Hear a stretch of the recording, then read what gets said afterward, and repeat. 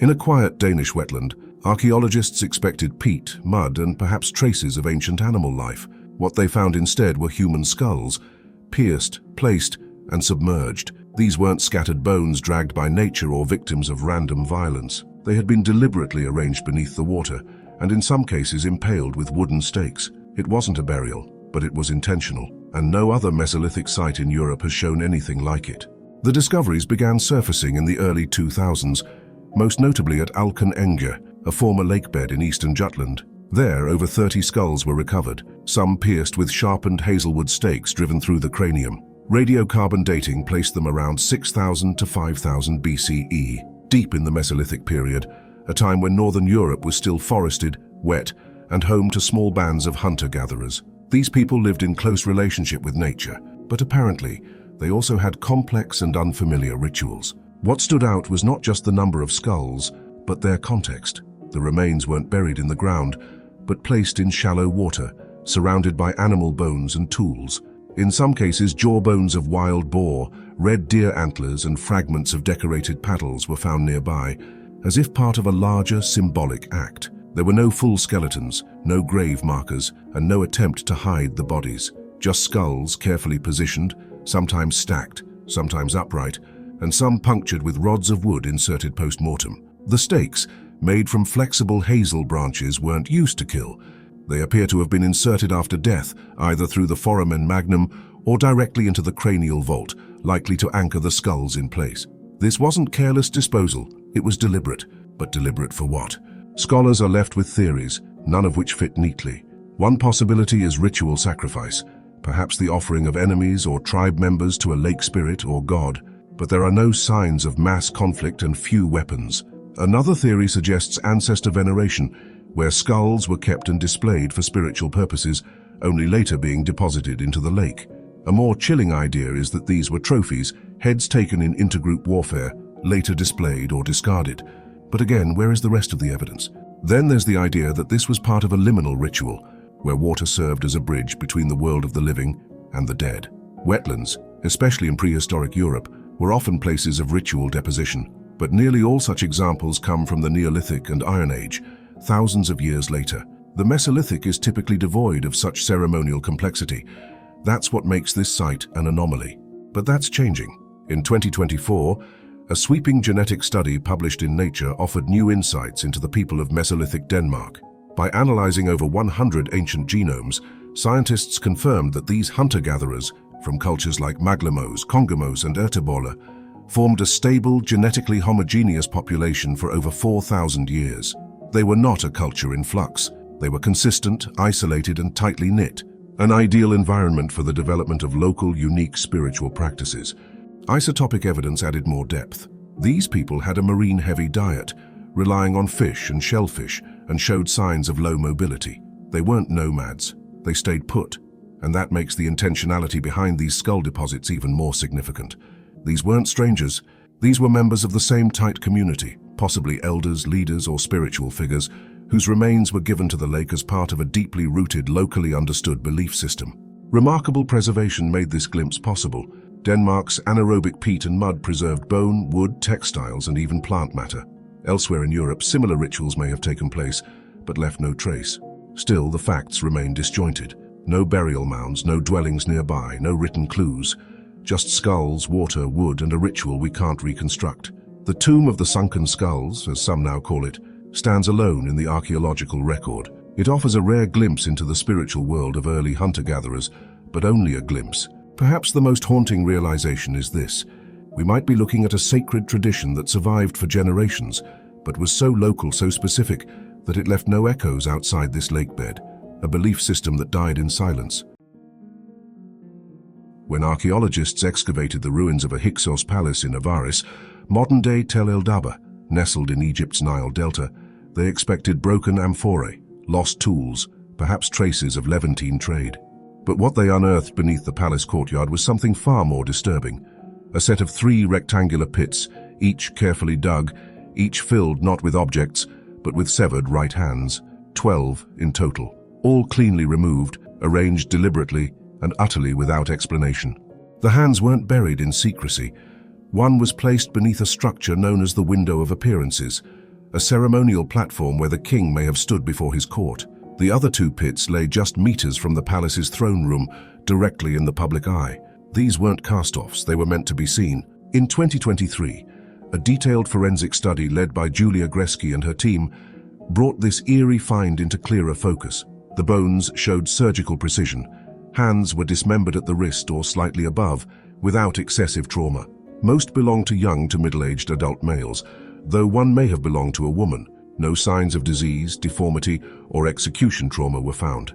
These were healthy individuals, warriors perhaps, or elite captives. In several hands, the fingers were found hyperextended, frozen in unnatural positions, possibly forced into gestures of submission or supplication. The arrangement suggests a symbolic tableau, not merely disposal. The soil at Avaris, unusually rich in clay and moisture, preserved the bones well, rare in Egypt's northern zones. This preservation allowed researchers to confirm another chilling detail. The amputations occurred shortly after death or just before burial.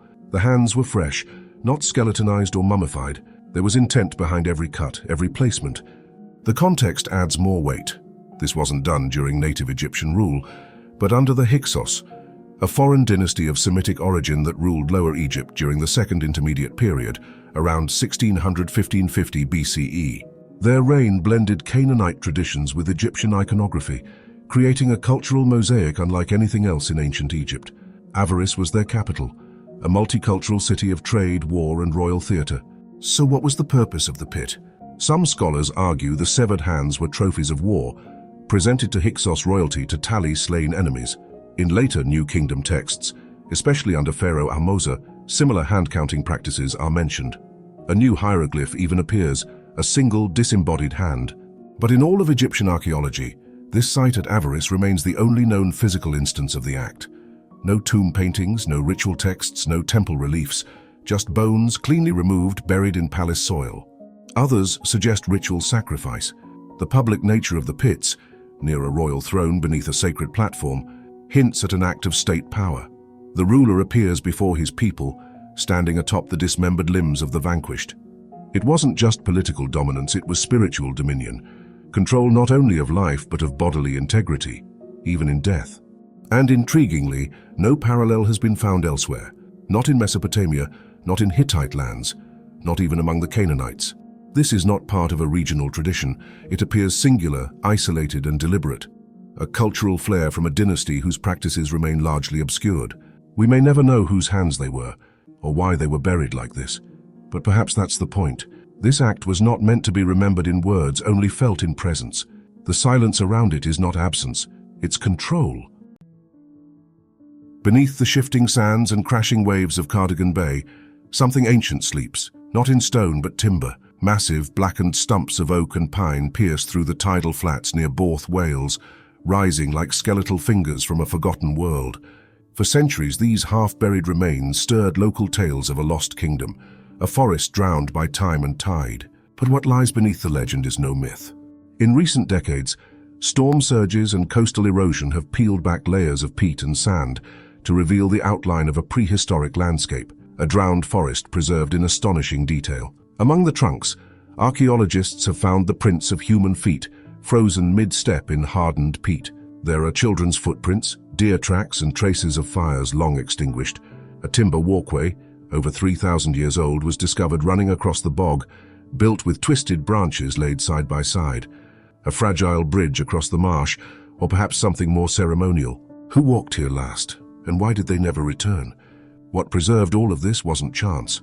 The forest once stood on solid ground during the early Holocene, when sea levels were lower. But as global temperatures rose, so did the tides. Encroaching salt water transformed the freshwater woodland into marsh, then bog, then seabed. As it did, it laid down thick deposits of peat, dense, airless, acidic layers that sealed everything beneath them. In this oxygen-starved world, bacteria couldn't thrive. Wood petrified, ashes endured. Footprints, pressed in soft earth thousands of years ago, hardened into fossils of daily life. Why were they gathering here? And what rituals did they perform before the sea reclaimed their ground? Then came the posts. In 2022, researchers uncovered upright timber posts beneath the tidal flats of Wales, remnants of a prehistoric forest and ceremonial landscape. Their placement wasn't random. some aligned with the rising sun, others with lunar cycles, an echo of what we see at Stonehenge but made of wood and almost entirely lost to time. These structures suggest a complex understanding of the heavens and a deep relationship with the landscape, one now buried by rising seas. What were they measuring? Time, tide, or something more divine? What's even more intriguing is that Borth is not alone. Across Britain, similar monuments have been discovered in ancient wetlands, Stonehenge in Norfolk being the most famous.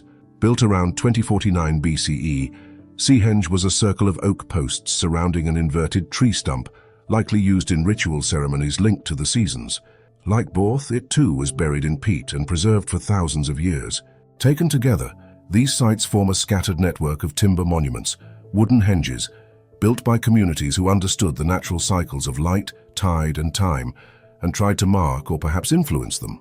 Some scholars believe these structures were part of climate rituals.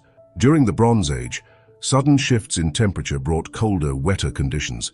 These weren't passive responses to nature, they were spiritual interventions. These wooden circles may have been built to hold back winter, to draw out the warmth, or ensure balance in a world they felt slipping beyond their control. Borth's hidden monument may have served the same purpose, an ancient act of resistance against a world that was changing too fast. Did they succeed even for a while? Or was the sea always destined to win? Today, this prehistoric seascape is revealed only at the mercy of the tide, uncovered, then hidden again. What remains is both fragile and resilient, the outline of a world that once stood above the waves, now resting just beneath them. But if the sea can bury a monument, it can also preserve a story. A tongue of gold, sealed inside the mouth of a 2,000-year-old corpse. Not a metaphor, a literal tongue. Flattened, foil-thin, shaped by human hands, slipped between jaw and linen, resting where speech once lived. The discovery was first announced in early 2021. At Taposiris Magna, an ancient temple complex west of Alexandria, archaeologists uncovered 3 Greco-Roman mummies bearing this rare and unexplained feature. Small gold foil amulets, carefully shaped like human tongues placed inside their mouths. And these were just the beginning. Over the next 2 years, similar finds emerged across Egypt. At Oxyrhynchus in 2022, over 10 additional mummies were unearthed, some with gold tongues, others with gilded fingernails or golden eye plates. By 2023, several more had been found at the site of Bernice. Though still small in number, these burials reveal a striking pattern, one absent from most ancient Egyptian funerary records. Taposiris Magna itself, founded during the Ptolemaic period around 280 BCE, was a major cult site dedicated to Osiris, the god of the underworld. The presence of coins bearing Cleopatra VII's face places royal activity at the site as late as 30 BCE, during the final years of independent Egypt. But no pharaoh lay within these tombs, only unknown individuals, mummified with careful precision and buried with objects far rarer than gold itself. Ritual silence broken by a symbol of eternal speech. The golden tongues were not mere decoration. Scholars believe they were intended to allow the dead to speak in the afterlife, most likely during the weighing of the heart before Osiris, when one's soul stood judgment.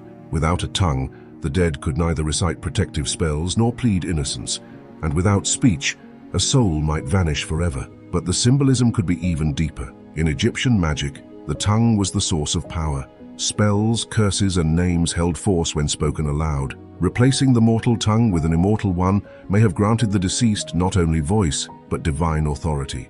This wasn't a widespread practice. Across thousands of known Egyptian burials, only a handful contained golden tongues, and yet, those that do share intriguing similarities. Many were accompanied by other golden elements, fingernails shaped and gilded, gold bands laid over the chest, and funerary masks painted with deities, Isis, Nut, Horus, Thoth. Some mummies bore scarab amulets placed at the heart, symbols of rebirth and cosmic order. Analysis of these tombs suggests the burials span from around 300 BCE to 100 CE, crossing the late Ptolemaic and early Roman periods. While we lack precise metallurgical data on the tongues themselves, their form resembles other Ptolemaic elite funerary gold, thin, hammered foil shaped to fit beneath linen wrappings.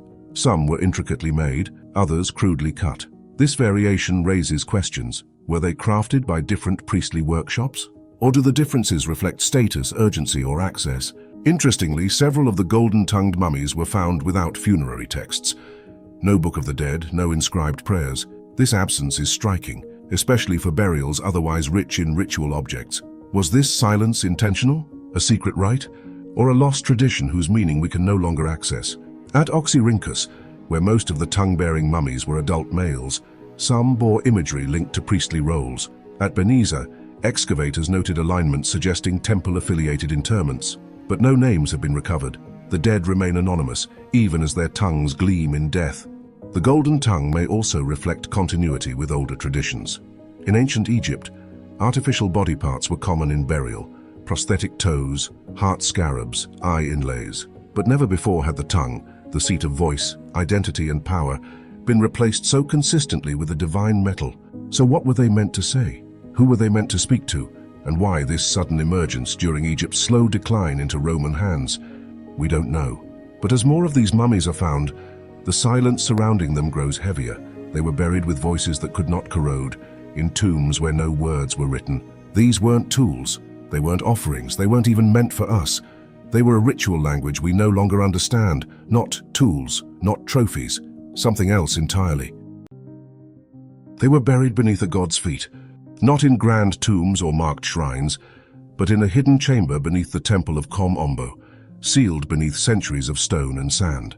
When archaeologists finally reached it, they didn't find human remains or treasure. Instead, they uncovered a congregation of the dead. Over 300 mummified crocodiles, some over 12 feet, 3.7 meters long, others barely a foot. Hatchlings curled beside their mothers. And in one case, as revealed in 2024 by CT scan, the remains of a fish still sat inside a crocodile's stomach, complete with a bronze hook embedded in its gut. It had died mid-meal. Who caught this creature? Who prepared its body with such care? And why were its kind gathered here, so many, so silently? The Temple of Kom Ombo, situated along a bend of the Nile in southern Egypt, was constructed around 180 BCE under Ptolemy VI Philometor during Egypt's Ptolemaic era.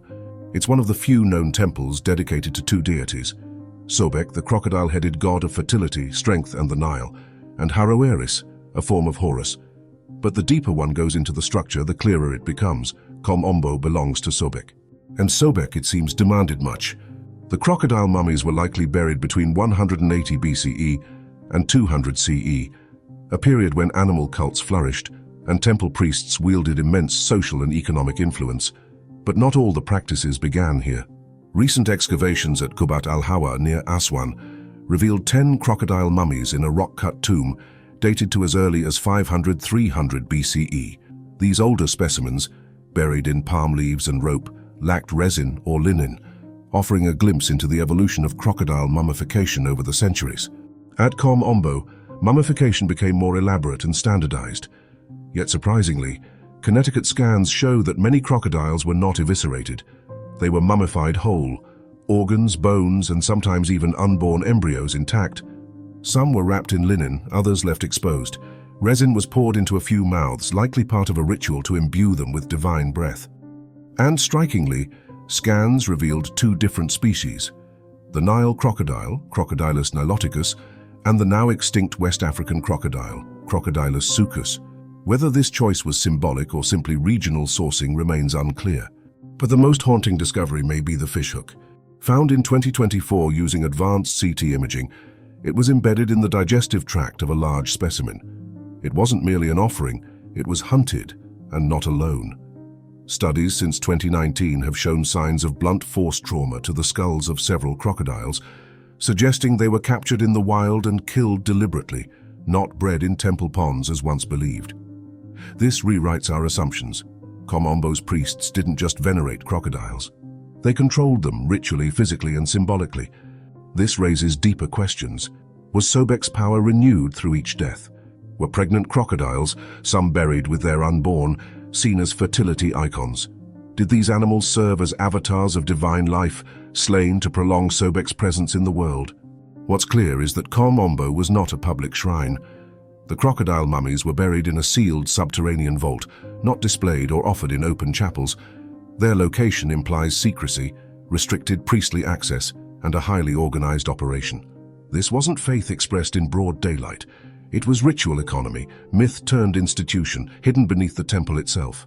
Today, many of these remains are on display in the Kom Ombo Crocodile Museum, opened in 2012 and expanded to showcase the newest finds. Visitors can stand face-to-face with beasts that once symbolized creation, chaos and kingship, all in one. Yet despite scans, species lists and resin analysis, no texts explain the burial chamber. No record tells us why they were placed where they were or what rituals were performed above their heads. The gods are silent, the priests are gone, and the crocodiles, though preserved, keep their secrets. In a bog once choked with reeds and silence, a story unfolded not in ink but in bone. Alken Enge in eastern Jutland, Denmark, lies at the edge of what was once a shallow lake. In its soft, oxygen-starved peat, archaeologists uncovered one of the most chilling and revealing finds in northern Europe. The remains of over 80 individuals, scattered and rearranged in what can only be described as a ritualized landscape of death. The site, excavated beginning in 2009 and studied through 2024, has yielded thousands of bone fragments. Radiocarbon dating places the deposition between 2 BCE and 54 CE, the late pre-Roman Iron Age, a period marked by shifting tribal alliances and growing tension as the Roman Empire pushed into Germania. But the bones in Alken Enge tell a different kind of story, not of conquest but of aftermath. The remains belonged almost exclusively to young adult males, likely warriors. Their bones carry unmistakable signs of close combat trauma, slashing wounds from swords, deep punctures from spears, crushing damage from axes. Some skulls were split in two, legs were shattered, jaws cleaved. And yet these were not hastily buried casualties. Many of them bore healed injuries from earlier battles, experienced fighters, not a conscripted mass. Whatever conflict they died in, they had faced death before. But death was not the end of their story. It was the beginning of something stranger. The bodies were not buried. They were left exposed, possibly for weeks, until their flesh decayed. Some bones even show gnaw marks from scavengers, likely wolves or dogs. Only then were they collected, but not all of them. Some were selected, disarticulated and arranged with eerie precision. Pelvises were suspended on wooden branches. Skulls were clustered together. Long bones were set in linear patterns, framed by what appear to be wooden barriers or structures. These weren't careless piles. They were deliberate displays placed in a liminal space between water and land. This practice does not match traditional burial customs known from Iron Age Denmark. In most tribal societies of the time, the dead were either cremated or interred in grave mounds, often with personal items, weapons, or food offerings. What happened at Alken Enge breaks with all of that, not just in form but in meaning. Was this a sacrificial act? A ritual of cleansing after tribal warfare? A display of victory or humiliation? Some suggest the bones were an offering to the gods, not the lives, but the act of disposing them in symbolic form. Others see the treatment as commemorative, perhaps marking a tragic loss, or a sacred duty to return fallen warriors to the elements. And yet others wonder, were these men enemies, denied burial in their own homeland? There are no weapons buried with them. A few broken swords and spearheads were found in the surrounding layers, but not among the bones. Were they ritually destroyed, removed by victors, or was the absence part of the ritual itself, stripping not just life but identity? Similar patterns appear across Iron Age Northern Europe. At Illerup Adal, hundreds of deliberately broken weapons were deposited in lakes. At Tollund and Grauballe, we see human sacrifice sealed in peat, singular, preserved, sacred. Alken Enge, though, is different. It merges the battlefield and the altar. It is neither a grave nor a warning. It is a curated deathscape, made by the living for reasons we cannot fully know. Recent theories suggest these depositions may not be from one single battle. Some skeletons appear older than others. The arrangement may have occurred in phases, each act part of a long ritual sequence. This wasn't the aftermath of panic. It was a practice, a worldview made material. And through it we glimpse a mindset that saw death not as disappearance, but transformation. These bones were not erased. They were given form again and again until the lake swallowed them in silence. No writing survives to explain it. No names, no oral traditions that link us back. Only the evidence of care, arrangement, and intention, a kind of reverence, or perhaps something darker. Whatever it was, it didn't happen in haste. In the high desert of northern coastal Peru, 13 towers rise like fossilized ribs from the spine of a low ridge. Weathered by centuries of wind and silence, they stretch in an unbroken line, silent, symmetrical, and deliberate. For 2,000 years, no one knew what they meant. Now we know they tracked the sun. This is Chankillo, an astronomical complex built around 350 BCE by a culture with no written language, no metal tools, and no lasting empire. And yet, they constructed what UNESCO now calls the earliest known complete solar observatory in the Americas. It predates the famous Inca sites by more than 1,000 years. At the heart of Chankillo are the 13 towers, aligned along a 300-meter, 984-foot ridge. From two observation points, one to the east and one to the west, an ancient skywatcher could track the sunrise and sunset across the towers throughout the year. The southernmost tower marks the June solstice, the northernmost the December solstice, with each day's sun falling between a different gap. This system functioned as a solar calendar with remarkable precision, within 1 or 2 days of modern measurements. But recent studies suggest Chankillo's function went deeper than simply tracking solstices. Some researchers believe it was capable of predicting eclipses and possibly even monitoring planetary cycles. Its wide horizon and ceremonial design indicate a sophisticated awareness of celestial motion, encoded in architecture. If true, this would place its builders among the most advanced astronomers of the pre-Columbian world. Those builders were likely part of the Kazma Sechin tradition, a culture known for other monumental sites like Sechin Alto and Pampa de las Llamas Moxeque.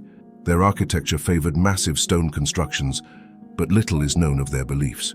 They left no written records, only monumental alignments, fortified temples and ruins arranged with celestial precision. Chankillo wasn't just an observatory. Its broader complex included a hilltop fort, massive walled enclosures, and possible ceremonial plazas. Inside, archaeologists uncovered offerings and elite structures, pointing to religious or state rituals. The power to mark time, predict seasons, eclipses, and the return of the sun wasn't just scientific, it was spiritual, it was political. But by around 100 CE, Chankillo was abandoned, and not peacefully. The towers and structures show signs of deliberate destruction. Walls were dismantled, buildings burned, ceremonial zones desecrated. Whether by warfare, uprising, or cultural collapse, the site was buried not just by time but by violence. For nearly 2 millennia, the towers stood ignored. Their purpose was misunderstood until the early 2000s, when Peruvian archaeologist Ivan Getzi and British researcher Clive Ruggles identified their astronomical role. Their findings reshaped how we view early Andean science. And in 2021, Chankillo was added to the UNESCO World Heritage List, securing its place as one of the most significant ancient observatories on Earth. Still, questions remain. Was Chankillo unique, or the last surviving piece of an even older astronomical tradition? Why was it destroyed? And how did its builders, without metal tools, wheels, or writing, achieve such mastery of the sky? We can model the solar alignments. We can carbon date the walls. But the worldview behind the stones, what they truly saw when they looked to the sky, remains elusive. Who sculpts nightmares into garden paths? Who builds monsters with mouths wide enough to swallow you and calls it art? In the wooded hills of Bomarzo, in central Italy's Lazio region, a garden waits that was never meant to soothe. It was carved in grief, not glory. They call it the Sacro Bosco, the sacred grove, but most know it as the Garden of Monsters. Around 1552, Pier Francesco Orsini, a nobleman, soldier and former prisoner of war, returned from captivity under Charles V only to suffer another blow, the death of his beloved wife, Giulia Farnese. Shattered, he began creating something no one had seen before. Not a tomb, not a chapel, but a forest of nightmares carved in stone. More than 30 sculptures, shaped from local pecorino tuff, emerged from the landscape over decades. Grotesque faces, clashing dragons, sleeping nymphs, mermaids, giants, and a monstrous fish-headed Neptune rising from the earth. There's Hercules battling Cacus, sirens with twisted smiles, and a leaning house that throws off all sense of balance, a building designed to be disorienting. At the garden's heart, a stone ogre gapes open-mouthed. Step inside and your voice disappears. Over the entrance, carved in Latin, the inscription reads, Ogni pensiero vola. Every thought flies. Elsewhere in the park, another cryptic message awaits, Sol per sfogare il cor, only to set the heart free. But what was Orsini freeing? Some believe the park was a deeply personal mourning ritual, not just a tribute to Giulia, but an alchemical path through grief, where monsters stood in for emotional chaos. Others see satire, a rejection of Renaissance ideals, twisting beauty into absurdity. Its layout has no symmetry, no classical order, just raw emotional disorder. The garden was never meant to impress courtiers or kings. It was private. After Orsini's death in 1585, it was swallowed by forest and largely forgotten until rediscovered in the 20th century. When Salvador Dali visited in the 1950s, he called it a true surrealist masterpiece, hundreds of years ahead of its time. In the 1970s, restoration efforts began, led by the Bettini family, who still maintain it today. Despite decades of study, no one can fully decode the park's language. Is it a labyrinth of symbols, a dreamscape, a descent into the underworld guarded by monsters born of memory? Or was it never meant to be understood, only felt? It started with a bulldozer. In the autumn of 2023, during a renovation project at a soccer field in Vienna's Simmering district, construction workers scraped away a shallow patch of earth and uncovered bone. Not one skeleton, not a coffin, just fragments. A femur here, a cracked skull there, disordered, layered, and far too many. Archaeologists were called in. What they found beneath that quiet urban field wasn't a cemetery. It was a pit, oval, 5 meters across, less than a meter deep. And inside it, the remains of at least 129 men packed tightly together, some stacked, some crushed, some curled into unnatural angles. No shrouds, no markers, no sign that anyone had ever meant to return. These were not peaceful burials, they were deposits. Many of the men had died face to face with violence. Their bones held the evidence. Fine slashes across ribs, punctures near the pelvis, arms fractured mid-guard, as if lifted in a final moment of defense. Some skulls bore signs of blunt trauma, others carried the clean, deliberate marks of blades. This was no execution, no disease. It was close combat, sudden, chaotic, and personal. And yet, no one had remembered a battle here. The only clues came from what was left behind. Among the bones, archaeologists uncovered scattered items: a rusted dagger, iron nails from Roman military sandals known as caligae, fragments of scale armor, helmet cheek guards. The style, the metalwork, the context, everything pointed to the late 1st or early 2nd century CE. More precisely, sometime between 80 and 130 CE, when Emperor Domitian waged aggressive campaigns north of the Danube, pressing Roman expansion deeper into what is now Austria. And just a short distance from this mass grave once stood Vindobona, the Roman frontier outpost that would one day become Vienna itself. Could this battlefield, forgotten, unrecorded, unnamed, have shaped the birth of the city? There are no surviving texts that mention such an event, no military dispatches, no chroniclers noting a clash or a loss. And yet Rome recorded almost everything: victories, defeats, uprisings. So what happened here? Was it a skirmish gone wrong, a failed incursion, or worse, a defeat Rome didn't want to admit? The burial tells us more through what's absent. There were no grave goods, no military honors. Roman practice at the time preferred cremation for its dead, especially soldiers. This grave is an anomaly, a violent exception. A trench hastily dug, bodies thrown in without rank or right, a place meant to be forgotten. And it was. For almost 2,000 years, the field above hosted sports games and Sunday strolls. The dead stayed quiet, sealed beneath roots and mud, until now. Today, researchers believe the total number of individuals may exceed 150. Some skeletons were disarticulated, and bones had shifted under centuries of pressure. But the message remains the same. This was a moment of catastrophe, one not written in ink or marble, only in bone. We don't know their names. We don't know who fought whom, but we know this: when Rome came here, something went wrong, and the earth, not the empire, preserved the memory. They built it fast and left even faster.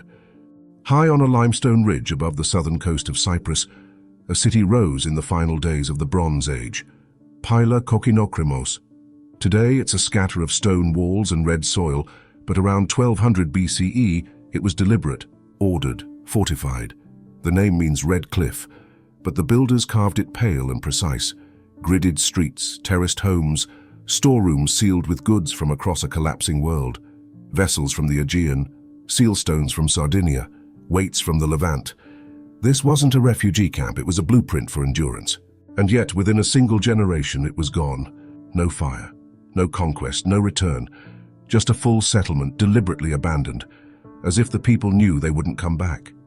the kind of silence that doesn't come from fear but from finality. The place was carefully chosen.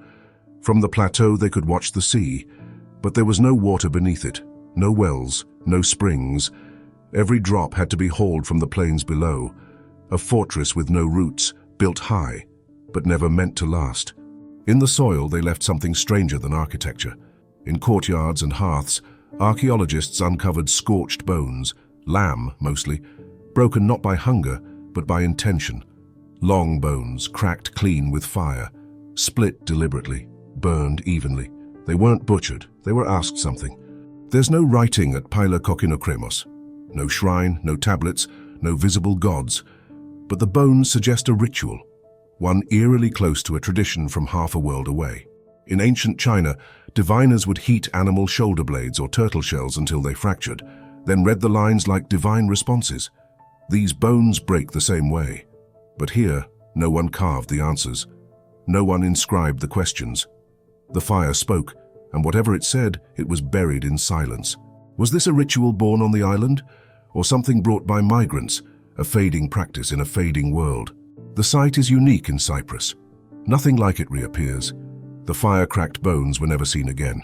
And yet the mystery remains so compelling that excavations resumed in 2025. New trenches, new questions, the same silence. Whatever they believed, it ended here. A city built with knowledge, abandoned with intention, and beneath the stone, no monument, no text. Only fire, only fracture, only the final question. Low walls stretch across the desert, like the bones of vanished rituals. Massive rectangles of stone laid end to end, isolated in the heat and silence of northwestern Saudi Arabia. Known as Mustatils, these structures remained largely unstudied for decades. Aerial images captured their strange geometric forms, long parallel walls, sometimes over 600 meters in length, framing an empty interior. From above, they looked deliberate. From the ground, they made no sense. That changed between 2017 and 2021, when archaeologists from the Royal Commission for Alula conducted sweeping surveys across the region. What they found redrew the ritual landscape of prehistoric Arabia. Over 1,600 Mustatils were identified, many clustered near cliffs or ancient water sources, spanning an area of more than 200,000 square kilometers. Most had no entrances, some were open-ended, all seemed designed for something other than shelter or defense. Excavations revealed central chambers that had gone undisturbed for thousands of years. Inside, researchers found carefully arranged animal remains, mostly cattle skulls, along with the bones of goats, sheep, gazelle, and ibex. The rest of the animals were absent, suggesting the heads alone had symbolic value. Radiocarbon dating placed the deposits between 5,400 and 5,000 BCE, during the Holocene humid period, a time when this desert was savanna, fertile and alive. The people who built the Mustatils belonged to early pastoralist communities, possibly moving with herds and seasonal rains. They left no writing, but the sheer uniformity of Mustatil design across vast distances implies a shared cultural belief, a ritual system spanning hundreds of kilometers. Many scholars now propose the existence of a Neolithic cattle cult, where livestock held not only economic importance but spiritual power. Depositing their skulls in these structures may have been a way to communicate with the divine or control fate in an unpredictable land. It's no coincidence that many Mustatils were built near lava flows, rocky escarpments, or ancient springs. Location mattered. The builders seemed to choose places of elemental tension, where earth, stone, and water once converged. This wasn't casual architecture. These were ceremonial markers stitched into the land.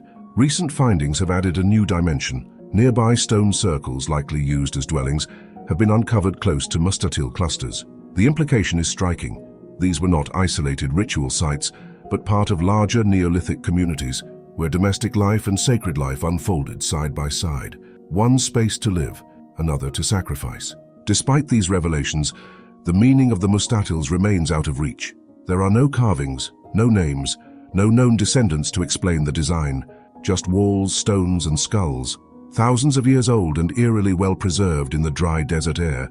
They may be the oldest large-scale ritual monuments on Earth, predating Stonehenge, predating the pyramids, yet almost no one beyond the region has heard of them. Their silence is not from lack of scale, but from lack of memory. The culture that raised them vanished, and with it the meaning behind the lines.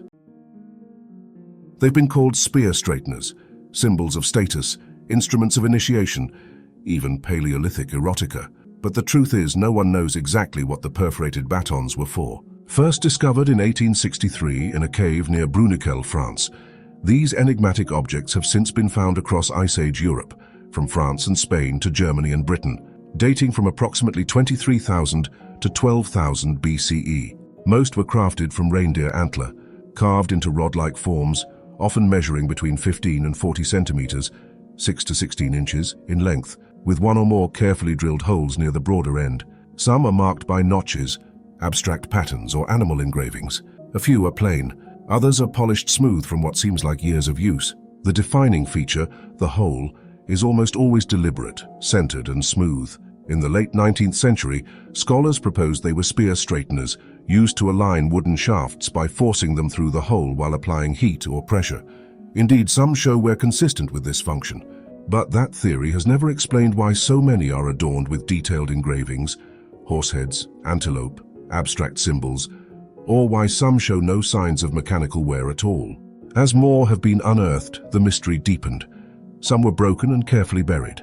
Others were found in ritual contexts, alongside Venus figurines or near burials, suggesting a symbolic or ceremonial role. Their phallic shape, often emphasized by the tapering design and smooth surface, led to more speculative theories, perhaps tools in initiation rites, or relics representing fertility, power, or clan identity. But recent discoveries have shifted the debate in a more grounded direction. In 2019, researchers at Gow's Cave in Somerset, England, conducted a detailed use-wear analysis on several batons. They found deep striations, fractures, and patterns of polish around the holes, not from wood, but likely from flexible plant fibers repeatedly pulled under tension. Around the same time, in Hohlfels Cave in Germany, archaeologists uncovered a mammoth ivory baton dating to over 35,000 BCE. This specimen bore 4 holes, spiral grooves, and microscopic traces of plant residue. When tested through experimental archaeology, the tool proved ideal for making rope, processing willow, nettle, and cattail fibers into usable cordage. These weren't just symbolic objects. Many were tools of labor, integral to the production of ropes, bindings, nets, and perhaps even clothing. The repeated wear, the cracks, the recarved grip zones, all speak to lifespans of functional use.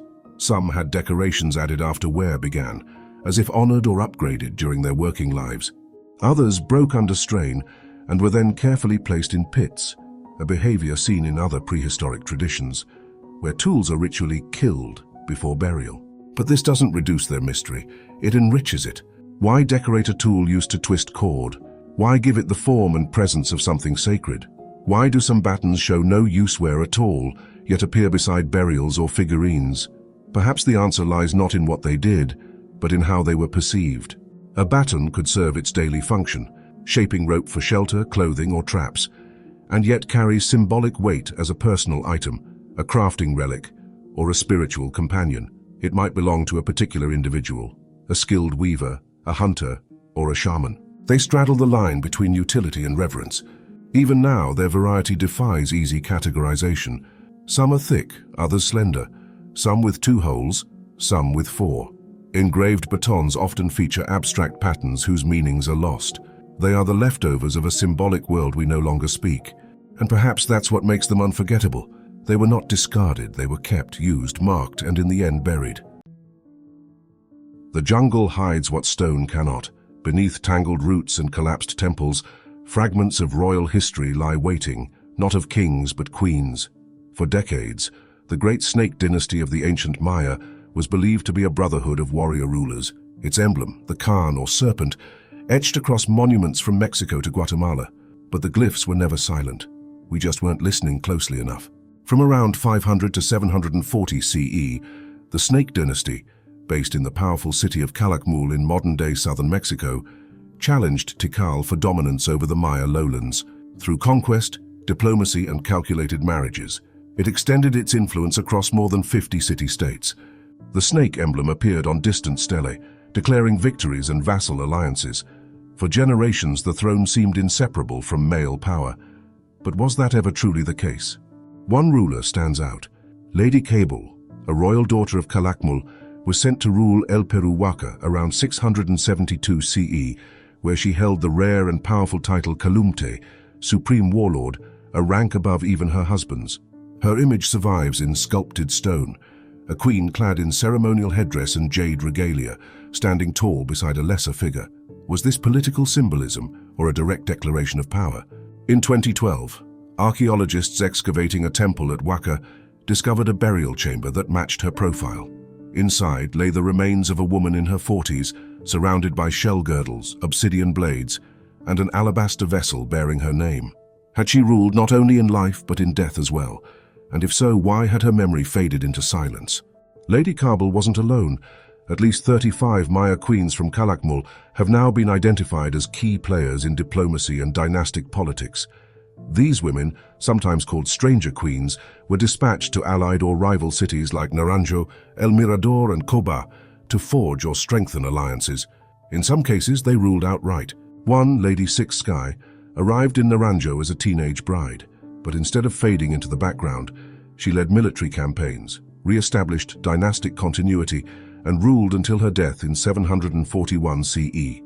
How many others followed the same path? And how many were erased from history before we could learn their names? Why were these queens celebrated on stelae, only to be later chiseled away? Inscriptions across the Maya world show signs of intentional destruction. Glyphs bearing women's names were scratched out, overwritten or buried under newer monuments. Was this an attempt to erase their legacies, or to rewrite the narrative of power as exclusively male? Even today, the full story remains hidden in fragments.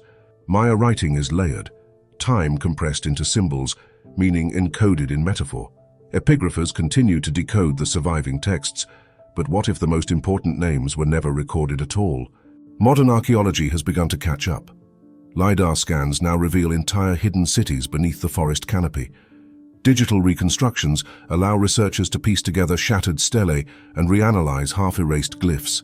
New inscriptions are being found every year, and with them new queens whose voices are only now beginning to rise. Were the Snake Queens rulers in their own right, or pawns in a dynastic game? Were their names erased because they failed, or because they succeeded too well? From daughters turned diplomats to generals in jade, these women held thrones once thought reserved for kings. And though their voices were nearly lost, their power was written in stone, and stone remembers. A 20-meter-long Viking ship buried in silence. No bones, no sails, just a ghost shape beneath a Norwegian field surrounded by soil, forgotten rituals, and one relentless question. Who was this ship meant to carry, and why was no one there? The discovery began in 2018, not with a shovel but with a scanner. Ground-penetrating radar, surveying a farm near Halden in southeastern Norway, revealed the faint outline of a buried vessel, a classic Viking ship, almost 1,200 years old. It was the first undisturbed ship burial found in Norway in over a century. Excavation started in June 2020 and concluded in autumn 2021. The team, led by archaeologist Christian Rodsrud, uncovered what remained. A keel plank felled shortly after 732 CE, dating the burial between 780 and 850, the dawn of the Viking Age. The ship was narrow, built for oars rather than sails, its full length once reaching over 20 meters. The wood had decayed, but the iron rivets, more than 1,400 of them, remained in place enough to reconstruct the entire shape digitally. Preservation was a race. The wood was fragile, the mound partially looted in antiquity, and local drainage threatened the site. Conservators stabilized the keel with polyethylene glycol and freeze-drying, while a year-long scanning project produced a 3D digital replica, now showcased in the Gjellestad Story exhibit. But despite all the careful work, the heart of the burial remains missing.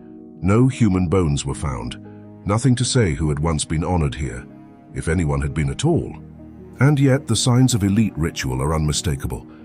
The ship was surrounded by a ceremonial ditch, and traces of a wooden ramp suggest a formal procession or display. Nearby, archaeologists uncovered amber and glass beads, some gold-foiled, alongside an axe head, cattle and horse bones, a comb and chest fittings. Soil layering showed deliberate construction, turf bricks, clay pools and stages of compacted earth. This wasn't just a grave, it was a performance. Scholars have begun to describe such spaces as arenas for interacting with the dead.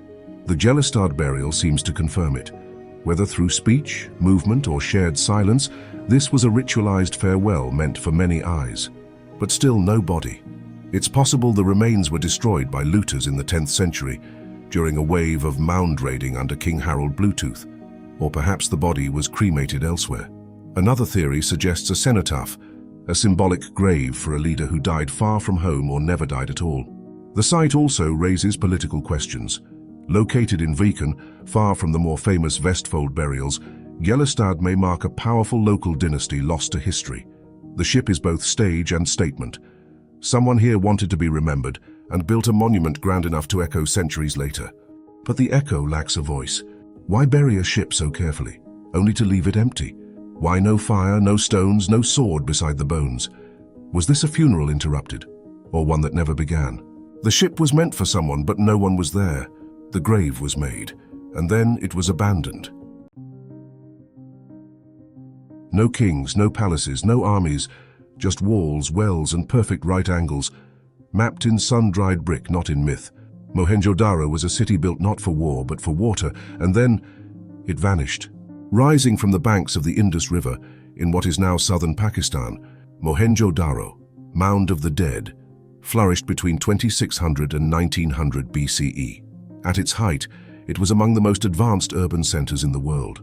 Only about 1/3 of its total area, roughly 80 hectares, 200 acres, has been excavated. Yet even this fragment reveals a metropolis of staggering precision. Its streets run in a perfect grid. Brick-paved roads intersect at right angles, lined with multi-story homes, each with its own drainage chute. The city contained over 700 wells, more than any other ancient city of its size, and many houses had private bathing areas connected to a functioning sewer system. At the heart of Mohenjo-daro stands the Great Bath, one of the earliest known public water structures on Earth.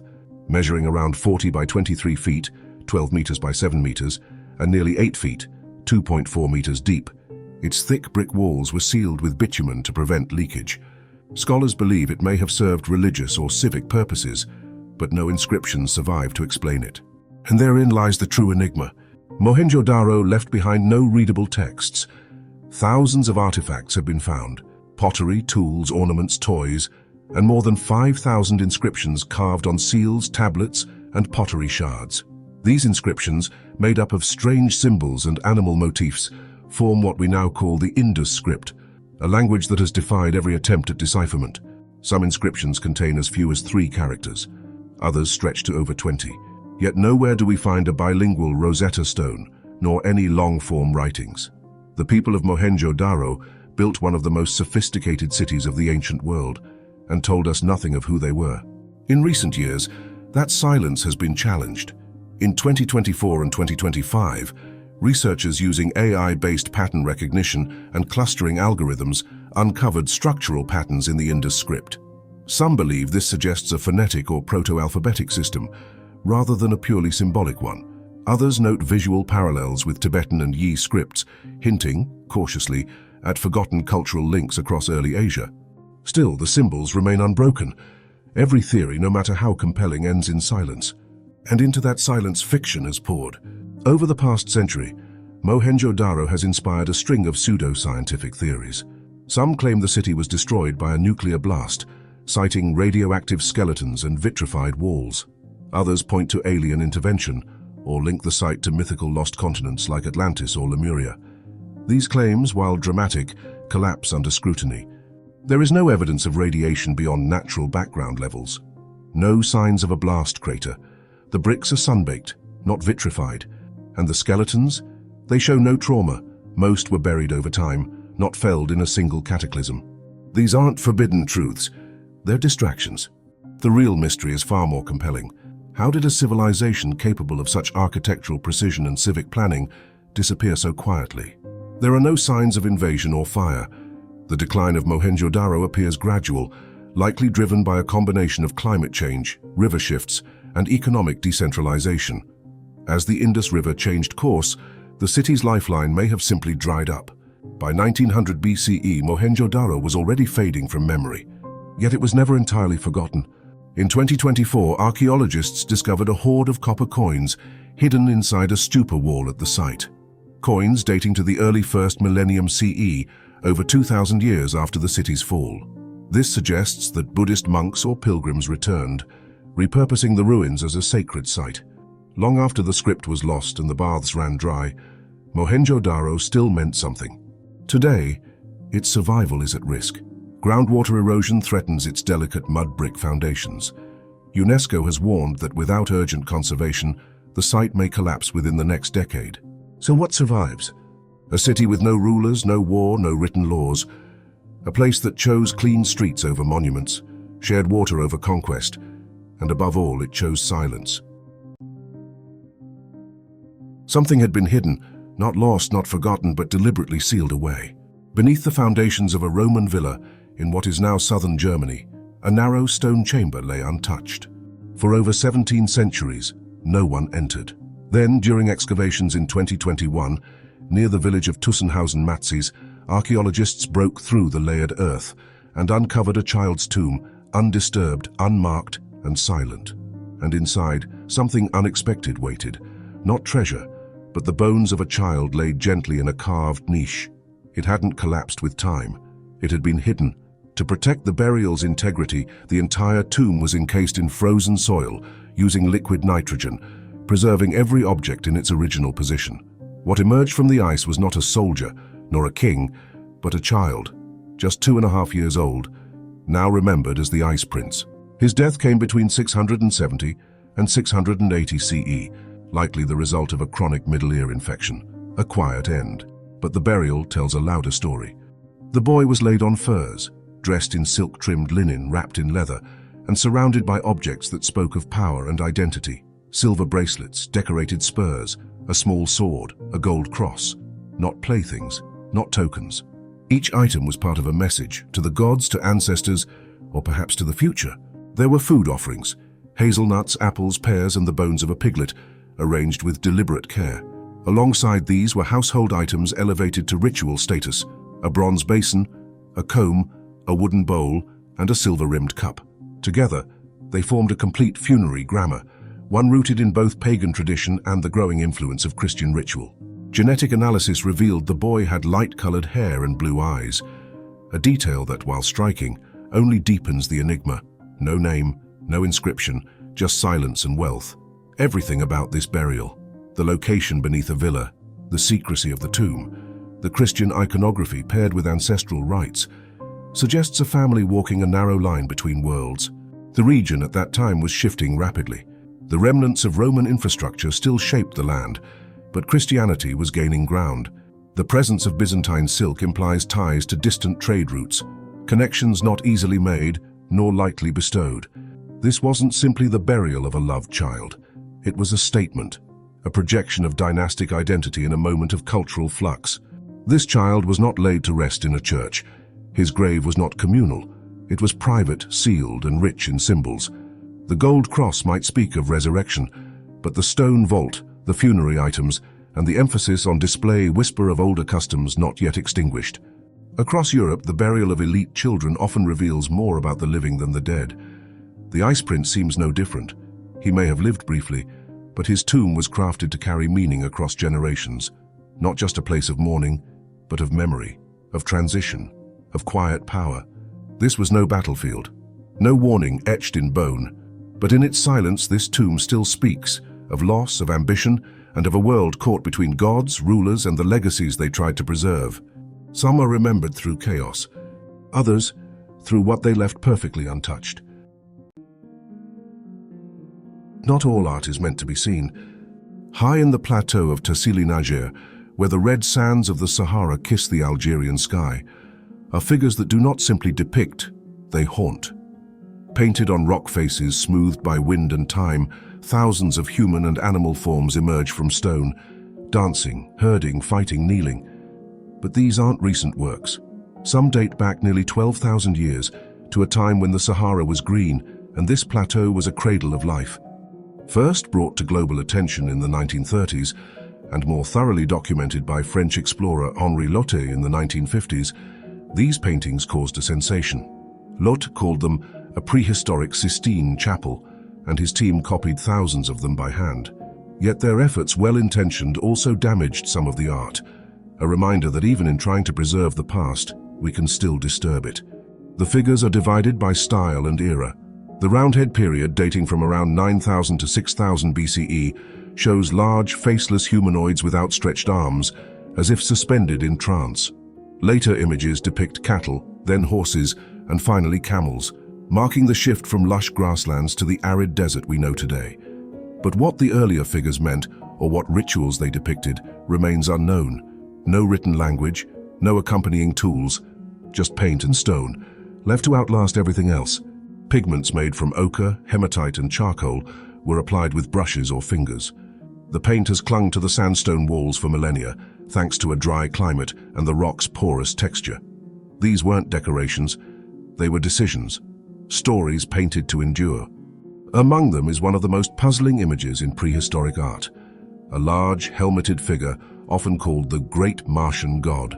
Towering above others, with limbs arched and abstracted, it sparked speculation far outside archaeology. Some claimed alien contact. Others called it misinterpretation. But even scholars admit the Roundhead figures defy easy classification. The plateau itself is enormous, covering over 72,000 square kilometers, 27,800 square miles, and remains difficult to access. Many caves and canyons are still off-limits due to preservation efforts and regional instability. What lies undiscovered, or forgotten again, is anyone's guess. Even dating these works isn't exact. No organic pigments mean no direct carbon dating. Archaeologists date them based on environmental context. The animals shown, the tools held, the climate they imply. In essence, the paintings are dated by memory of what once was. Why here? Why so many? Why so abstract, so silent? We don't know. Maybe the artists weren't painting what they saw, but what they dreamed. Maybe the figures weren't meant to resemble humans, but spirits, gods, ancestors. Or maybe they weren't meant to resemble anything at all. Maybe they were trying to hold on to something already slipping away. A green world drowning in sand. These walls do not explain, they endure. And as their pigments fade, their silence only deepens, leaving us not with answers, but with the echo of an intent we can feel, but no longer name. Buried under centuries of silt, Tanis shouldn't look like this. Its statues still rise from the mud with crowns intact. Colossal granite blocks lie scattered like fallen chess pieces. Golden masks, untouched by tomb robbers, glint beneath collapsed roofs. And yet no myth survives it. No legend names it. No priest once whispered its name into eternity. This city held kings, gods, and treasure, and the world forgot it existed. Tanis emerged in the wake of collapse. After the New Kingdom fractured and Thebes lost its grip on power, Egypt's center of gravity shifted north. Around 1070 BCE, a man named Smendes seized control of the delta and declared Tanis the new capital of Egypt. It became the seat of the 21st dynasty, not by building from scratch, but by borrowing the bones of the past. Its stone came from elsewhere. Entire sanctuaries were dismantled from Pi-Ramesses, the former royal seat nearby, abandoned as its harbors silted up. Obelisks were dragged from Heliopolis. Statues and columns arrived from Bubastis. Temples of gods were reassembled block by block, name by name. But these names didn't always match. Inscriptions were carved over, royal identities blurred. Tanis was a patchwork, a city of sacred echoes. During the early 11th century BCE, under Susens I, Tanis became more than a political center. It grew into a spiritual fortress. He commissioned massive structures honoring Amun-Ra, complete with courts, pylons, and statuary meant to rival Karnak.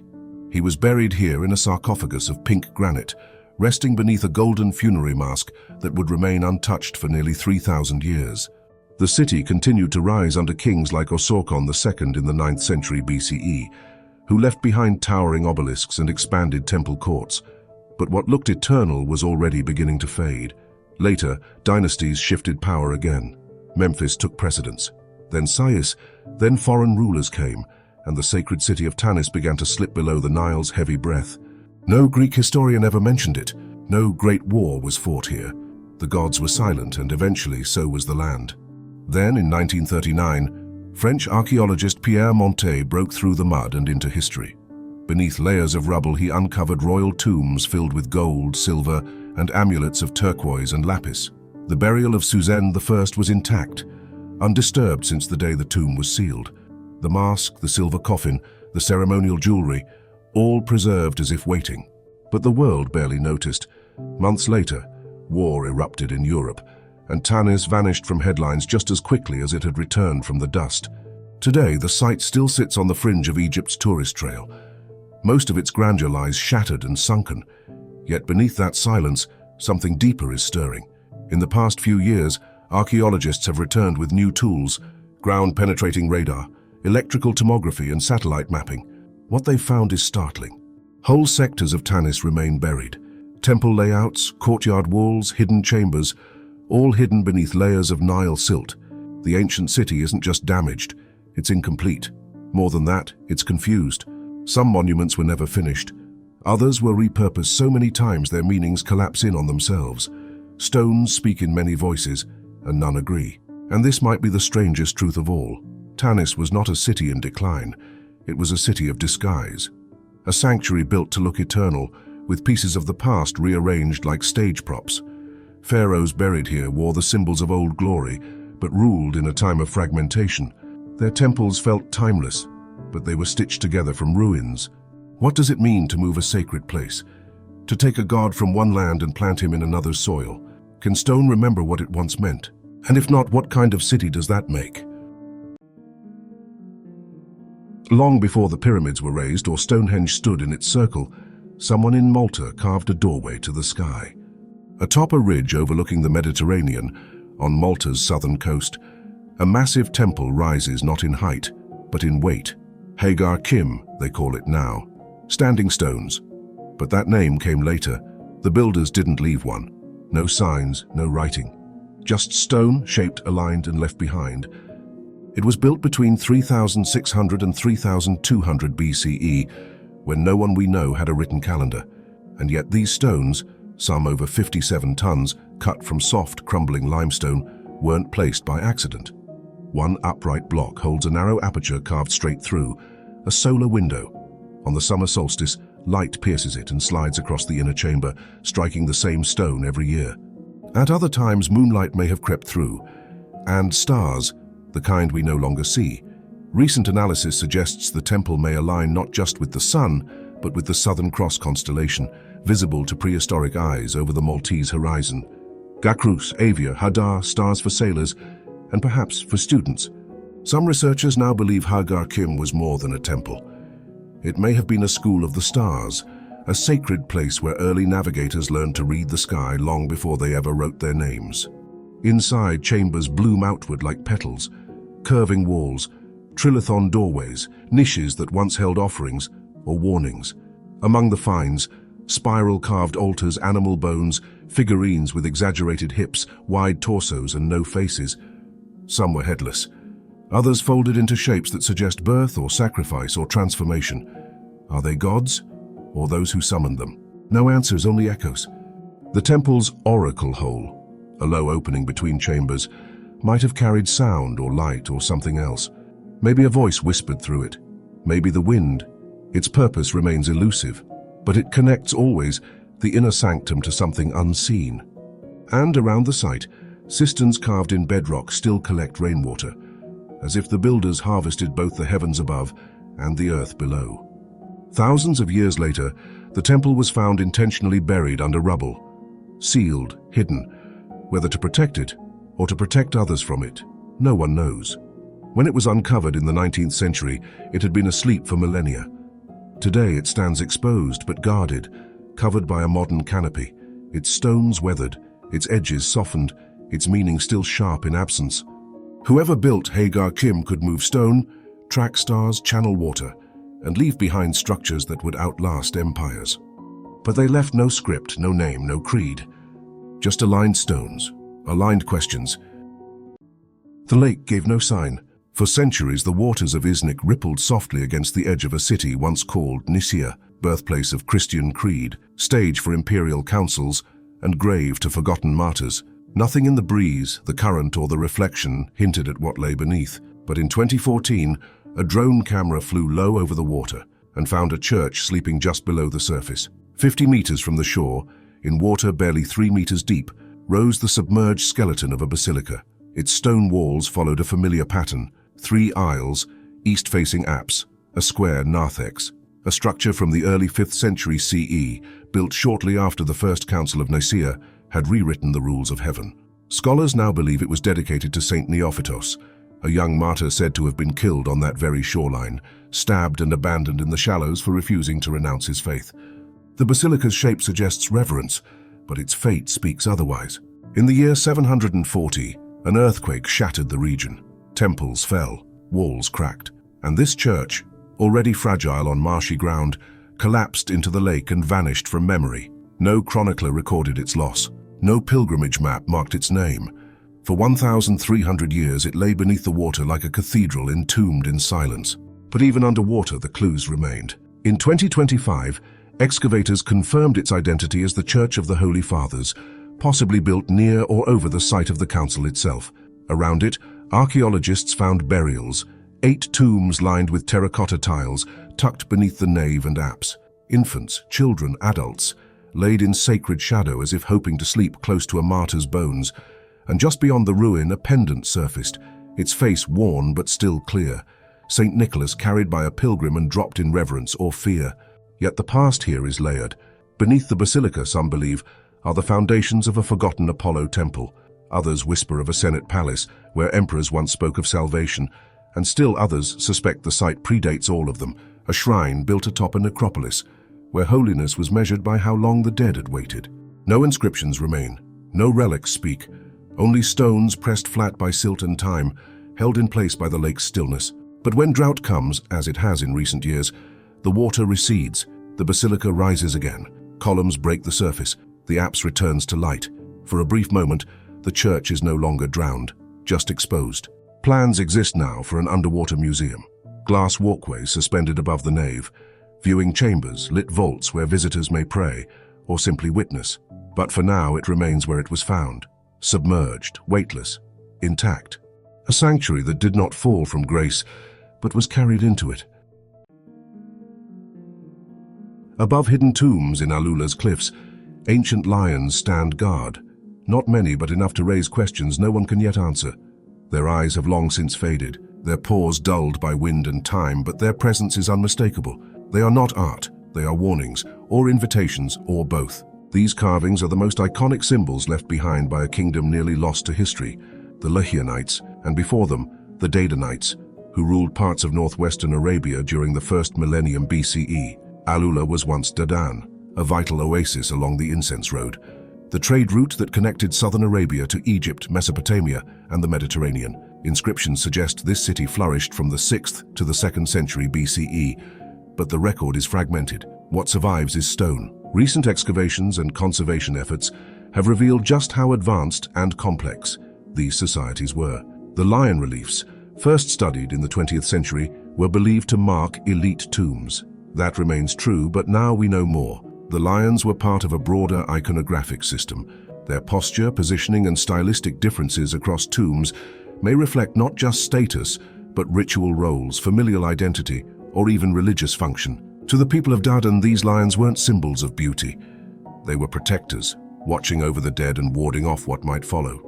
Archaeologists have recently uncovered new inscriptions near these tombs, in a mixture of Dadanitic, Minoaic, and Nabatean scripts. The diversity of languages confirms what many suspected. Dadan was a cultural and commercial crossroads. Foreign traders passed through, and their customs, languages, and gods sometimes stayed. The tombs in that sense are not just Leonite. They are hybrid expressions of a city in dialogue with the broader ancient world. One of the most remarkable finds in recent years was the discovery of a mutilated statue hidden within a wall, possibly a royal figure, buried deliberately during a time of upheaval. Archaeologists believe it may mark a transition in power or even a religious purge, as the Lehianite kingdom gave way to Nabatean control in the 1st century BCE. It's a moment frozen in stone, a broken king buried in silence, just as the lions above watched on. Outside the tombs, excavations at Jabal Ikma have uncovered a vast open-air library of inscriptions, religious, political, and personal texts carved into cliff faces. While many are fragmentary, they give insight into Lehianite society. Ritual platforms, altars, cistern systems, and organized urban planning. These weren't desert wanderers. They were urban builders, administrators, priests, and traders. And yet, For all this complexity, they left behind no mythology, no epic texts, no oral tradition that survived. When the Nabateans arrived, Dadan faded, the lions remained, but the culture that carved them vanished. Even so, a few relics escaped oblivion. In 2021, a colossal Lihyanite statue, over 2.3 meters tall and weighing 800 kilograms, was transported to the Louvre Museum in Paris. Made of sandstone, its stylized features reflect the region's distinct sculptural style. Though the face is worn and the identity unknown, it has become the most visible ambassador of a people who once ruled here and were later forgotten. So, what did the lions truly mean? Were they guardians of the dead? Were they symbols of strength or of divine passage? Did their creators believe in judgment after death, or were these simply warnings to the living? We can't know, not yet, but the more we uncover, the louder the lions begin to speak, not in words, but in presence, in pattern, and in persistence. They were found buried face up, as if watching. 7 ceramic heads, some shattered, some whole, placed deliberately beneath the soil near a stream outside the small town of Leidenburg in South Africa. Discovered in 1962 by a 12-year-old boy digging in his family's yard, these heads would become one of Southern Africa's oldest known examples of figurative sculpture. But more than 60 years later, no one truly knows who made them, or why. The heads are hollow, made of fine clay, burnished and decorated with patterns that suggest hairlines, beadwork, and deliberate scarification. The largest measures around 22 centimeters, 9 inches high. Some have human-like features, almond eyes, pursed lips, abstract ears, while others seem animalistic, with exaggerated muzzles and flattened snouts. What they depict remains ambiguous. They are masks without eyes, containers without contents. Radiocarbon dating places them at around 500 CE, though some scholars argue they may be even older. They were carefully made, likely fired at low temperatures, and then deliberately broken, possibly in ritual, before being buried. One was found fragmented and placed in a pit alongside pieces of another head, suggesting an intentional act rather than accidental loss. None were discarded randomly. These were offerings or sentinels. Recent reanalysis has brought new clues to the surface. Microscopic study revealed traces of specularity, a sparkling form of hematite embedded in recessed areas of the ceramic, especially around ridges and brows. This suggests the heads were designed to glint in firelight or sunlight, making them visually active in ceremonial spaces. Some of the smaller heads contain perforations near the base, likely used to attach cords or poles, perhaps to carry them, or even wear them as part of a ritual performance. One theory sees them as ancestral masks, used in rites of passage. Their hollow design supports this idea, perhaps meant to be worn briefly during transformation rituals, though their size would better fit children or symbolic figures. Others suggest they served funerary roles, intended to protect or embody the spirits of the dead. The incised patterns mimic traditional scarification, seen in various southern African cultures, yet no direct cultural continuation has been found. In 2024, a study of pottery sherds from the same site showed traces of starchy plants and animal fats, identified through organic residue analysis.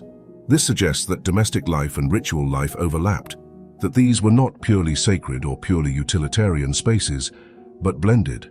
In these ancient societies, a ceremonial object may also have been part of everyday life, just as a sacred act could take place beside a cooking fire. Supporting this view, faunal remains found nearby show a mixed economy. Domesticated sheep and cattle, but also wild antelope and hares, hunted alongside herding. These weren't isolated ritualists, they were adaptable Iron Age communities with layered lives. The Leidenburg heads, then, were not anomalies.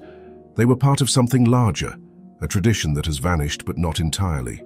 Today, the heads are housed in South Africa's İznik museums, where in 2024-2025, they became the centerpiece of Talking Heads and Heritage, a public exhibition connecting the ancient masks to modern themes of identity and ancestry. Though their makers left no script or legend, their legacy has become part of a living conversation, a dialogue between past and present. And still their silence remains intact. Even in a modern museum case, they seem to observe. Their hollow interiors once framed human faces. Now they frame the questions we still haven't answered. Who were you? Who made you? And what were you watching for? Buried together in silence. High above the desert floor, where the wind scrapes rock into dust and the sun burns without mercy, ancient hands left their mark. On cliffs and boulders of the Jebel Barez mountains, strange images linger, carved into stone so long ago that even the names of their makers have vanished. No kings are mentioned, no gods are named, just silence etched in line and shadow. These petroglyphs, hidden across the highlands of Kerman province, are not isolated. They form part of a vast, often overlooked rock art landscape stretching across southeastern Iran, rivaling more famous sites in Arabia, Anatolia, and Central Asia. The carvings span millennia, from the Chalcolithic period through the Bronze Age, from the Achaemenid and Sassanid empires into Islamic times, a silent dialogue across ages. But who started this conversation, and why did it never end? Some scenes are vivid. Ibex frozen mid-leap, hunters drawing bows, falconers with tethered birds, chariots in motion. One figure appears to ride a goat, a possible echo of early domestication or myth. Others are cryptic, twisting spirals, abstract symbols, distorted human shapes. Some figures tower with unnatural limbs or fused animal features. Were these beings real, imagined, or divine? Were these carvings a language, a warning, or prayers left for mountains to keep? The stone offers no easy answers.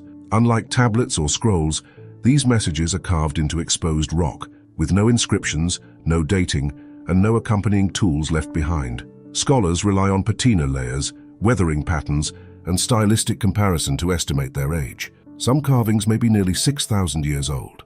Others are younger, carved over older works, like layers of a palimpsest, where each generation responded not just to nature but to what came before. What stories were they adding to, or erasing? While the Temare and Kedu valleys in central Iran have drawn more recent attention, Jebel Barez remains largely undocumented. Only scattered surveys have mapped its carvings. In places, entire walls are covered in overlapping scenes, suggesting not idle decoration but ritual or mnemonic purpose. A 2023 field study revealed that many petroglyph sites across Iran align with seasonal water sources, ancient trails, or elevated lookout points. They may have guided herders, marked tribal territories, or formed sacred spaces. But is geography the only key? Or were these sites chosen for reasons we've long forgotten? The harsh environment preserved what would rot elsewhere. No pigment remains, only the pecked grooves and incised outlines, most carved directly into dark volcanic rock, whose surface patterns over time, darkening the stone and contrasting older cuts from newer ones. Some show signs of metal tools, others stone, a clue to the vast time span they represent. Could the style of a single carved spiral outlast entire civilizations? In recent years, Iran has begun to push for UNESCO recognition of its major petroglyph sites, but vast areas like Jebel Barez remain undocumented and unprotected, at the mercy of erosion, vandalism, and time. Thousands of carvings may still lie undiscovered, or worse, misidentified, mistaken for scratches, overlooked completely. How much have we already lost to the silence we never learned to read? These carvings don't belong to a single people, language, or kingdom. They are fragments of a memory passed hand to hand across generations, a prehistoric archive without translation. They speak not with words but with presence, figures still standing in the same wind that once touched their creator's skin. A face without a name, staring back across millennia. Eyes wide, mouth still, hair coiled into ridges of clay. It isn't broken, it isn't whole. It simply watches, as if waiting for someone to remember what it meant. Across central Nigeria, buried beneath farmland and eroded hills, fragments of terracotta sculptures emerge like memory from the soil. They belong to the Nok civilization, a culture that flourished between 1000 BCE and 300 CE, yet left behind no known writing, no royal tombs, and no clear trace of its disappearance. Only these sculptures remain, delicate, haunting, and utterly human. The first fragments were unearthed in the 1940s by tin miners. In the 1950s, British archaeologist Bernard Fagg began collecting them systematically, noting their consistent style, expressive form, and advanced craftsmanship. But true scientific excavation didn't begin until 2005, and only in recent years, from 2020 to 2025, has the picture begun to sharpen. CT scans, digital 3D models, and thermoluminescence dating have confirmed their authenticity and age. One sculpture from the Jos Plateau dated between 485 BCE and 415 CE. Others, recovered from Pangwari in southern Kaduna and digitized in 2025, include therianthropic forms, human-animal hybrids with bulging eyes, flared nostrils, and twisted limbs. They don't fit any known iconography. Were they spirits? guardians, beasts from ritual or myth. And that's the deeper question. What were these sculptures for? None have been found in graves. Many were discovered lying near the surface, broken but not scattered, as if left deliberately. Others were found clustered near the remains of iron furnaces, especially at sites like Taruga, where at least 13 furnaces dated to 280 BCE signal some of sub-Saharan Africa's earliest ironworking. This coincidence has led some scholars to propose that Nok terracottas were connected to metallurgy, either as ceremonial offerings, social markers, or symbols of technological mastery. The style is distinctive: triangular or almond-shaped eyes, pierced pupils, elaborate hairstyles, and ornamental jewelry, beaded necklaces, armbands, pendants. Many figures appear seated. Some hold vessels, some rest their hands on their knees in stiff formal poses. Others are in motion, dancing, playing instruments, snarling in hybrid forms. Yet for all their variety, they speak a single language, one of form, not text. The Nok left no script. No inscriptions explain the function of these figures, and none of the sites unearthed, from Samundukia to Pangwari, have revealed a centralized city, a palace, or a shrine. Still, we now know more than we did even a few years ago. Spatial mapping and GIS modeling have revealed the spread of Nok culture, a network of communities extending across what is now central Nigeria. Terracotta fragments cluster around iron production zones, suggesting an overlap of spiritual and technical spheres. Perhaps the figures were protectors of the forge. Perhaps they represented status in a society reshaped by metallurgy. Some figures blur the boundary between human and animal. One sculpture shows a humanoid figure with the mouth and snout of a dog. Another, recently reconstructed digitally, appears to merge a warrior's posture with a lizard's head. Are these ancestors transformed in death, or are they beings from Nok cosmology that we no longer have names for? And then there's the greatest mystery of all: why did they vanish? By the 4th century CE, Nok terracottas disappear from the record. Iron production continues in other regions. New cultures rise, but the Nok themselves fade without war, without a visible collapse. All that's left are the Watchers, the clay faces rising from the ground, asking questions no one can yet answer. They do not speak, they do not name themselves, but they were made to be seen, meant to endure. Long before empires were carved in stone, a different kind of legacy was pressed into clay. Not declarations of kings or laws etched for subjects. These were smaller, softer, private. Letters sent by women, across mountains, across marriages, across time. Around 1900 BCE, in a bustling Assyrian trade colony called Kanesh, modern-day Kultepe in central Turkey, families spread across hundreds of kilometers conducted business through long-distance letters. While the men of Assur drove caravans through Anatolia, a quiet revolution was happening at home. The women were writing back. More than 300 clay tablets, preserved when a fire swept through the settlement around 1830 BCE, offer something extraordinarily rare: the thoughts and voices of ancient women, speaking plainly of trade, emotion, and family strain. Who were these women?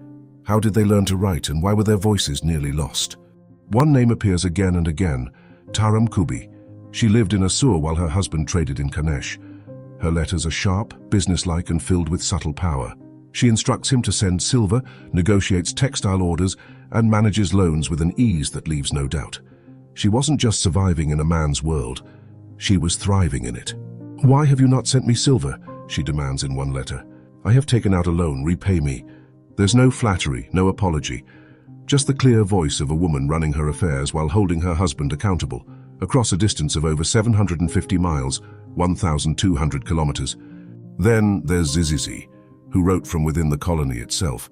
Her letters are quieter, full of homesickness and logistical coordination.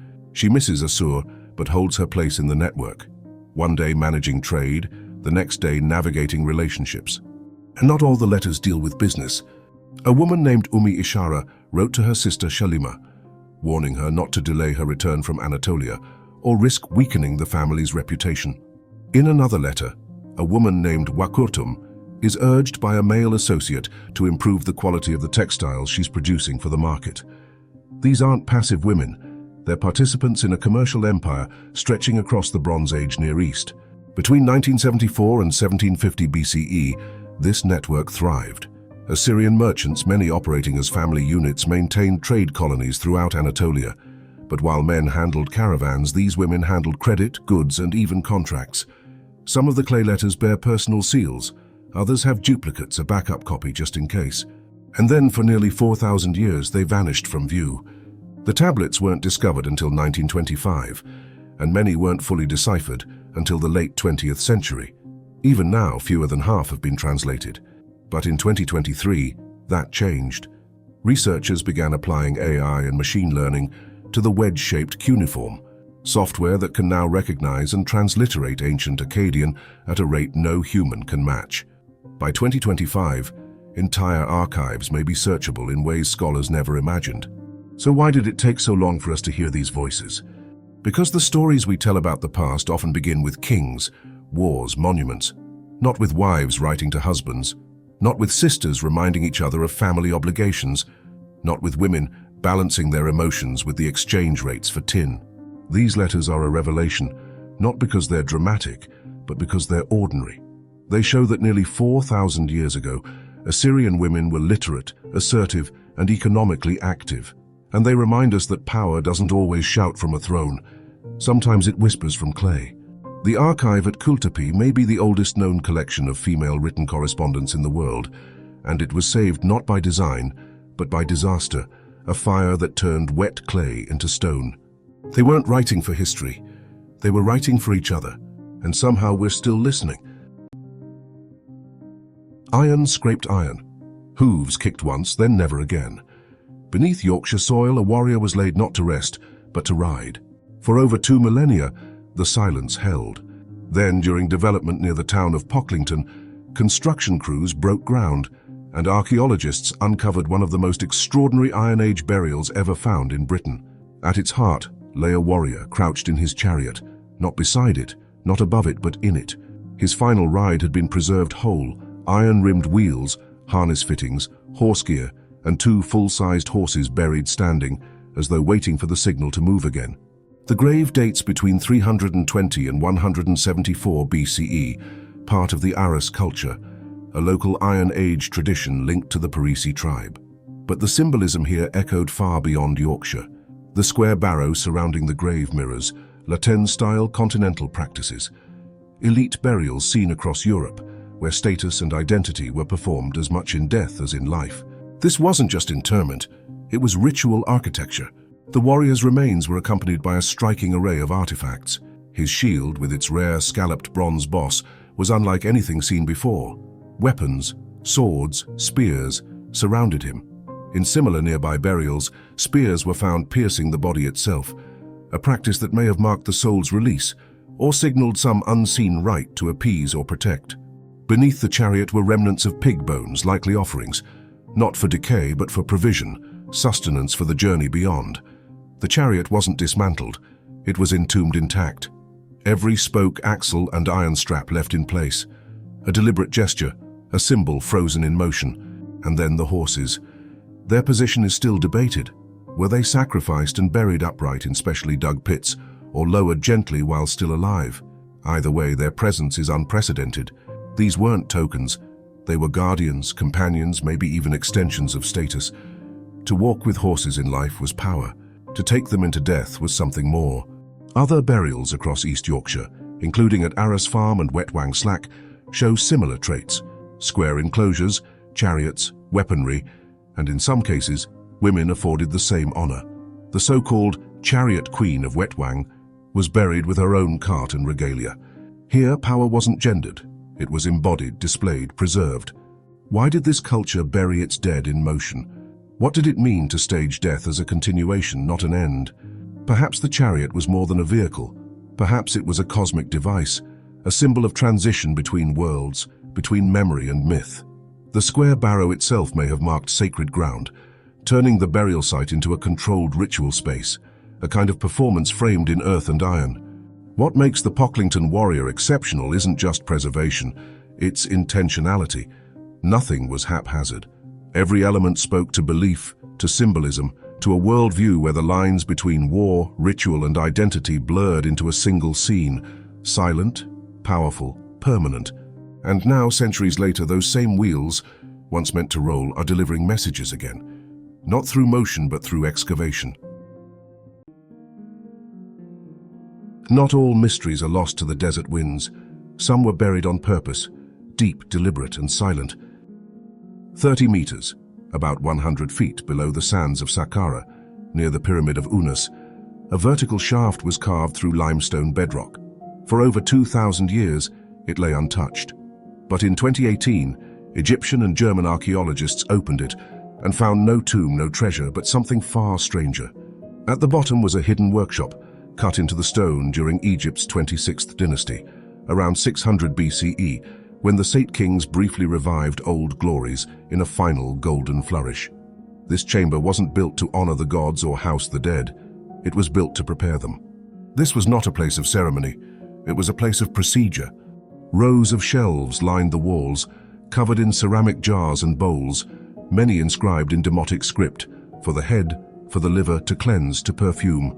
These were tools, not of worship, but of transformation. Here, flesh was drained, packed, washed, scented, and sealed. For the first time, archaeologists had found what texts had never described: a professional embalming complex, preserved almost intact. Modern chemical analysis confirmed what the ancients never wrote down: juniper oil for the head, beeswax to seal linen, conifer resins to mask decay. Every balm was chosen with intention, matched to its purpose, refined over centuries not by experiment, but by repetition. By 2023, residue studies in journals like Nature revealed something even more surprising. Many ingredients came from far beyond the Nile: resins from tropical Africa, bitumen from the Dead Sea, pine and cedar oils likely from the Levant. The embalming table was a chemical crossroads, and its recipes a guarded legacy. Above the shaft, archaeologists uncovered the ruins of a mud brick superstructure: ramps, basins, and stone platforms where bodies may have been washed and prepared before descent. Nearby, tombs held over 50 mummies. One, inscribed with the name Didibaste, was buried with 6 canopic jars, not 4. A deviation from custom, a mistake, or a forgotten rite. Another burial stunned even seasoned experts: a silver and gold funerary mask, 99% pure, laid over the face of a man believed to be a high priest of Mut. Only 2 similar masks have ever been discovered in all of Egypt. This one, dazzling and serene, was made to endure.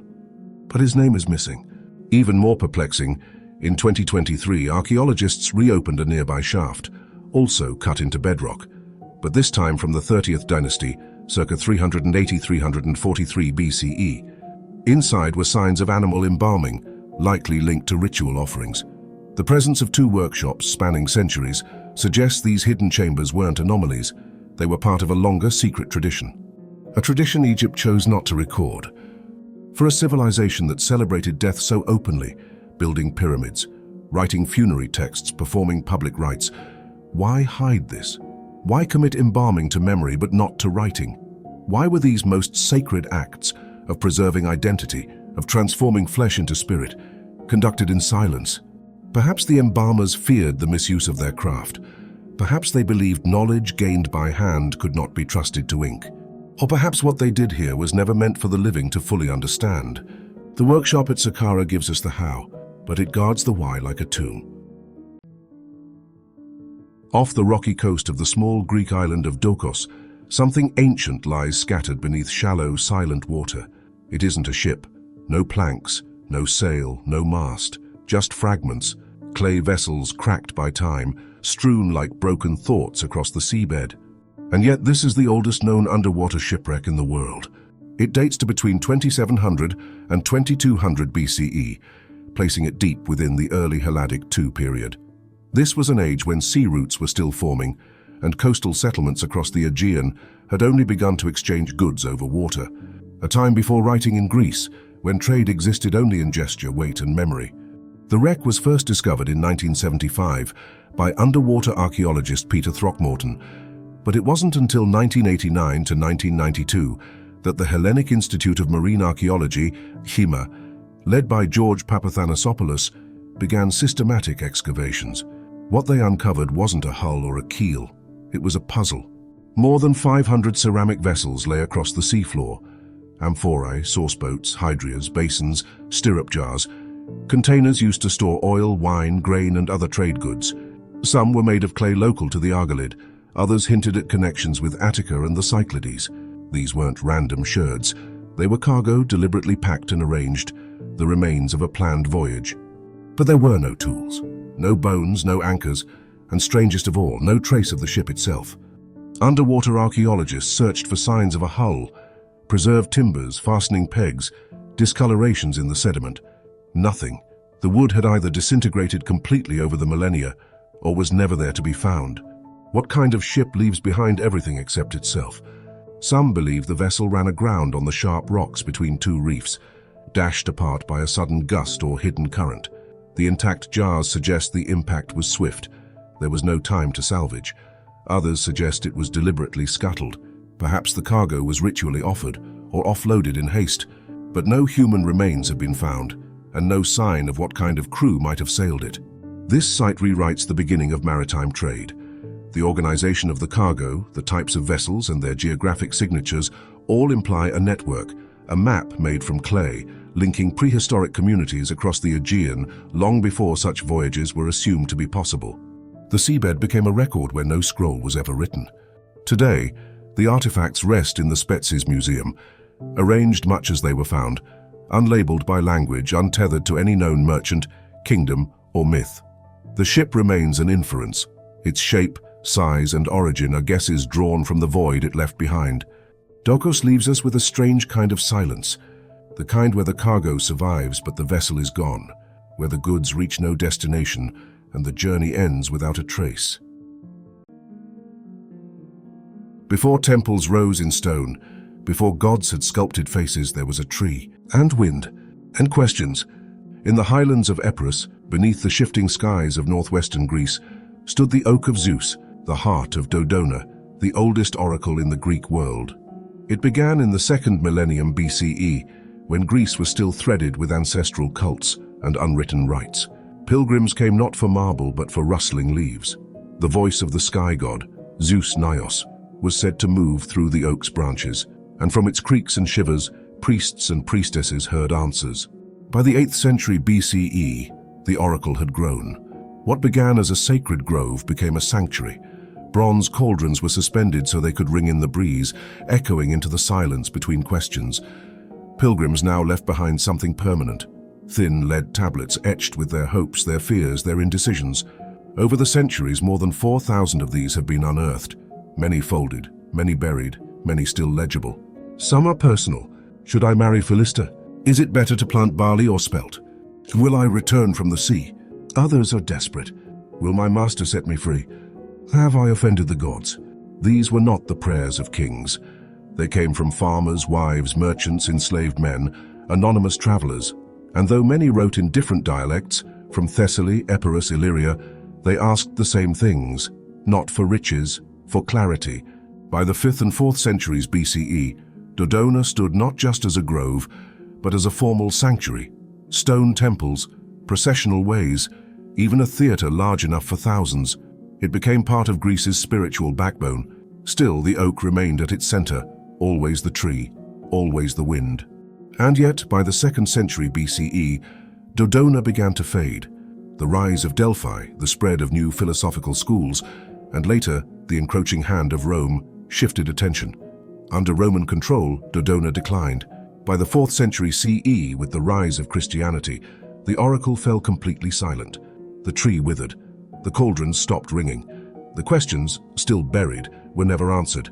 Only recently have archaeologists uncovered the full weight of what was left behind. In 2023, UNESCO inscribed Dodona's lead tablets into the memory of the World Register, recognizing what they truly were, one of the oldest collections of unfiltered human voices. Doubts cast in metal, ordinary lives etched into the earth, a ledger of longing. Some scholars now believe Dodona was not just a religious center, but a social space for processing fear and risk, a kind of spiritual court where even a whisper scratched into lead was enough to seek judgment. The tree is gone. Its leaves have long ceased to rustle, but the questions remain, still folded, still waiting. It rises alone in the desert, massive, walled, silent. No city surrounds it. No homes, no tombs, just stone and heat, and something that still refuses to explain itself. Es-Sufra, the place of whispers, a ceremonial complex unlike anything else in Nubia or anywhere. 40,000 square meters of carefully carved sandstone laid out in tangled terraces and winding ramps. The great enclosure, no writing to say why it was built, no tablets to say what it did, only corridors that turned back on themselves, courtyards with no clear center and walls, so many walls, heavy with absence. But the lions are everywhere, over 200 of them, sculpted, scratched, standing at entrances, crouched beside stairwells, hidden in shadows, not decorative, not repeated for beauty. These lions were watchers, guardians of something forgotten. Some are finely carved, others rough as if added later, or by different hands. Some were repainted, some were defaced, as if their meaning kept changing or had never been agreed on. At the heart of the complex stands the Lion Temple, built by King Anekamani in the 3rd century BCE. Inside, 6 columns rise between carved reliefs of Apedemak, the Meroitic god of war. He has 3 lion heads, sometimes a serpent's tail.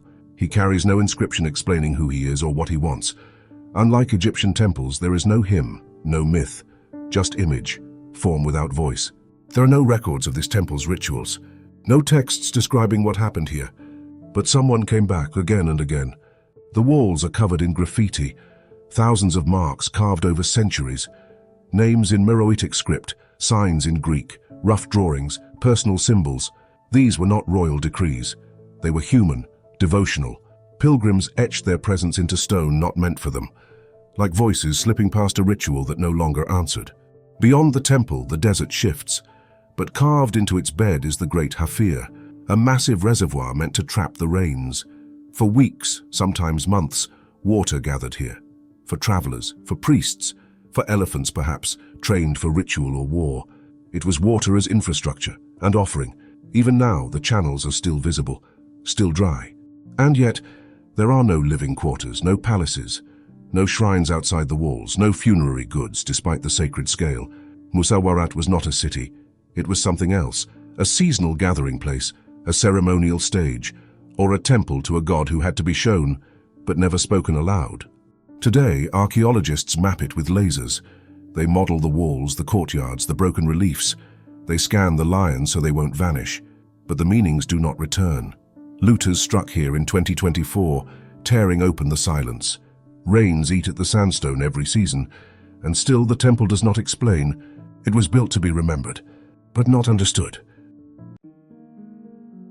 Stones scattered across the desert rarely speak, but sometimes when reassembled they begin to whisper. In southern Egypt, one such whisper is becoming a voice. A temple, dismantled in antiquity and lost to time, is rising again. But even as its sandstone columns are re-erected and inscriptions realigned, the deeper meanings carved into its walls remain elusive. This Ptolemaic-era structure, built more than 2,200 years ago, was once a vibrant part of religious life. Unlike grand temples still standing at Luxor or Philae, this one was nearly erased. Its blocks, finely carved with hieroglyphs, gods and ceremonial texts, were systematically dismantled in antiquity. Many were reused in later buildings, repurposed as foundations, city walls, or even elements of early Christian churches. Some were found flipped, inverted, or buried in deep sediment. It wasn't decay, it was deconstruction. The reasons remain uncertain. Earthquake damage? A targeted purge of a cult? Political fallout from shifting dynasties? No ancient account explains it. But starting in the 21st century, archaeologists began the painstaking work of recovering the temple, block by block, sometimes from unrelated modern structures, identifying pieces based on epigraphy, 3D modeling, and surface erosion patterns. Now, what was once a forgotten ruin is taking form again, its columns rising, its doorways opening, its ceiling slabs returning to their place. Yet, as the temple returns to physical life, its purpose becomes harder to define. There are inscriptions, but they're fragmentary. Scenes of offerings to gods are present, but no central deity is clearly emphasized. Its architectural alignment doesn't fully match neighboring temples. Some experts believe it may have been a festival station, a ritual waypoint along a larger ceremonial route. Others suggest it was a special purpose temple, focused on seasonal rites, agricultural fertility, or even astronomical observations. There are symbols, celestial bodies, cycles, hours of the day, but not enough context to decode them completely. What complicates things further is that this temple isn't alone. Across Egypt, Similar Ptolemaic structures are being re-examined with new tools. In İznik, a remarkable restoration project has peeled away centuries of soot to reveal dazzling painted ceilings in the Temple of Khnum, with lotus leaf capitals and vivid depictions of the sky. Meanwhile, in Sohag, archaeologists uncovered a massive pylon at Athribis, bearing the name of Ptolemy VIII, with inscriptions to the lion-headed goddess Repit. Each of these discoveries adds to the puzzle, but they also show how fragmentary and regional temple construction was in this period. There was no single standard. Each temple had its own logic, its own alignment, its own gods. This raises a larger question. Can we ever fully reconstruct the meaning of a temple, or just its form? The reassembled temple in the south now stands as both a triumph and a mystery. Its architecture is beautiful, its blocks return to their original alignment, but the soul of the temple, its role in the lives of the people who built it, still resists translation. Some inscriptions remain unfinished, suggesting the temple may never have been completed. Others have been reassembled out of order, raising debates about whether the modern version truly matches the ancient one. Even the act of restoration forces archaeologists to walk a thin line. Are they honoring the original builders, or imposing a modern shape onto something whose real story is forever lost? For now, the temple rises again, reclaimed from ruin, but not from mystery. Its silence, like its shadow, stretches longer than its columns. Across the endless sands of southern Algeria, deep in the Ahaga Mountains, the desert holds its secrets well. Winds erase paths, sun bakes away memory. But in recent years, satellite eyes have pierced the stillness, and what they've seen has raised questions older than any map. Dozens of tombs, many never seen from the ground, have been identified using high-resolution satellite imagery. These are not simple cairns or eroded stone circles. They are deliberately constructed, shaped into keyholes, crescents, triangles, and rings, spread across a region so remote that many have never been physically visited or excavated. And there is something else. Their shapes, especially the keyhole forms, have no clear analogues elsewhere in North Africa. Mapped in detail during the 2020s, these stone structures appear across barren highlands where few people live today. Some are solitary, others appear in clusters. Their layout is often aligned along ridges or elevated plateaus, visible only from the air, or perhaps intended for the spirits to see. But the most telling clue comes not from the sky, but the sun. A 2018 Astronomy analysis of nearly 100 of these tombs revealed a clear and consistent pattern. Many of the keyhole and antenna-shaped structures are oriented eastward, toward the sunrise, especially at the summer solstice. These were not random stone piles. They were cosmically aligned, rituals of burial and memory tied to the rebirth of the day. The rising sun perhaps was the gateway through which the dead would ascend. In 2024, a comprehensive study published in L'Anthropologie classified the region's funerary monuments into distinct categories: crescents, triangles, classic tumuli, antenna tombs, and the most enigmatic, the trous de serrure, or keyhole tombs. These were confirmed as a distinct class, especially in the Ahaga, Ege, and Amador regions, though many remain unexcavated. Their design features a circular stone mound with a tail-like extension, sometimes marked with radial spokes or small platforms, all built in a consistent east-facing orientation. Yet no tools, no pottery, no inscriptions, no grave goods, just stone and silence. Radiocarbon dating from nearby, more conventional tumuli suggests a broad time span, from roughly 3000 BCE to 500 CE, encompassing both late prehistoric and early historic periods. But without direct excavation, the precise dating of the keyhole tombs remains uncertain. Their distribution, however, may hint at something broader. Though concentrated in Ahaga, similar forms have been recorded in southern Morocco near Taboos and along ancient dry riverbeds in Niger's Hogga region.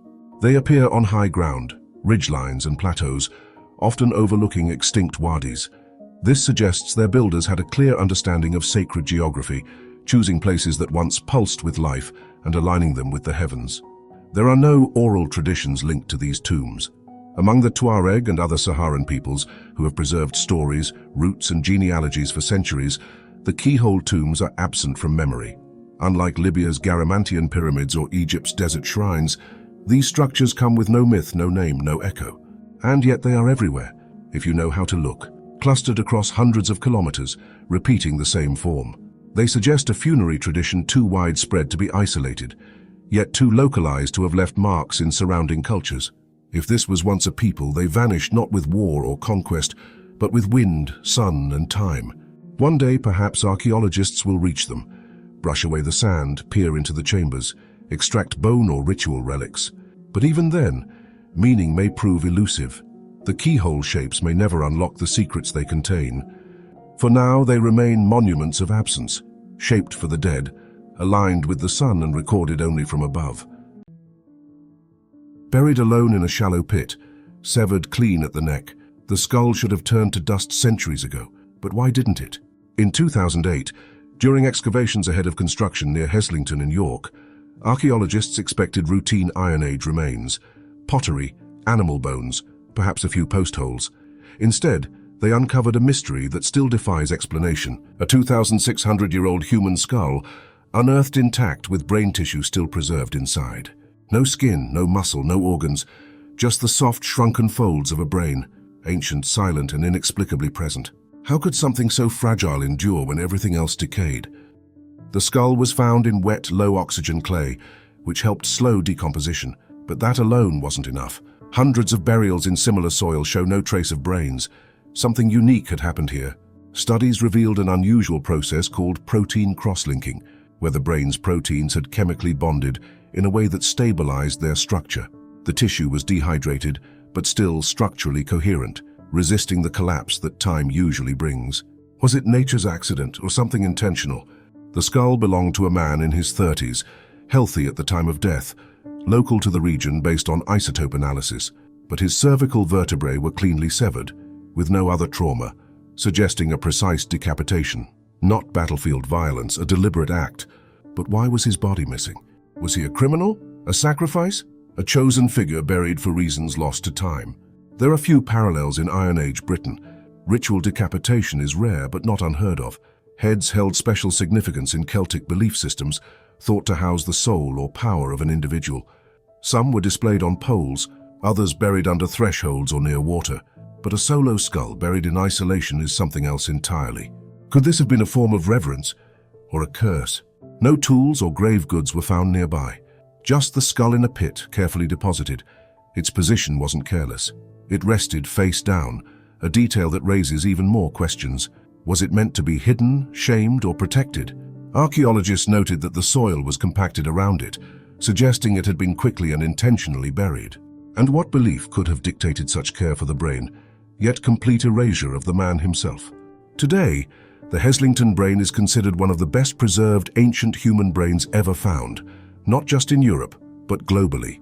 Forensic specialists and biochemists continue to study its molecular structure, not just to understand preservation, but to glean insights into Iron Age life, death, and ritual. Yet despite modern tools, much remains unanswered. Why this man? Why this pit? Why did only his mind survive?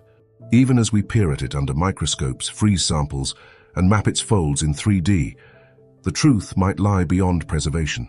It may lie in a belief system whose rituals we no longer understand, whose language has been lost, whose silence is louder than any inscription. Porridge, parasites, and a noose. His last meal still lingers, 2,000 years after his death. He was found in 1950, curled in a fetal pose, his body blackened but whole, skin tight as leather. A rope dug into his neck. His eyes were closed. He looked asleep. They called him Tollund Man.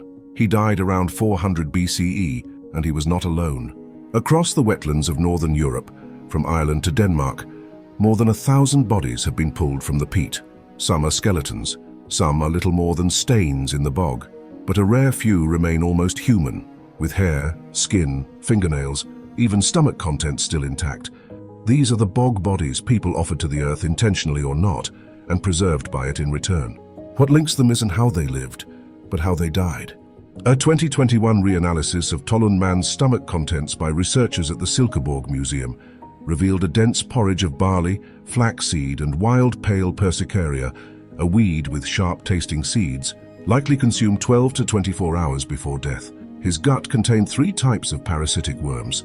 His body, it turned out, had lived hard. The following year, a high-resolution micro-CT scan of his head unveiled internal structures with stunning clarity: optic nerves, tooth roots, sinus cavities.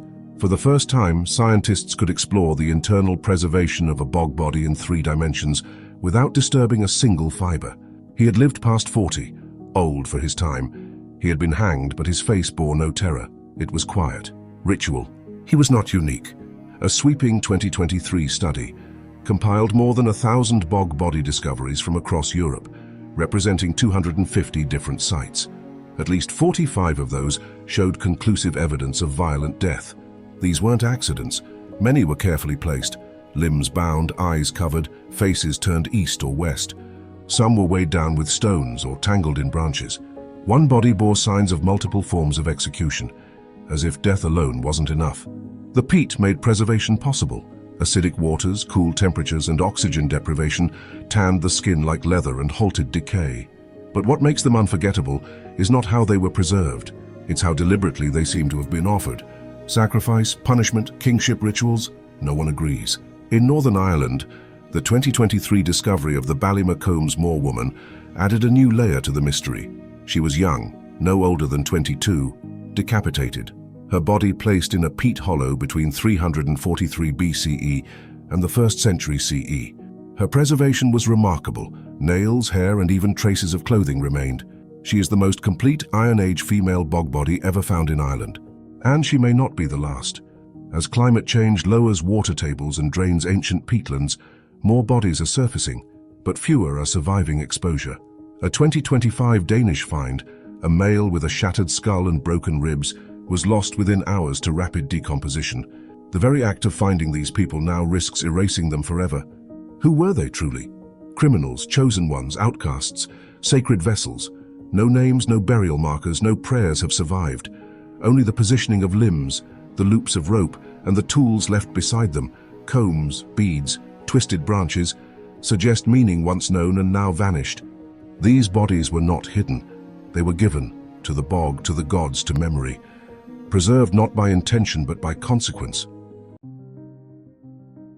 When Mount Vesuvius erupted in 79 CE, it didn't just bury a city. It froze a moment in time. In that moment stood a mansion unlike any other in Pompeii. Bold, extravagant, and carefully curated. It wasn't a senator's villa or a general's fortress. It was the creation of 2 freedmen who once served as slaves. The house of the Veti, originally built in the 2nd century BCE, belonged to Aulus Vettius Conviva and Aulus Vettius Restitutus, likely brothers, or at least former slaves of the same master. By the 1st century CE, they had amassed enough wealth and influence to not only buy freedom, but to transform a modest home into a palace of sensuality, symbolism, and spectacle. Excavated between 1894 and 1896, the house quickly became a touchstone for Roman art. But it wasn't until 2023, after 2 decades of painstaking restoration, that its true depth was fully revealed. 12 fountains now bubble once again in the restored peristyle garden. Perfumed air, once laced with rose and violet, is simulated by researchers studying Roman horticulture and ritual. Replanted flower beds hint at the house's daily sensory richness, a world where art, smell, and water dance together. And then there are the walls. Every room is a canvas. In the entrance hall, the fertility god Priapus is painted with a phallus so exaggerated it outweighs a money bag on a set of scales. For the Romans, this wasn't obscenity. It was prosperity made visible. Luck turned literal. Elsewhere, the walls shimmer with myth. In the triclinium, Pentheus is torn apart by the Maenads. In another room, Dirce is tied to a bull. Hercules, Achilles, Daedalus, Ariadne all appear, frozen in their moral collapses and divine punishments. Each fresco is calculated, not random. This was a language of power speaking through paint. But what were the Veti trying to say? Their guests would have recognized the iconography. These weren't just myths. They were social messages. Strength, indulgence, revenge, fertility, divine favor. To those who dined here, the message was clear. The Veti weren't born into status. They claimed it and did so loudly. Yet tucked in the margins of the house is another room. Smaller, darker, and more intimate. On its walls, erotic scenes unfold with startling candor. Couples entwined, actors preparing for scenes of staged desire. One painted sign advertises the services of Eutychus, a Greek woman of pleasant manners, available for hire. Scholars believe this may have been a private brothel room, carefully woven into the domestic layout, not separate, but part of the house's identity. What kind of home was this? A villa, a business, a statement? The restoration, completed in 2023, used cutting-edge technology, laser cleaning, ultraviolet scanning and pigment reconstruction to strip away over a century of wax and varnish. These earlier coatings, meant to protect, had dulled the colors and hidden details. Now restored frescoes blaze with crimson, cobalt and gold. For the first time in modern memory, the walls speak clearly again. And they tell us this: Rome's social ladder wasn't unbreakable. The Veti had once been slaves. By the time Vesuvius erupted, they were among the city's elite, wine merchants, patrons of religion, and hosts to the powerful. But instead of mimicking the aristocracy, they rewrote the rules of prestige, decorating their home not with restraint but with audacity. So how do you display ambition when you weren't born into it? How do you proclaim wealth in a world that remembers your chains? Maybe you build a house like this. Myth on every wall, desire in every corridor, fountains singing your arrival. Pompeii fell in hours. Ash sealed the house in darkness for nearly 1,800 years, and yet today its message feels louder than ever. Bronze doesn't decay like flesh, but beneath the sands of Saqqara, time carved its silence just the same. In 2022, archaeologists led by Dr. Mustafa Waziri unearthed a sealed shaft near the Bubastayan temple, part of Egypt's sprawling necropolis at Saqqara. Sealed beneath limestone and debris lay a chamber untouched since the 5th century BCE, deep in Egypt's late period, 664–332 BCE, when dynasties teetered and gods braced for foreign conquest. Inside lay over 150 bronze statues, carefully arranged like a forgotten procession. Bastet, the feline protector of the temple, appeared again and again in slender form. Osiris, lord of the afterlife, stood beside Isis, Hathor and Anubis, oxidized green with age but unmistakable. One statue, headless and half-buried, is believed to represent Imhotep, the ancient architect and physician, deified centuries after his death. Once a royal vizier, he had become a god of healing.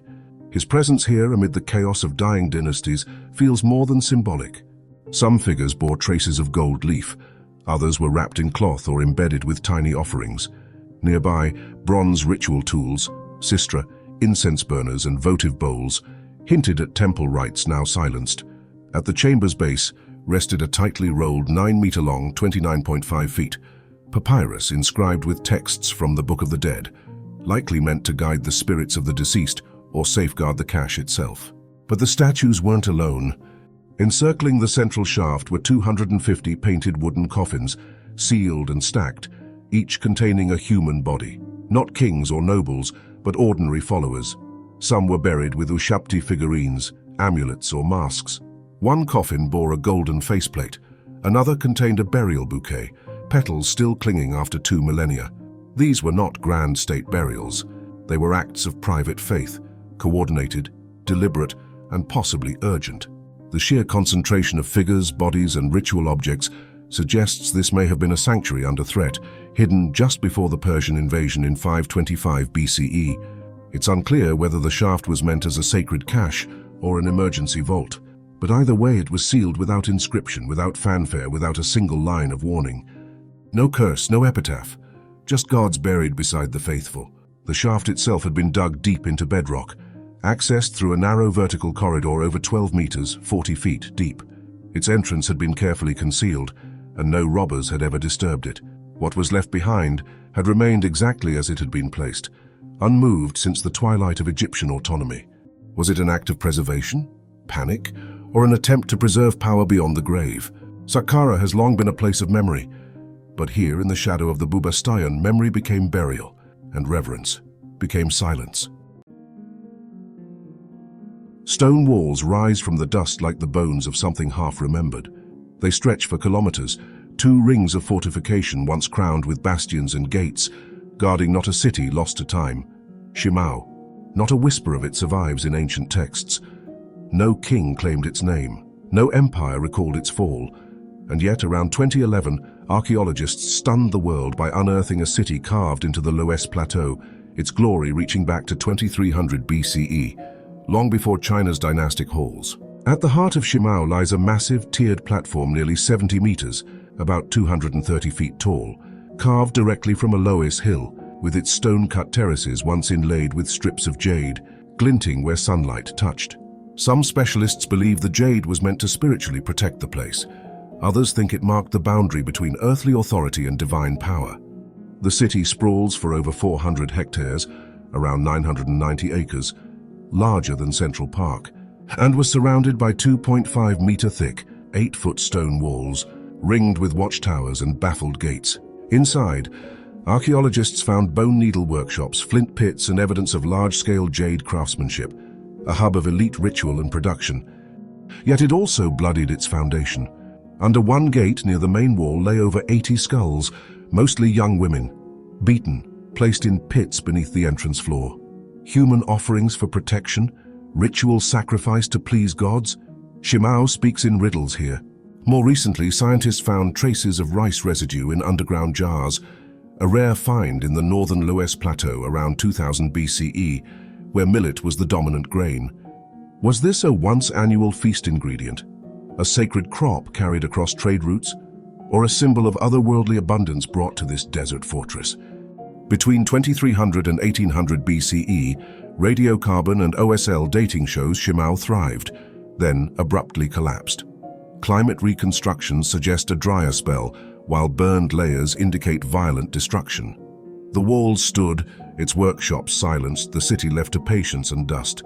Most unsettling of all, no stone inscription names a ruler, no text speaks of administration, no myth recalls its rituals. Shimao vanished not through conquest, but through silence. Thousands of jade carvings recovered elsewhere in northern China now link Shimao to the mysterious Hongshan culture, a jade-worshipping tradition that stretched across millennia. Those cultures spoke in symbols, serpent gods, coiled dragons, the earth's bones. But Shimao chose monumental silence, embedded in stone. We stand on its walls, ghostly in the morning sun, wondering who built this northern kingdom. What faith guided their rituals at the gates? And why was everything abandoned, not with ceremony, but in a whisper? They expected rubble. They found 17,000 voices pressed into clay, buried for 4,000 years. Some spoke of trade, some sang hymns to forgotten gods, and some whispered names the world thought were myth. In 1975, at a dig site in northern Syria called Tel Mardik, archaeologists uncovered the ruins of a royal palace. Inside its collapsed chambers lay something unexpected. Thousands of clay tablets, still stacked where scribes had left them nearly 4 millennia earlier. The city was Ebla, once a major power of the 3rd millennium BCE, long forgotten, but suddenly speaking again. At its peak between 2500 and 2250 BCE, Ebla controlled a vast network of trade and diplomacy across the Levant and Mesopotamia. The archive captured a civilization in full, not just power and diplomacy, but law, belief, and daily ritual, all rendered in remarkable detail. What made the discovery even more astonishing was the language. The tablets were written in Sumerian cuneiform, but adapted to an entirely unknown Semitic dialect, older than Akkadian. Deciphering it opened a door to a lost culture, revealing a society that predated and rivaled its better-known neighbors. But then came the names. Early translations included cities like Sodom, Gomorrah, and Jerusalem, the ancient form of Jerusalem. These claims ignited immediate controversy. If accurate, they would push back written references to these sites by 1,000 years. Supporters saw validation of ancient traditions. Critics accused translators of forcing meaning onto coincidence. But as the controversy faded, a deeper silence took its place. Not all tablets were published. Some were held back. Access to the full archive grew limited. The reasons were never clearly explained. Political tensions, religious pressure, academic control. Even now, thousands of tablets remain unpublished, unread, untranslated, or simply unavailable. The palace that held them had collapsed in fire, likely around 2300 BCE, during the campaigns of Sargon of Akkad or his grandson Naram-Sin. The falling roof sealed the archive in ash, preserving it perfectly, like Pompeii, but for words. The scribes' work was frozen in time, their voices survived, but their meaning remains debated. Some tablets list gods now lost to history, others name cities never found.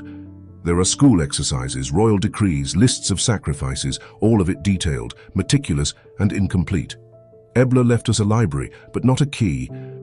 Today, scholars continue to analyze and debate. New technologies have helped revive some fragments, but many questions are still unanswered. Were some tablets kept from view because they threatened established narratives? Or are they simply waiting for someone patient enough to unlock them? The Romans built upward. They raised arches, aqueducts, temples that scraped the Mediterranean sky. But not here. In the ruins of Bulla Regia in northern Tunisia, Rome turned inward. Beneath the sun-scorched earth, entire homes were constructed not atop foundations, but beneath them. Villas whose courtyards dipped below ground. Bedrooms, mosaics, columns, all sunk into cool silence.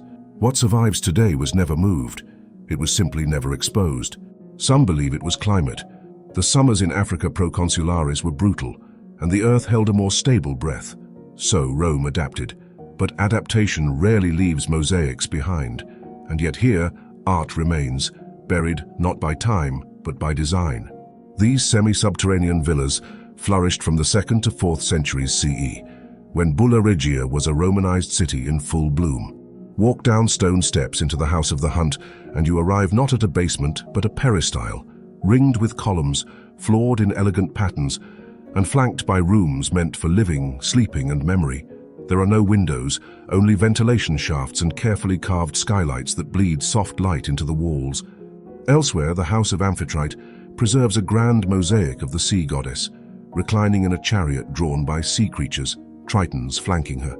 The scene was once private, far below street level, never meant to impress strangers. And when the villa later became a necropolis, bones rested on the same floor where wealth once walked. Many of these structures lack clear surface entrances. No grand staircases, no grand facades, just descent. Did their builders seek protection, secrecy, or something else? Archaeologists have uncovered more than 350 mosaics here, many still untouched in their original floors. Not museum displays, but remnants of rooms you can still enter. Walls still carry frescoes and pigment, exposed now only because the sand above has shifted. Since 2009, the Getty Conservation Institute and World Monuments Fund have worked to preserve these mosaics in situ, part of a larger project to develop new conservation techniques for North Africa. They use local lime mortars, GIS mapping, and careful water drainage, preserving what Rome never meant to lift from the ground.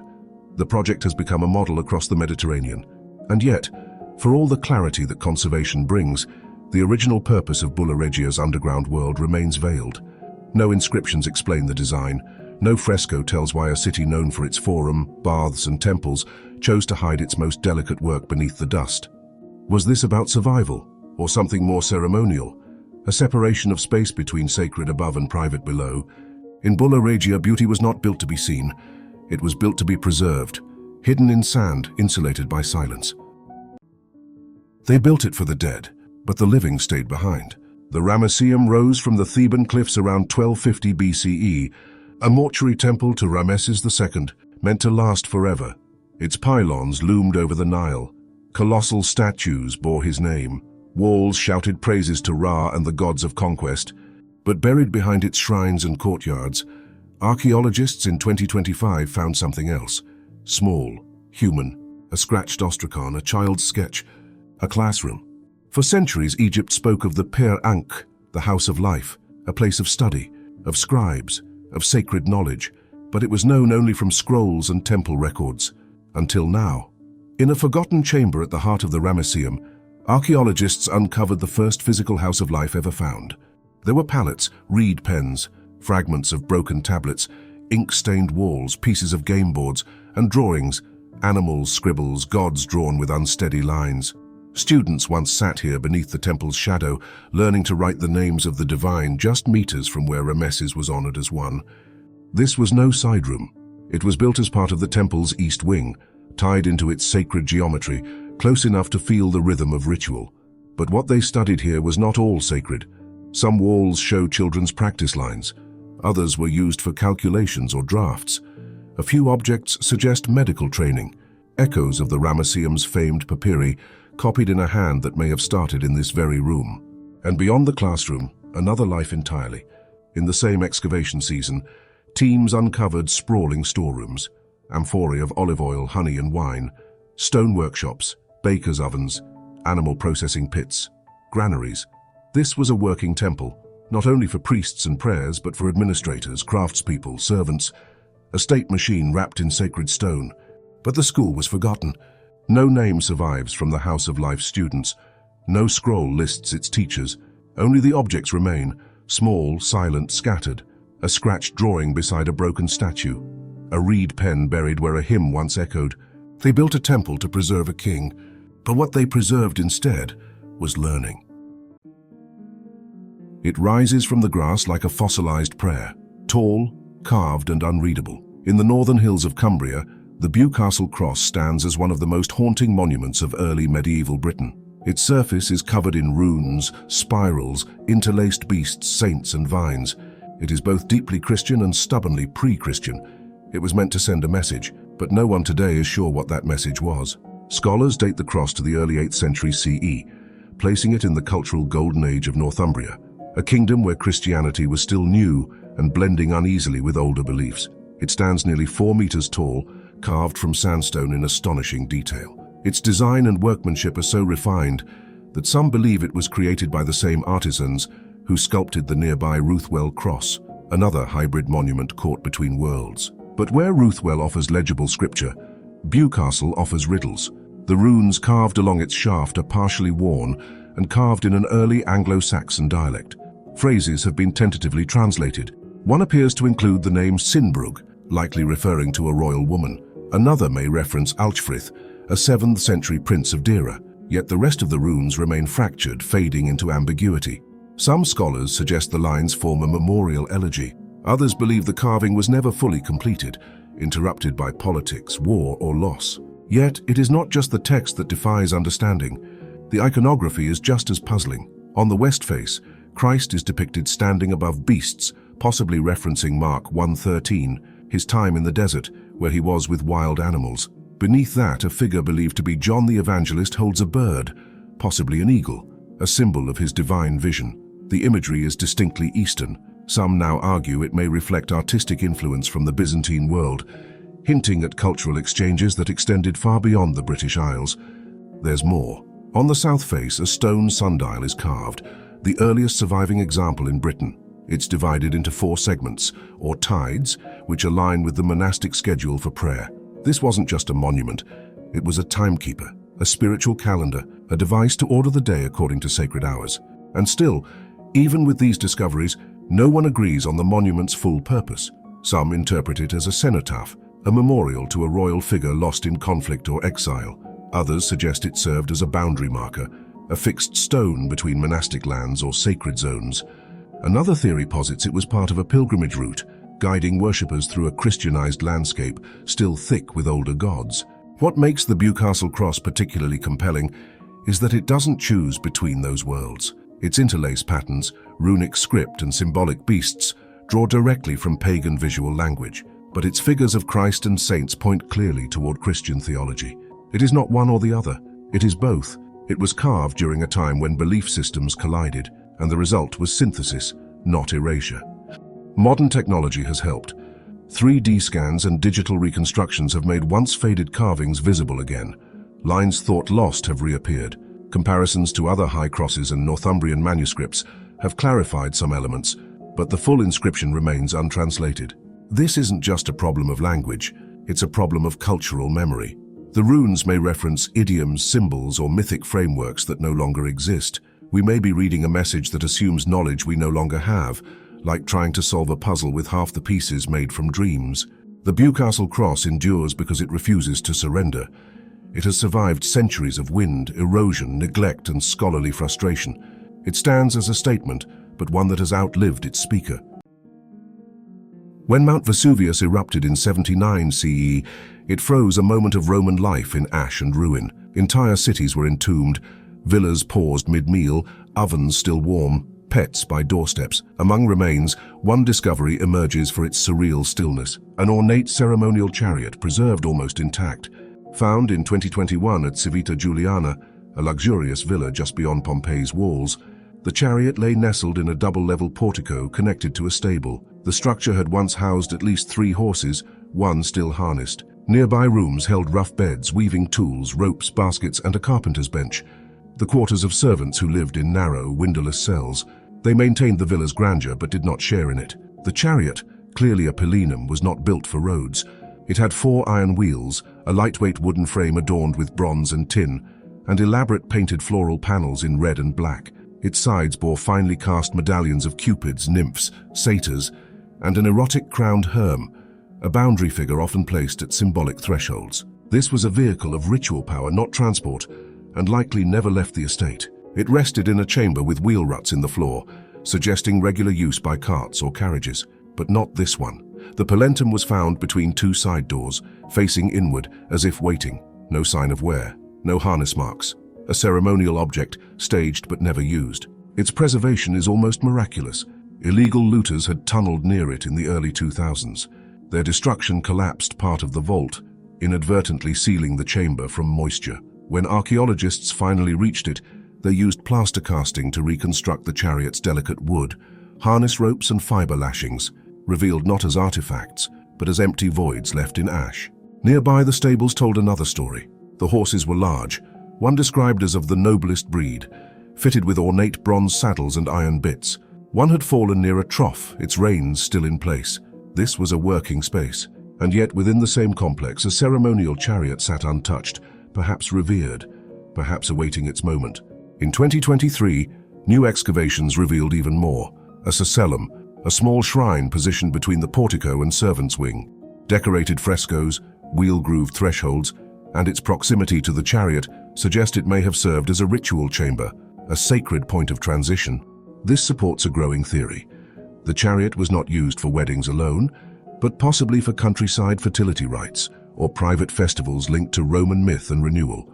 The decorative elements reinforce this. The herm symbolized protection and passage. The erotic scenes weren't vulgar. They were expressions of divine union, fertility, rebirth. The chariot may have symbolized a journey between worlds, life and death, sacred and profane, celebration and mourning.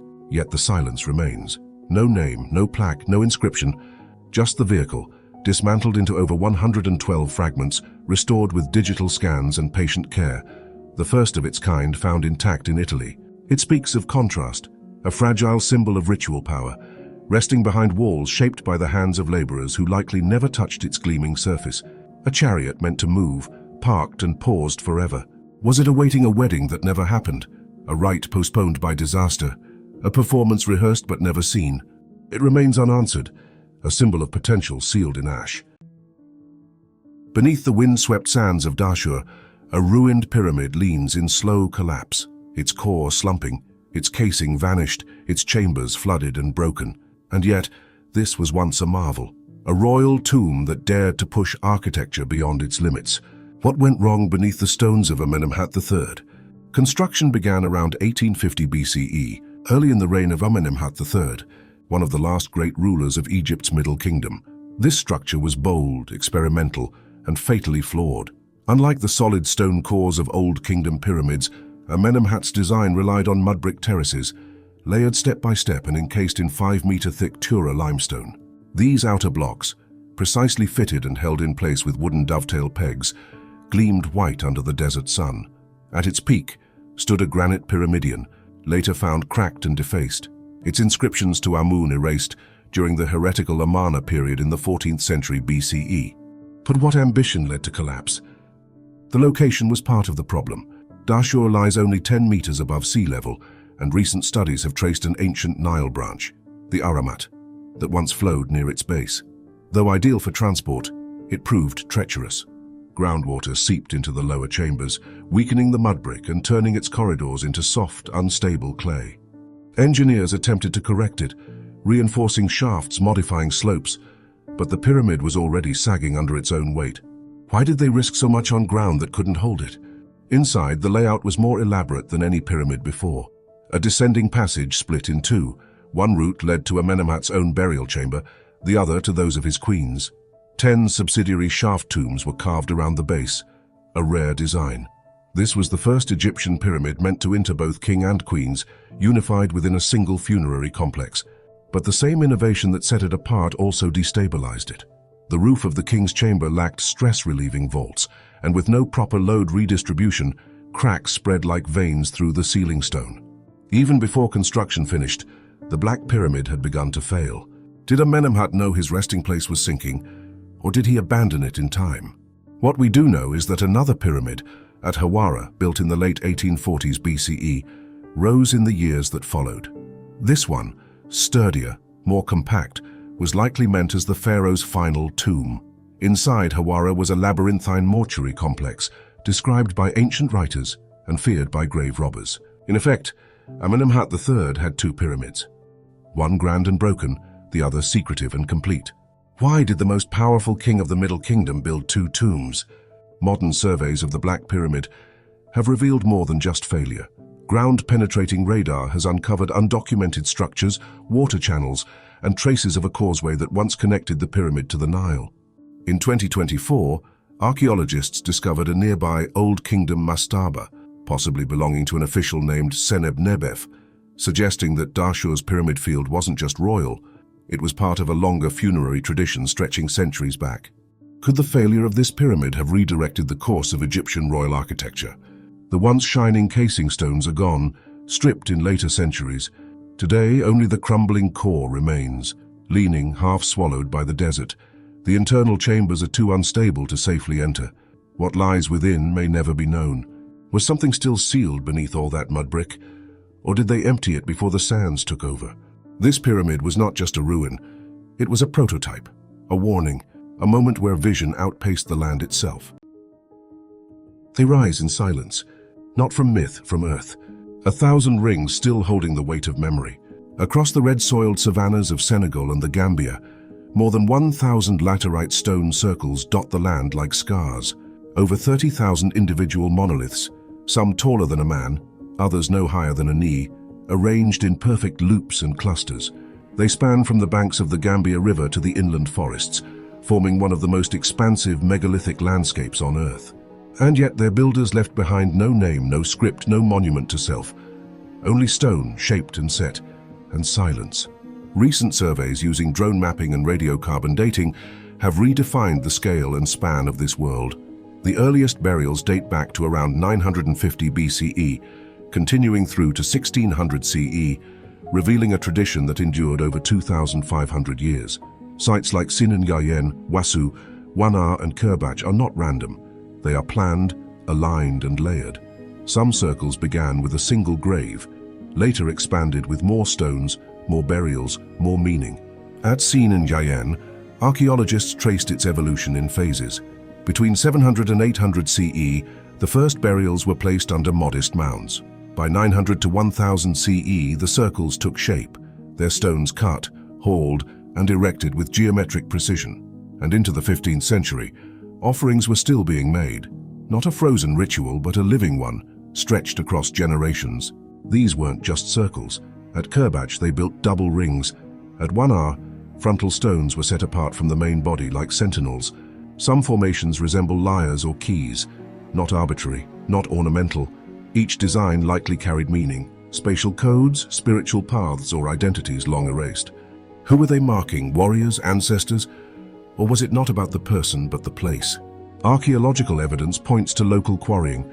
Stone pits, iron chisels, and laterite chips mark the labor of those who built.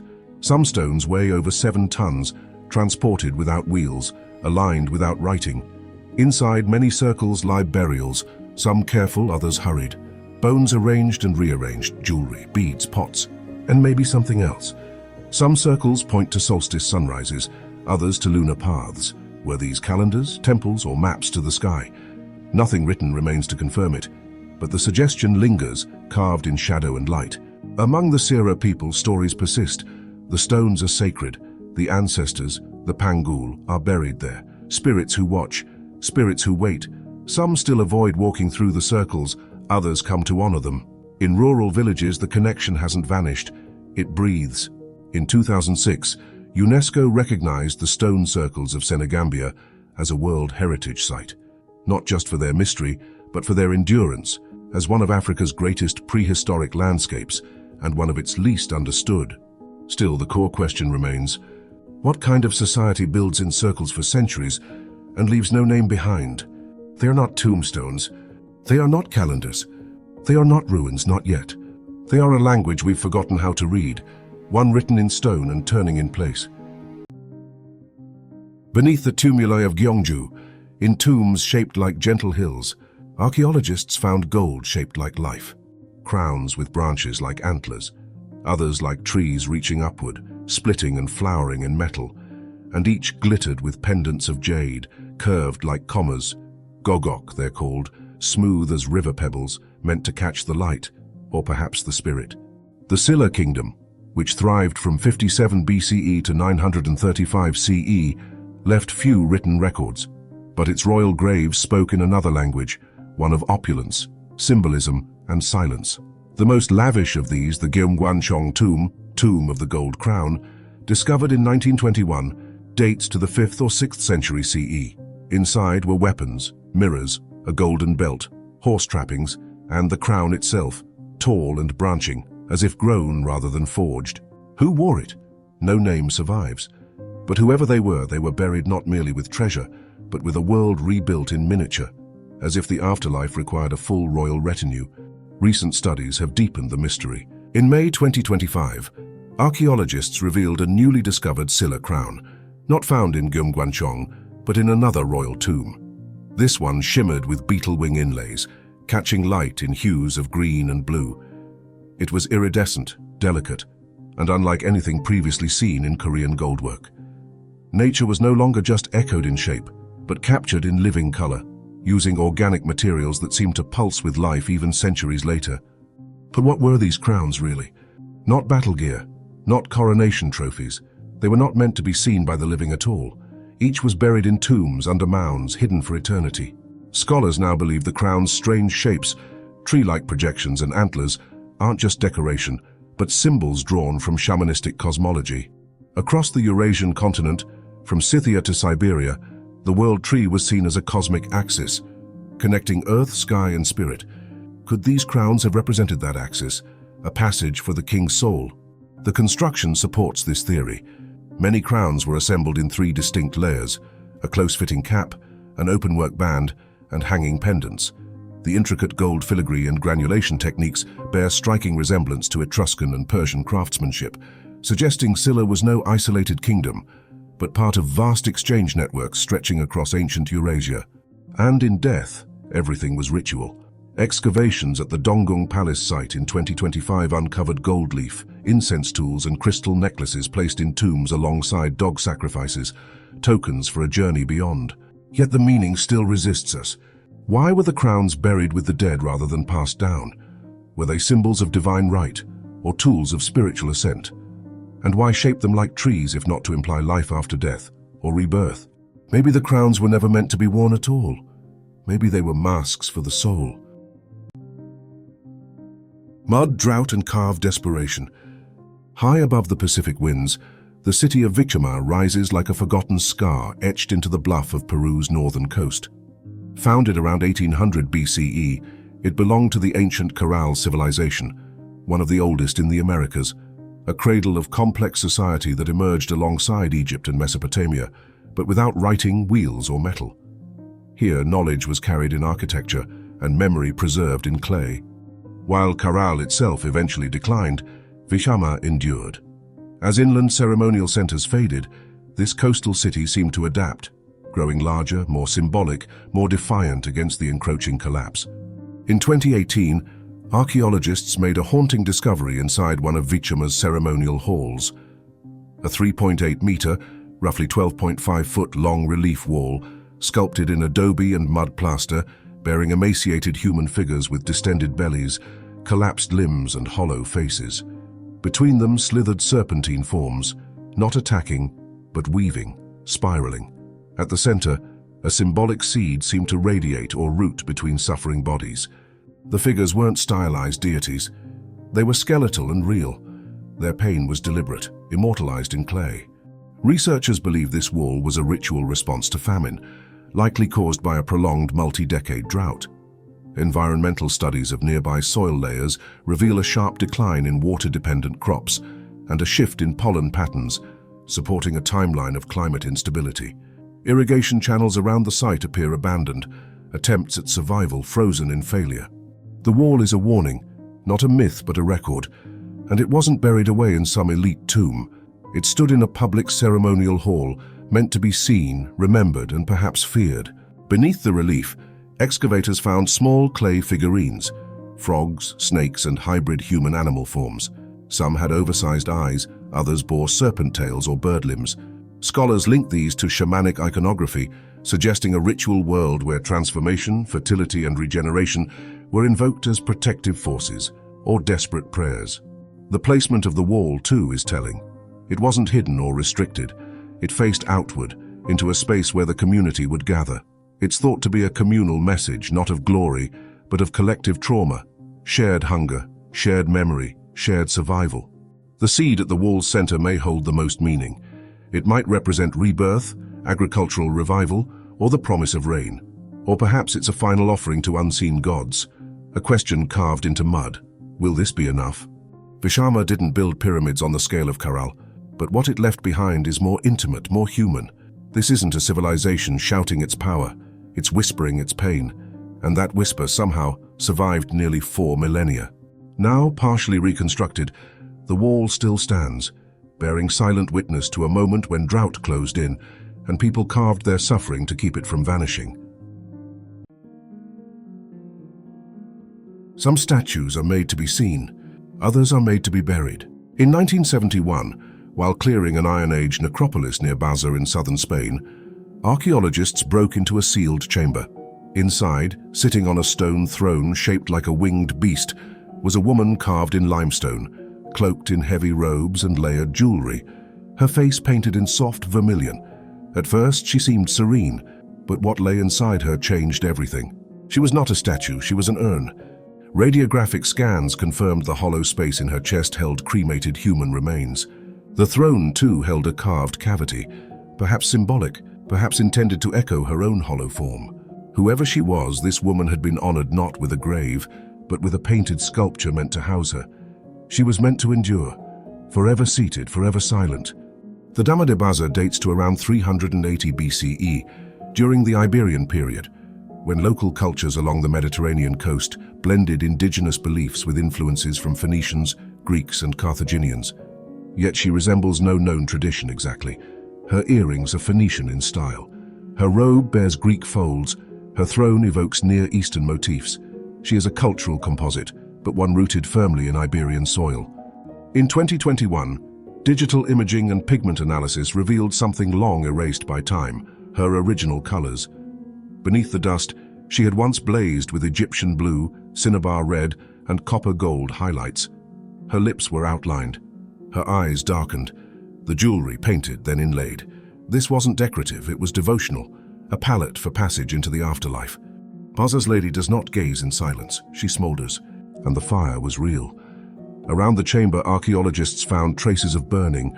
Her burial was not only sealed, it was scorched. Some believe she underwent a funerary pyre, her ashes entombed within the sculpture afterward. Others suspect ritual burning, meant to purify or empower the space.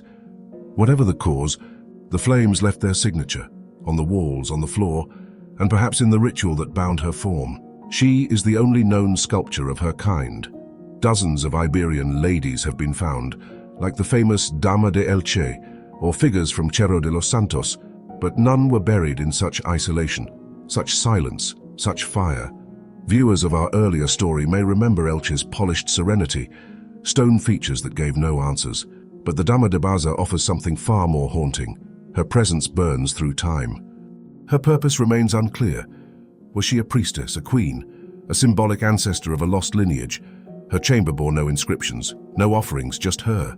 And still she speaks, in pigment, in posture, in contradiction.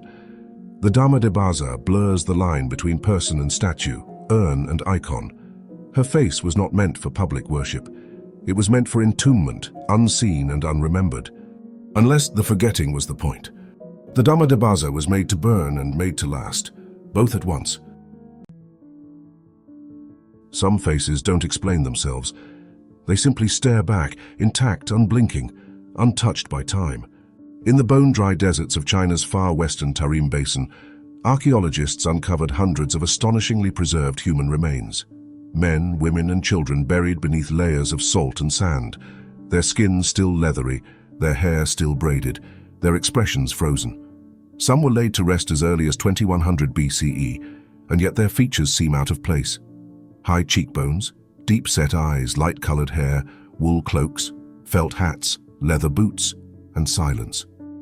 They became known as the Tarim mummies, but their faces didn't match the landscape.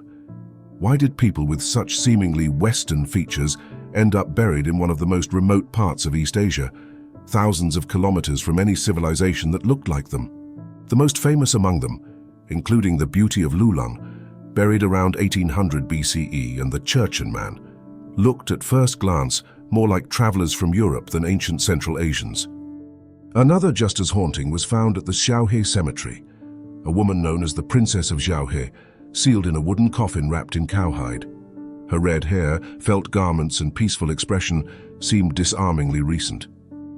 Local legends had whispered about ancient graves in the desert for generations, but it wasn't until the 1980s and 1990s that systematic excavations began at sites like Kurigul, Churchen, and Xiaohe, revealing dozens of mummies with astonishing preservation and elaborate burials.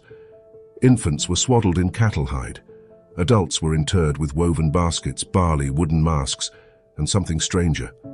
In 2014, residue on some of the dead revealed the oldest known dairy product in history, a kefir-like cheese still smeared on their necks and chests. This wasn't just a burial, it was ritualized preservation. These people understood fermentation, textile making, and ceremonial offerings in a way that seemed far ahead of their time. Early theories suggested they came from the West, Indo-European migrants linked to the Yamnaya or Andronovo cultures pushing eastward through the steppes.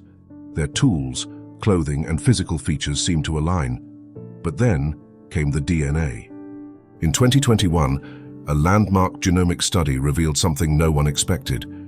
These earliest Tarim people weren't migrants at all. They belonged to an isolated population, deeply rooted in the region, with no direct ties to any known Western steppe groups.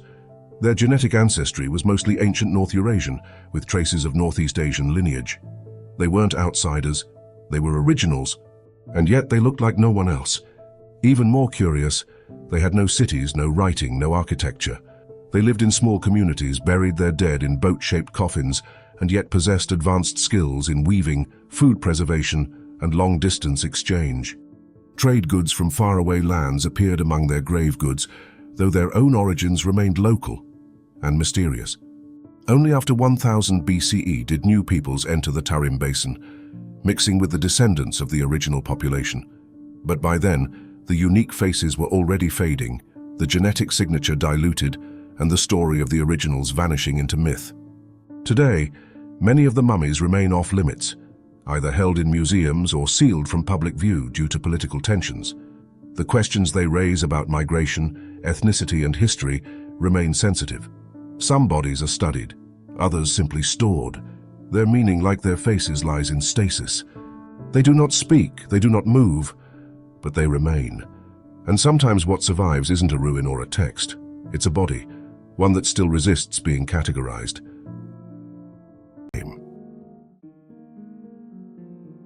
It was a city made of silence and sun, not carved but pressed, shaped from dust into memory.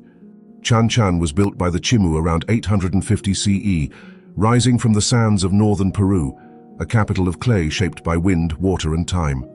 No marble, no granite, only adobe, millions of mud bricks molded into citadels, corridors, and temples. It became the largest adobe city the world has ever seen, once home to tens of thousands. At its peak, Chan sprawled across 20 square kilometers, its core fortified by 9 monumental compounds. Each was walled like a kingdom, containing burial chambers, ritual plazas, residential quarters, and reservoirs that mirrored the sky. No street signs, no inscriptions, but geometry ruled everything, with corridors cut like mazes and sightlines controlled, as if movement itself was a form of ceremony. And on the walls, still visible today, are carvings of waves, nets, fish, sea creatures, a marine language painted onto a city that stood in a desert without rain. The Chimu didn't just survive the coast, they conquered it with canals, reservoirs, and a mastery of water management still admired today. But something haunts the silence now. Many of Chan's walls were scraped clean, their decorations erased, their symbols destroyed or plastered over. Was it conquest? Suppression?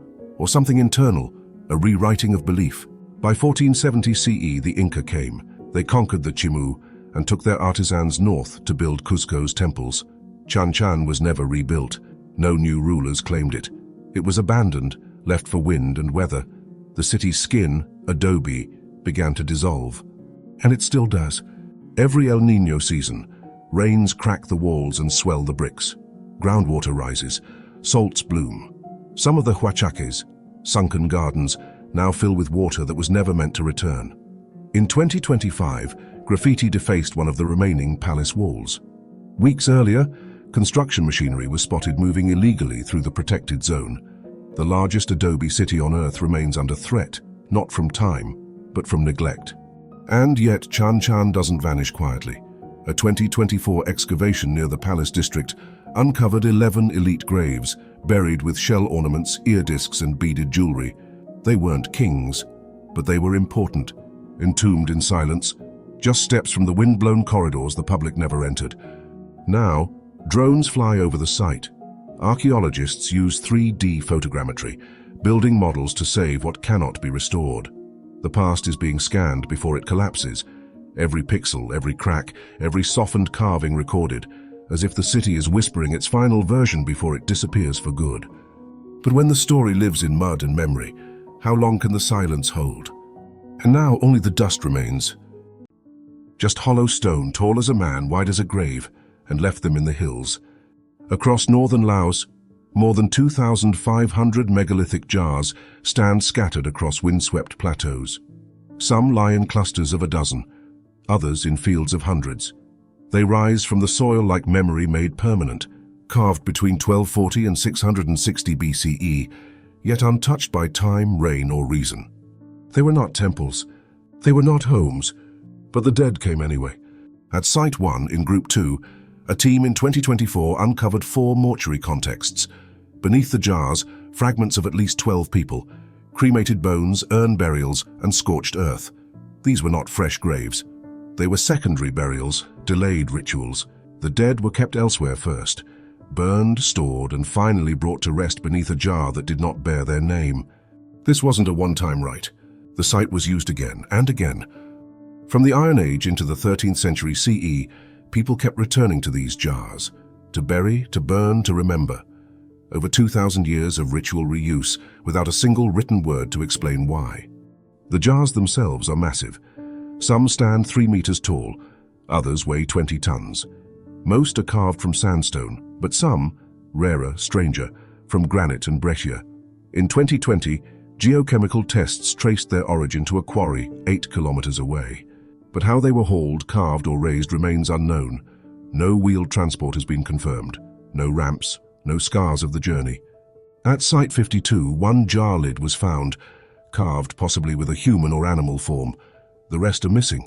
Most were likely made from wood, now long vanished. The jars we see are only the vessels. Their voices, if they had them, have rotted away. The land remembers differently now. Many jar sites remain off-limits, scarred by war. Bomb craters pock the earth. Unexploded ordnance still lurks in the fields. Teams work carefully, step by step, to clear what can be reached. Even now, the plain of jars is dangerous to approach. The past doesn't give itself up easily, but still they stand. Some tilt, some lie broken, but most remain exactly where they were placed. For millennia, they've watched the wind scrape the earth, the mist rise from the hills, the roots push up beneath them. No temple marks the site. No priest once called it holy. But over 127 locations, and more found every year, suggest a ritual deeper than doctrine, a system unrecorded, but not unkept. These jars were made to hold something, and they still do. Underneath the soil of a quiet English farm, where crops had grown for generations undisturbed, a layer of tile waited, not rough paving or debris, but a mosaic floor, one unlike anything else ever found in Britain. Beneath the village of Boxford in Berkshire, a Roman mosaic emerged, bursting with mythical figures, monsters, and legends, and its location, a remote rural field far from any great Roman city, made no sense at all. The discovery was made in 2017, during a community-led excavation supported by professional archaeologists. The project had expected to uncover agricultural remains from a Roman-era farmstead. Instead, what came to light was a 10-meter-long mosaic, vividly detailed, with scenes pulled directly from Greco-Roman mythology. At its center, Bellerophon, the hero of Lycia, riding Pegasus into battle against the fire-breathing Chimera. Around this, the labors of Hercules, the tragic tale of Pelops, and possibly even scenes involving Telephus, an obscure figure tied to the Trojan cycle. These were not casual inclusions. The iconography is rare, even among mosaics found in the imperial heartlands. In Britain, it is virtually unmatched. The mosaic dates to the late 4th century CE, a time when Roman Britain was beginning to fragment. Urban centers were declining, administrative systems were weakening, yet here in the countryside, someone had commissioned a work of mythological grandeur, a cultural flourish in a time of political and economic instability. That contrast still baffles archaeologists. The structure that housed the mosaic was not a luxurious villa. It was modest, likely a corridor-type building with timber superstructure and no clear signs of opulent architecture. It lacked mosaics in adjacent rooms. There were no painted walls or bathhouses, just this one masterpiece, laid out in a room barely large enough to contain it. Why would a work of such scale and complexity be installed here? One theory suggests that the mosaic was commissioned by a Romanized Briton, a member of the local elite, wealthy and educated, wishing to project their identity through classical imagery. Another posits the presence of itinerant mosaicists, trained in continental workshops, possibly Gaul or northern Italy, who brought with them rare designs and craftsmanship. Whoever commissioned it knew these myths deeply and wanted them immortalized beneath their feet. The iconography itself is worth noting. Bellerophon is a complex figure, heroic but also tragic. His battle with the Chimera often represents the struggle between order and chaos. Pelops, who wins his bride through divine trickery and a chariot race, evokes fate, sacrifice, and ambition. These aren't casual decorative choices. They hint at a patron who valued myth as moral narrative, perhaps even as a personal code. And yet almost no historical footprint of this person remains. The mosaic is the only clue. After documentation and conservation, the mosaic was reburied to protect it from weather and looting, a common practice for vulnerable rural sites. For now, it sleeps again beneath the English earth, known only through photographs, scans, and records. Its existence changes what we thought we knew about Roman Britain. It challenges the idea that high culture was restricted to urban villas and imperial centers, and it reminds us that sometimes the most extraordinary artifacts are found not in cities or temples, but beneath fields no one ever thought to question. For centuries, Mohenjo-daro existed only in myth, a Khmer city in the clouds, lost to time and tangled forest. Its name meant Mountain of the Great Indra, and whispers of its existence drifted through ancient inscriptions and local folklore. But for generations, no one could say where it stood, or if it had ever truly existed at all. That changed in 2012, when archaeologists used LIDAR, a laser scanning technology that could penetrate dense jungle canopy. As the plane flew over Cambodia's Phnom Kulen Plateau, what appeared on their instruments was astonishing. A vast network of roads, canals, reservoirs, terraces, and temples, the unmistakable blueprint of a forgotten city. Hidden under trees and brush for more than 1,000 years, the grid-like pattern confirmed what had only been speculation. Mohenjo-daro was real, and it was immense. Unlike the majestic Angkor Wat, which came later, Mohenjo-daro was a more experimental capital, the first city of the Khmer Empire, believed to have been founded by Jayavarman II in 802 CE. It served as a political and religious center for several centuries. Excavations and sediment analysis show heavy land use by the mid-9th century, followed by a noticeable decline between 900 and 1100 CE. The reasons are still being pieced together, but a mix of environmental degradation, political shifts, and the plateau's agricultural limitations likely played a role. In 2025, a new study analyzed construction materials from 18 temple sites. Most were made from fired brick, with carefully cut grey sandstone used for thresholds and doorframes. The bricks clustered into 3 distinct construction phases, suggesting a long-term deliberate building plan, not a haphazard settlement, but a carefully envisioned urban layout.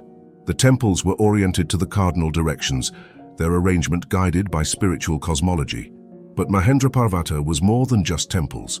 The LIDAR scans revealed a planned cityscape stretching across 40 to 50 square kilometers, 15 to 19 square miles, complete with palatial compounds, public squares, and a massive, yet unfinished, reservoir. This artificial basin may have been intended to mimic the barrays seen in later Angkorian capitals, but it was never completed. Whether due to engineering challenges or environmental failure, it remains one of the city's many enigmas. Sediment cores show that the Khmer settlers altered the land extensively, leading to accelerated erosion and deforestation. The soil degraded quickly, and with it, the city's ability to support itself. The forest, in turn, reclaimed what had been taken. Traces of ancient kilns used to manufacture the fired bricks were found near temple sites, alongside stone-carved lingers, symbols of Shiva worship, now half buried beneath the soil. Pilgrimage paths once cut across the slopes, connecting shrines and sanctuaries, but today they're little more than overgrown trails walked by wildlife and wandering monks. The city's spiritual identity is further confirmed by the Stokkak Tom inscription, carved in 1052 CE, which names Mahendraparvata as the original capital of the empire. Yet until the Lidar revelation, this was only literary tradition. Now it's topographical reality. Despite its abandonment, Mahendraparvata never fully vanished from cultural memory.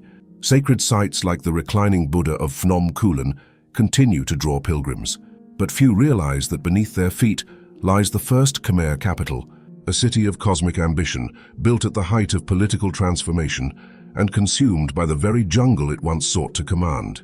In 2020, the Phnom Kulen Plateau was placed on UNESCO's tentative list for World Heritage recognition. Its spiritual legacy, hydraulic innovations, and unique urban planning mark it as one of Southeast Asia's most important and least understood archaeological treasures. By the 11th century, Mahendraparvata had already begun to fade. The empire's center shifted toward the Tonle Sap Basin, waterways dried, temples collapsed, gardens turned wild. It left behind no dramatic fall, no epic conquest, only silence and stone. Now lasers and patient excavation have begun to lift the veil.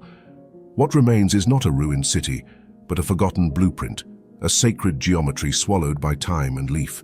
Mahendraparvata still sleeps beneath the trees, its secrets unfolding one scan, one brick, one linger at a time. They dug expecting walls.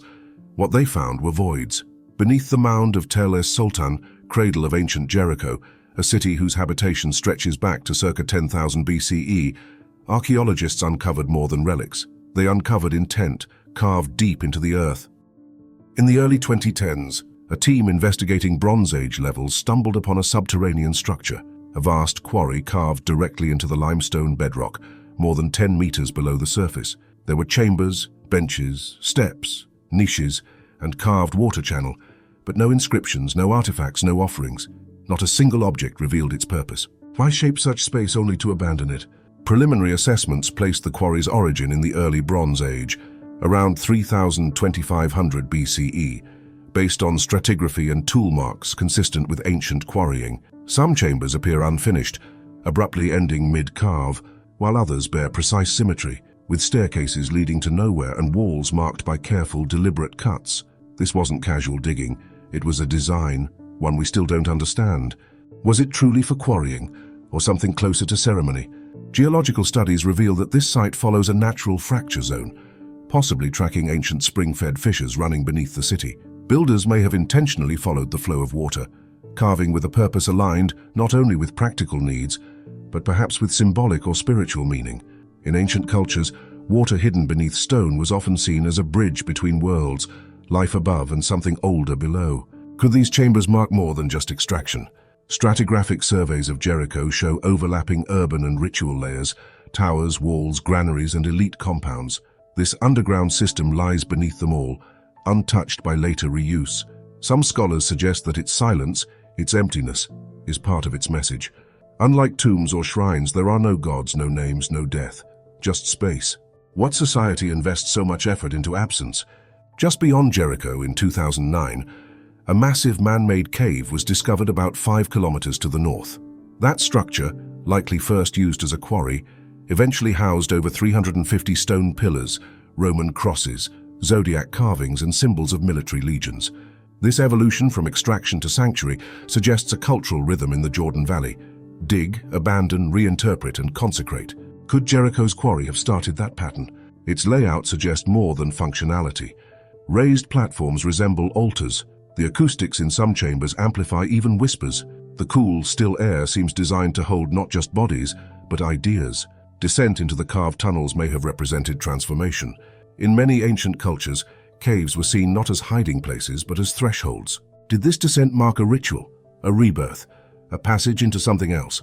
Though no direct inscriptions remain, the quarry lies beneath one of the most complex archaeological sites on Earth. The pre-pottery Neolithic Tower of Jericho, built around 8000 BCE, still looms above, one of the oldest known stone structures in the world. That people built such a tower above and carved such mystery below may not be coincidence. How do you explain a civilization obsessed with both ascent and descent? Modern mapping suggests even more tunnels lie hidden, perhaps collapsed or sealed. The quarry may connect to deeper, older voids, structures now part of a proposed Jericho Geopark where geology and archaeology intertwine. Yet as researchers scan and document, the original meaning remains untouched. Who were the voices that once echoed in these walls, and what were they saying? No script answers us, no relic speaks, but the stone holds its memory. 1,000 stone eyes stare with blind intent, centuries before words were carved. Beneath the wind-scoured mound of Tel Brak in northeastern Syria lies a temple where no deity was named, but everyone was watched. This city, one of the oldest urban settlements in the world, rose from the plains of Mesopotamia around 6000 BCE, long before Sumer, long before writing. By 3500 BCE, Tel Brak may have housed over 20,000 people, sprawling outward in a ring-like sprawl unlike anything else in the ancient Near East. At its center stood a structure both modest and baffling, the Eye Temple, whose ritual power far outweighed its size. Built and rebuilt over centuries, its main phases spanning 3700 to 3300 BCE, the temple held an offering unlike anything found elsewhere. Scattered across its floors, pressed into foundations, and placed inside shadowed wall niches, were over 1,600 figurines, many carved from alabaster, calcite, or gypsum. They had no mouths, no arms, only eyes. Some were simple, flat discs with twin hollows. Others bore delicate carvings, rows of stacked pupils, linear patterns, incised body marks. A few held faint traces of red ochre, still visible under microscope after 5 millennia. One tiny idol pressed the limits of form, its eyes exaggerated, stacked, multiplied, as if trying to see beyond what one set could grasp. They are now called eye idols, and they remain among the most haunting relics of the ancient world. Who carved them and why? Theories have shifted. Early excavators, including teams from the British Museum in the 1930s, called them votive figurines, left by worshippers. But more recent fieldwork, especially from the 2000s to the 2010s, paints a more complex picture. Traces of pigment, idol clustering, and debris from workshops suggest mass production, likely tied to public rituals, seasonal ceremonies, or communal rites. These were not elite offerings. They were shared acts of devotion. Some archaeologists propose the eye idols represented protective spirits or ancestors. Others see them as early embodiments of fertility, their gaze tied to the cycles of birth, drought, and death. In a land where memory lived in stone and storms arrived without warning, perhaps the first divine force wasn't a figure. It was a presence, one that watched. Each temple layer, over time, buried older idols beneath newer ones. This wasn't carelessness. It was ritual stratigraphy, belief laid down like sediment. Some figurines were smashed, others placed beside doorways like sentinels guarding a threshold between the seen and the unseen. And when Tel Brak declined around 1300 BCE, the idols remained, buried, unmoved, still watching. Today the wind whispers across the mound. The temple's walls are broken, but the watchers endure, not as relics of faith, but as a message in a language we still do not understand. Were the rituals quiet? Did songs echo through its stone chambers? Did children trace their fingers over the idols, not knowing what they meant, only that they mattered? We will never know what the eyes saw, but even now they see us.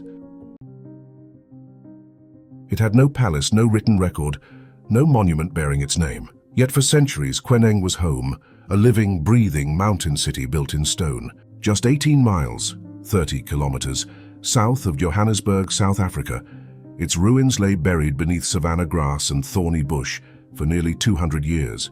The land gave away nothing, no mounds, no temples, no whispers passed down. Then, in 2015, a beam of light pierced the silence. Using airborne LiDAR scanning, archaeologists uncovered a sprawling city. Over 800 stone-walled compounds, spanning 8 square miles, 20 square kilometers. This was no forgotten village. It was an urban center, once home to between 5,000 and 10,000 people, that thrived from the 15th century CE until the early 1800s. How could something so vast, so organized, have disappeared so completely? The city's architecture was built in circles. Each homestead surrounded a central kraal, a cattle enclosure, which formed the heart of the household. These compounds linked together by narrow passageways, forming dense clusters that reflected kinship ties and social roles. Inside the compounds, traces of daily life linger, worn grinding stones, fire pits, and the faint outlines of circular homes. Not debris, but quiet evidence of a once thriving order, and these were no signs of neglect. In Queneng, refuse was a badge of wealth. The larger the midden, the more feasts you hosted, and the higher your standing in the community. There were no palaces, no engraved laws.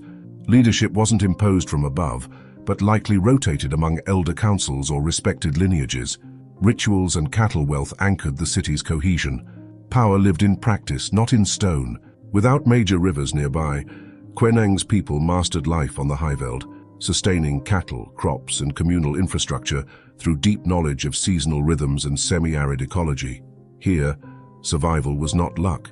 It was knowledge, passed hand to hand. Why build a city without kings? And how did such a network govern itself without collapsing? Queneng didn't fall in war. It didn't burn in fire. By around 1825 CE, it was simply abandoned.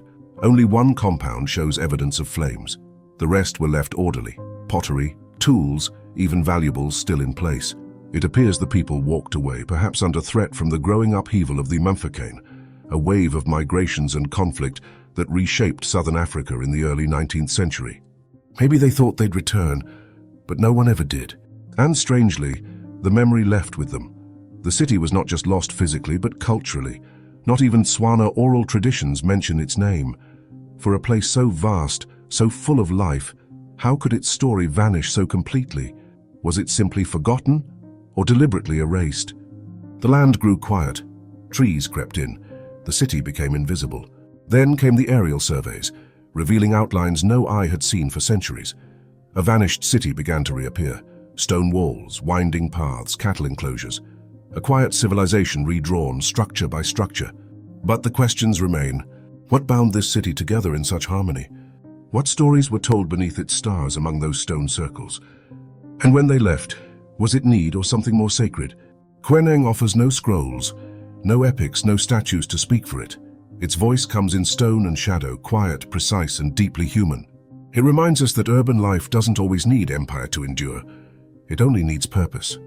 And it raises a final question. How many cities like this are still out there? Unseen, unnamed, erased by time, waiting to be found again in light. Dust, devotion, and the hush of vanished gods. Beneath the pale skies of Turkmenistan's Karakum Desert, a fortress city sleeps, long buried, nearly erased. Its name is Gjellestad, once the spiritual heart of the Oxus civilization. Between 2400 and 1600 BCE, this city thrived in a landscape now dry and windblown, yet then pulsing with canals, gardens, and sacred geometry. At its height, Gjellestad sprawled across more than 50 hectares, encircled by thick mud-brick walls and ringed by towers like sentinels watching over a vanished theology. Excavations began in the 1970s, but only in recent decades has Gjellestad's true nature begun to surface, not as a mere administrative hub, but as something older, more enigmatic. At its center stood a complex unlike any other, a temple precinct with fire altars, ritual pits, and chambers aligned to unseen forces. The architecture spoke of control, over space, over movement, over the unseen. Inside this shrine, archaeologists discovered more than altars. They found chemical residues, traces of cannabis, ephedra, and poppy embedded in vessels, pestles, and specially designed stone presses. These substances are not random. They match ingredients described in ancient Indo-Iranian texts as forming soma or hauma, psychoactive drinks consumed to commune with gods. Gjellestad's temple, then, was not only a place of prayer, it was a space of transformation, engineered for altered states of awareness. Fire, central to the rituals, burned not for warmth but purification. Pits dug near the altars seem deliberately placed, perhaps used to collect ash or offerings. Nothing here feels accidental. Everything, the tools, the architecture, the residues, suggests a ritual program designed to guide the mind beyond the body. Surrounding the temple lies a vast necropolis, more than 3,000 graves, some rich with gold, silver, and semi-precious stones, others stark, almost anonymous. Even in death, hierarchy persisted, though the meanings behind such patterns remain elusive. Why were some buried with vessels, others without? Why were certain tombs ringed with fire-blackened soil? Gjellestad stood not in isolation. Its artifacts show connections to distant lands. Carved ivory from tropical zones, lapis lazuli from Afghanistan, beads and seals linking it to the Harappan world. And yet its ritual system feels uniquely local.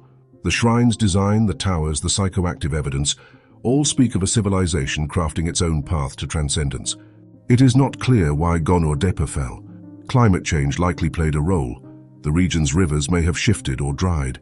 But even in ruin, the temple's silence remains potent. It is the silence not of decay, but of deliberate closure, as if the rituals were meant to end, the fires to go cold. What remains is a blueprint of spiritual experimentation. A city where sacred drink replaced scripture, where transformation was ritualized, and where the divine may have been inhaled rather than imagined. The fire's smoke may have long since lifted, but its traces linger, in the earth, in stone, and in the questions left behind.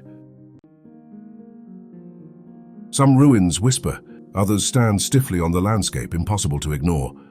On the volcanic island of Ternate, in Indonesia's Maluku archipelago, rises a fort unlike any other. Built on a ridge that overlooks the sea, it should have been a prime strategic prize. But Fort Toluco is remembered for something stranger than military glory. Its shape, obvious from the air, phallic, proud, unapologetic. Hard to get in, harder to hold, and no one stayed long. Originally believed to have been constructed by the local Sultan Toluco in the 1600s, the truth is messier. The Portuguese likely laid the first stones in 1540, then the Spanish took over, then the Dutch, then everyone left. Again and again, the fort changed hands, names, flags, yet never managed to hold its ground. Architecturally, it's small, barely 50 meters, 164 feet across, but oddly elaborate. Thick walls curve outward. A central tower rises from the middle like a solitary exclamation mark. From the sky, the outline is clear, too clear. Some call it coincidence, others call it commentary. And the rumors? They've never stopped. Secret tunnels running beneath the island, hidden vaults left by colonizers, naval maps that omit the fort entirely. Locals speak of the place in half-jokes, half-warnings. Visitors post pictures online with emojis and captions like, "Who built this and why?" But deeper questions remain unanswered. Why did no empire, despite repeated attempts, manage to hold it? Was the design flawed? Was it symbolic? Or was its message so misunderstood that it repelled power rather than invited it? Restorations in the 1990s helped preserve the walls, but didn't answer the riddle. No major battles were fought here. No heroic last stands. Just a fort that looks like it's trying to make a point and failing to keep anyone inside. Maybe that's the mystery. Not what it was for, but why it kept being left behind. Fort Toluco still stands, silent and absurd, jutting into the sea like a question nobody wants to answer. Its shape, once meant to intimidate, now just invites smirks and shrugs. In this place, stone didn't just hold images, it held order. Lines of gods carved into limestone walls, not for art, but for something more calculated, more celestial.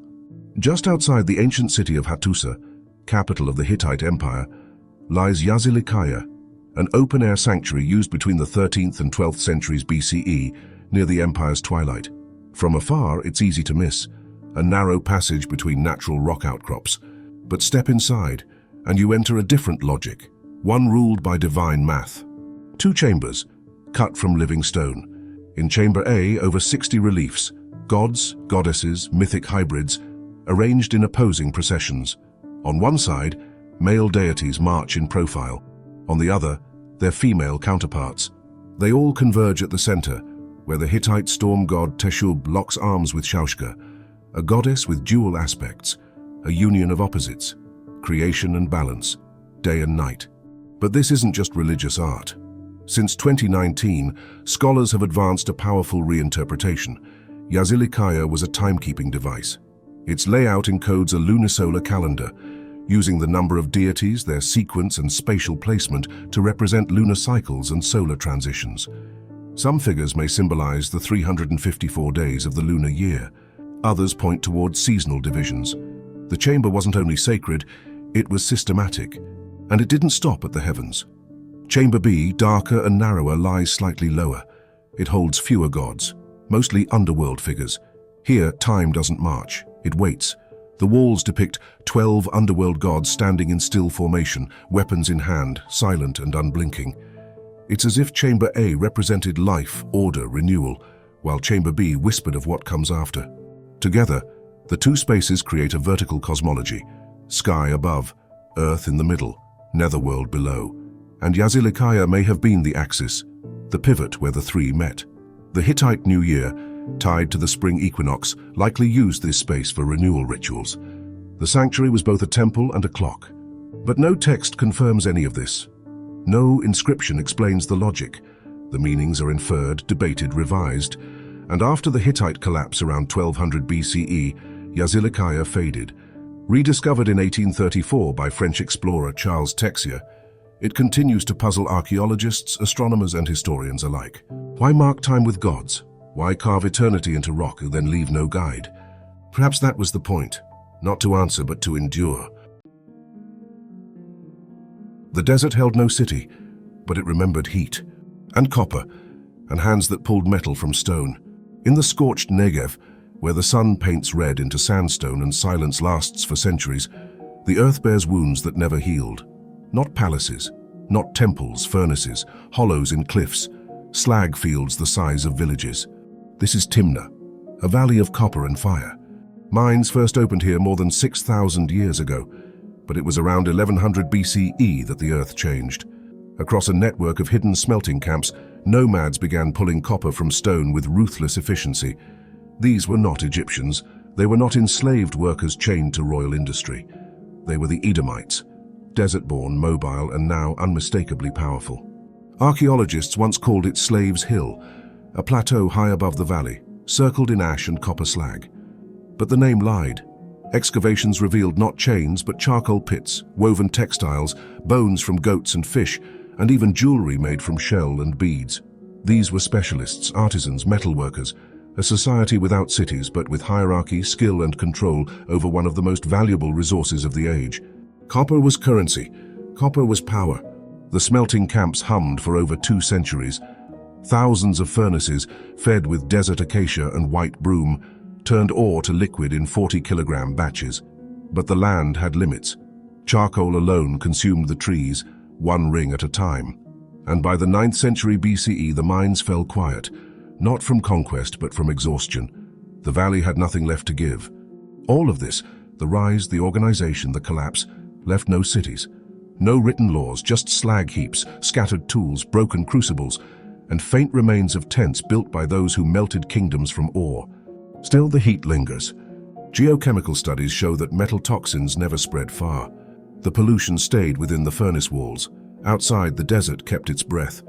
Today, the slag mounds still gleam with black glass, untouched for 3,000 years. Camel bones, buried deep in the valley's floor, may mark the earliest trade routes, where ore moved west and influence moved silently. There is no Edomite capital, no monument to Timna's rulers. Only heat, scar, silence. The valley holds more than furnaces. Beneath sandstone cliffs shaped by wind and time, now called Solomon's Pillars, the Egyptians carved a shrine for Hathor, goddess of miners and desert. When they were gone, the Edomites claimed it. They removed her image, changed the offerings, lit new fires where an older goddess once watched. They didn't leave prayers, they left product. But was that enough to preserve a kingdom or erase it? Today, drones fly over Timna's camps. Slag fields are measured in laser scans. Textiles, seeds, fish bones, all still preserved in the valley's dry stillness. What remains is being documented, digitally mapped, modeled in 3D. Every layer recorded, not to glorify an empire but to remember a kingdom that left no script. Only flame.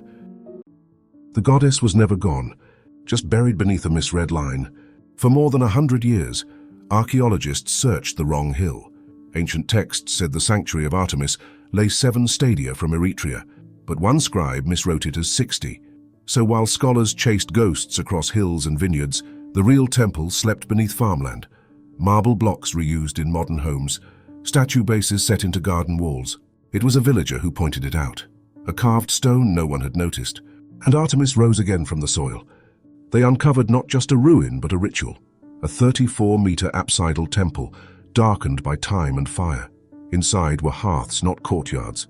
Sacrifices had been burned within the walls. Thick layers of ash, bone, and charcoal told of rituals held indoors, uncommon in the Greek world.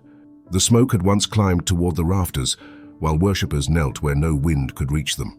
Amid the soot lay offerings: gold, silver, coral, amber, scarabs from Egypt, carved ivory, bronze and terracotta figurines, one limestone woman holding a fawn, Artemis herself maybe, or a votive memory of her. These gifts had come from across the Aegean and beyond, placed gently under the temple floor or hidden in ash-filled alcoves. But the sanctuary's story began far earlier. Excavations beneath the temple revealed foundations from the Bronze Age, with Linear B tablets from nearby palatial centers referencing a name, Amaruto, Artemis. The cult predated columns and inscriptions. This place was sacred before anyone carved its name in stone. And then came the fire. In the mid-6th century BCE, the temple burned. The beams collapsed, the altar blackened. But the goddess was not abandoned. Worshippers rebuilt, first in mud brick, then in limestone again. The temple grew. It gained a massive portico 69 meters long, lined with 27 Doric columns. Treasure buildings were added, inscribed with names and dedications. Every year the Amaranthia festival brought the city of Eretria to its knees: 3,000 hoplites, 600 cavalry, 60 chariots in formal procession, crossing the plain to offer their power to a goddess of the wild. But the wild had changed. Where the sanctuary once stood dry and high, the land became swampy. Coastal marshes crept inland. An underground spring-fed fountain bubbled near the temple's edge, sacred water in unstable soil. Still, the fires were kept. The rites continued. Until they couldn't. By the 4th or 5th century CE, amid Christian persecution, the rituals stopped. The sanctuary was sealed by silence. Artemis was written out of law and memory. The columns stood, but no one came. And for 1,500 years, the goddess waited beneath the roots. It was not the stones that failed. It was our memory. They looked like craters at first, wide circular pits sunk into the pale earth of southern Tunisia. But what lies within is not desolation. It is architecture, community, shelter. The troglodyte dwellings of Matmata are a labyrinth of sunken courtyards, narrow tunnels and hand-dug rooms carved directly into the soft sandstone plateau. Even today, some are still lived in, and yet no one knows precisely when the first one was built or who began the tradition of going underground. Located in the Gabas Governorate, the village of Matmata sits on the northern edge of the Daha Plateau, where summer temperatures often soar above 45 degrees Celsius, 113 degrees Fahrenheit. Above ground, the climate is brutal. Below, it is livable. The typical home begins as a vertical pit, 7 to 10 meters deep and up to 12 meters wide, dug into the earth to form a courtyard. Around this central void, caves are hollowed out as rooms, bedrooms, storage areas, kitchens, even prayer niches. Some dwellings are connected by subterranean passageways, creating entire underground neighborhoods invisible from the surface. These structures were first brought to wider attention in 1967, when a rare flash flood destroyed many homes and exposed the village to Tunisian authorities, who had been unaware of the population living almost entirely underground. But locals had lived here for generations. The question was, how many generations? The exact age of Matmata's dwellings remains uncertain, but the architectural tradition is likely ancient. Some theories suggest the earliest versions appeared during late antiquity, possibly as early as the 4th or 5th century CE. Others argue for their expansion during the 11th to 13th centuries, when Hilalian Arab invasions forced Berber communities southward, seeking refuge from conflict and cultural upheaval. Carving homes into the rock may have been a practical solution, protection from both the sun and from outsiders. More recent studies link the design to Imazigan, Berber, architectural traditions, noting similarities across Tunisia's southern regions, including Tamazret, Tujan, and Hadej. But no ancient texts mention them. No foundational inscriptions mark their beginning. Oral histories vary. Some claim the dwellings were used to evade taxation during Ottoman rule. Others speak of retreat from tribal raiding or of ancestors who simply sought to survive in a land that gave little. Complicating matters is that many homes are still occupied, making deep excavation difficult. Unlike ruins, these dwellings have continuity. They have been maintained, altered, passed down. The lack of abandonment means archaeological layers are thin and clues to the earliest phases are rare. Despite this, the homes continue to evolve. After being featured as Luke Skywalker's home in Star Wars, A New Hope, 1977, Matmata became a tourism site. Some families opened their homes to visitors, others adapted, adding modern wiring, refrigerators or water tanks. But beneath the upgrades, the structure remains ancient. What survives is a paradox, a way of life carved from rock, still functional yet historically invisible. The architecture is brilliant in its efficiency, but undocumented in origin. Even today, estimates for when Matmata was first settled range wildly, from 1,000 years ago to 1,600, depending on who you ask and how deep you're allowed to dig. What's clear is this: the dwellings were not made by a single builder or even a single generation. They evolved, were copied, passed on. Each home is a link in a chain whose beginning is lost, not because it crumbled, but because it was never recorded. And so the mystery remains. In a world where we can map cities from space and analyze pigment with lasers, Matmata resists timelines. Its homes were not meant to impress, only to endure, and that somehow makes their silence feel deeper. Before pyramids and palaces, before writing or wheels, a network of hilltop sanctuaries rose across southeastern Anatolia. For decades, we thought one of them, Göbekli Tepe, was an anomaly, a lone marvel of prehistoric stonework. But that illusion has now crumbled. The discovery of Tas Tepele, a cluster of more than a dozen sites scattered across the Sanliurfa region, is rewriting the origins of civilization itself. Tas Tepele means stone hills, and the name is no exaggeration. These elevated settlements are dotted with massive T-shaped pillars, arranged in circular or rectangular enclosures. The best known of these, Göbekli Tepe, features carvings of animals, symbols, and humanoid figures. Some stones weigh 10 to 20 metric tons, 11 to 22 US tons, each quarried, shaped, and raised by communities that had no metal tools or domesticated animals. But Göbekli Tepe is no longer alone. Since 2019, archaeologists have uncovered at least 11 other monumental sites, including Karahan Tepe, where dozens of T-pillars were found in situ, many buried beneath sediment, but arranged with similar architectural intent. In one chamber at Karahan Tepe, a life-sized stone face stares forward from a carved recess, its gaze caught mid-eternity, framed by half-buried pillars. These sites date from 9,500 to 8,000 BCE, long before the Egyptian pyramids or Mesopotamian ziggurats. Yet their builders managed to construct ceremonial spaces, create detailed iconography, and coordinate massive building efforts. What's more, they did it before adopting agriculture on a large scale. The standard story, that farming led to cities and then to temples, no longer holds. In Tas Tepele, the temples came first. Recent excavations suggest these weren't isolated monuments, but part of a cohesive sacred landscape. Many hills lie within a few dozen kilometers of each other. Their layouts mirror similar geometric patterns, hinting at shared beliefs or coordinated construction. The sheer density of sites implies regular movement of people, goods, and ideas, a web of Neolithic pilgrimage and ritual, rather than a solitary wonder. Radiocarbon dating and soil analysis from 2021 to 2024 revealed repeated phases of building, burial, and rebuilding.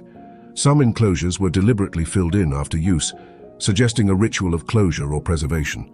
Tools made of obsidian and basalt, sourced from distant regions, were found near ceremonial areas, alongside animal bones, stone vessels, and abstract figurines. The absence of domestic architecture at many sites indicates these spaces were not for living, but for gathering, commemorating, and transforming. The iconography carved into these stones is another mystery. Snakes, foxes, scorpions, birds, bulls, some stylized, some lifelike, all rendered with startling confidence. Scholars debate their meanings: totems, mythic beasts, clan symbols. Some think they encode constellations. Others believe they tell stories of death, fertility, and cosmic cycles. Whatever the truth, the visual language of Tas Tepele was rich and not yet fully deciphered. Göbekli Tepe was deliberately buried around 8,000 BCE, preserved beneath layers of soil. But the broader Taos-Tepe network continued to evolve. At Karahan Tepe, structures were still in use centuries later. These sites form a bridge, from foraging to farming, from gathering bands to early social complexity. They show us that monumental architecture wasn't a byproduct of surplus, it may have been the catalyst. In 2023, the Turkish Ministry of Culture announced renewed efforts to excavate and preserve the region, aiming to designate Taos-Tepe as a UNESCO World Heritage Landscape, not just for one site, but for the entire sacred constellation. Drones, 3D scanning, and deep soil probes are now revealing substructures hidden beneath the hills, perhaps new enclosures, chambers, or even unknown forms of Neolithic planning. Taos-Tepe challenges our deepest assumptions. These were not accidental hilltop shrines. They were intentional sacred architectures built on memory, myth, and stone. Long before cities rose in Mesopotamia, long before writing etched names into clay, people here carved their faith and fear into megaliths. The story of civilization's dawn is not one temple. It is many. It wasn't found in a tomb or a temple, but under fields near Kibbutz Urim, where a patch of soil once cracked to reveal color. Beneath the Negev's shifting dust lay a Byzantine mosaic so detailed, so vivid, that scholars called it one of the most exquisite ever uncovered in southern Israel. But what was it doing out here on the edge of the desert? The mosaic was first unearthed in 1990 at the site of Kirbat Be'er Shema, once part of a Byzantine agricultural estate and Christian monastery. Though exposed, it remained largely forgotten for decades, battered by wind, rain, and the passing of time. Only in 2024 was it fully excavated, conserved, and relocated by the Israel Antiquities Authority and the Ministry of Heritage for permanent public display. Why hide such beauty in a place so remote? Dating between the 5th and 7th centuries CE, the floor belonged to a monastery believed to be part of the Negev's wine and pilgrimage network, connecting inland farming centers to ports like Gaza and Ashkelon. Alongside its church and courtyards were storerooms, wine presses, and dormitories for monks and travelers. This was a frontier outpost for both devotion and trade, where faith was fermented in silence. And at its heart lay this mosaic. It spans dozens of medallions, animals both domestic and exotic, hunters mid-sprint, baskets spilling with fruit, and human figures laboring in vineyards. But unlike many church mosaics of the time, there are no inscriptions, no saints' names, no biblical verses. Not a single word accompanies the imagery. Was this absence deliberate? A silent gospel told only in stone. Crafted in the opus tessellatum style, small tesserae fitted in tight grids, the mosaic reveals both technical mastery and narrative intent. But without inscriptions, the meaning slips from our grasp. Were the animals symbolic? Did the fruit represent paradise? Or was this a more local story known only to the monks who tread over it daily? Why leave no names behind? Surrounding the mosaic, archaeologists found remains of wine amphorae, pressed floors, and clay pipes, confirming that the monastery was a center of both spirituality and production. The blending of sacred art with agricultural labor reflects a worldview where work was worship, and beauty could sanctify even the floor beneath one's feet. Still, the mosaic's artistry exceeds its setting. Its mythic creatures and hunting scenes belong more to villas than monasteries. Was it repurposed, reinterpreted, or does it reflect a unique desert theology, one shaped not by cities but by sand? What ideas were embedded in these stones, meant to be walked on but never read? Recent analysis suggests that the site may have been layered atop earlier Nabatean or Roman structures, long buried. Was the mosaic laid to overwrite or to consecrate? No earlier inscriptions survive, but perhaps erasure was the point. And still more curious, the total lack of Christian iconography. No crosses, no halos, just labor, harvest, and lions, as if salvation here was earned, not preached. This was not simply spiritual isolation. It was imperial presence in stone and sand.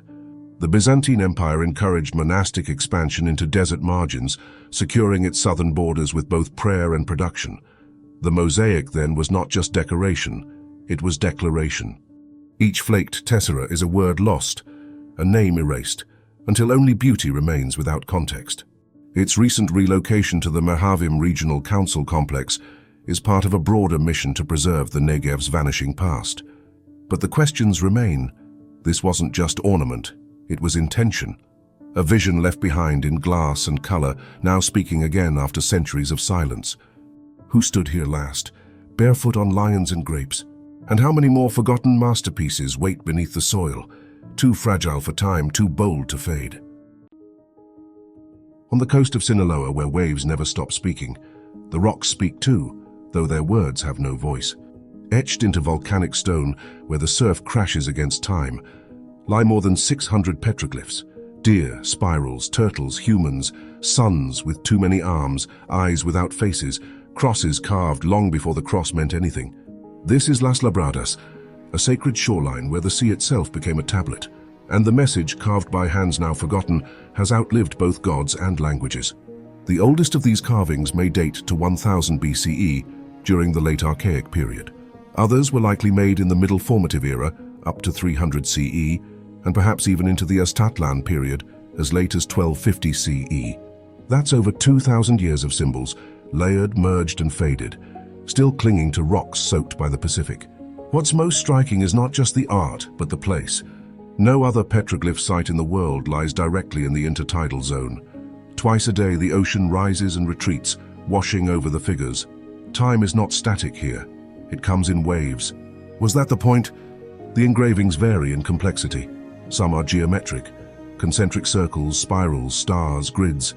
Others depict stylized humans and animals, sometimes realistic, sometimes abstracted beyond recognition. One boulder shows a figure with arms outstretched toward the sky. Another, a turtle with a sun on its back. Who were these figures meant for? The living, the dead, or something beyond both? The engravers left no texts, no burial goods, no context, just marks. Theories abound. Astronomical notations, migration records, fishing rites, or offerings to deities tied to tide, moon, and storm. Some believe it was a ritual landscape, visited seasonally, not just to worship but to carve, to remember, and to be remembered. But no one knows. The site was first recorded in 1949 by engineer José G. Ortiz de Zárate. Yet it wasn't systematically studied until the early 2000s, when the National Institute of Anthropology and History began its survey.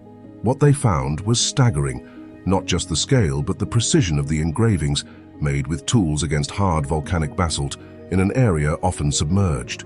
And now the sea is rising. Climate change, erosion, fungal growth, human vandalism, salt crusts. The same forces that preserved Las Labradas for centuries now threaten to erase it. Already several motifs have softened under years of waves. Efforts to protect the site intensified in the last 2 decades. Las Labradas became a UNESCO World Heritage Tentative Site in 2012, and as of 2023, it stands one step away from full designation, a fragile monument teetering between memory and loss. There are no walls here, no temples, just open sky, stone and sea, but this place held meaning, for generations of people across centuries, and that meaning hasn't vanished. It's simply waiting to be heard again. Because what kind of culture chooses the shore, the most impermanent place, to carve what it once remembered? Perhaps one that new stories aren't told in permanence. They're told in rhythm, and so the waves continue, not wiping away the symbols, just reading them again and again.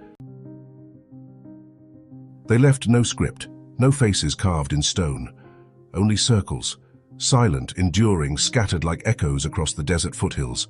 At the edge of the Jebel Hafit mountain range in what is now the United Arab Emirates, a cemetery sprawls across the gravel plains.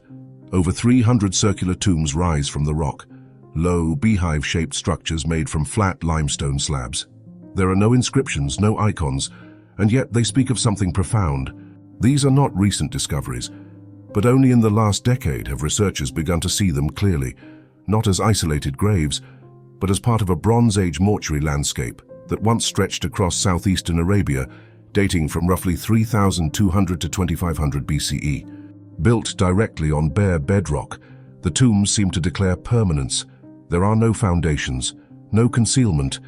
The dead were meant to rest in full view, on high ground, in rings of stone, above a desert that was once more alive than it looks today.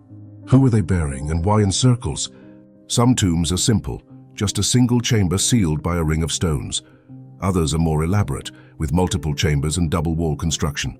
This variation suggests hierarchy or memory stratified across generations, but there are no royal markers here, no names, only patterns.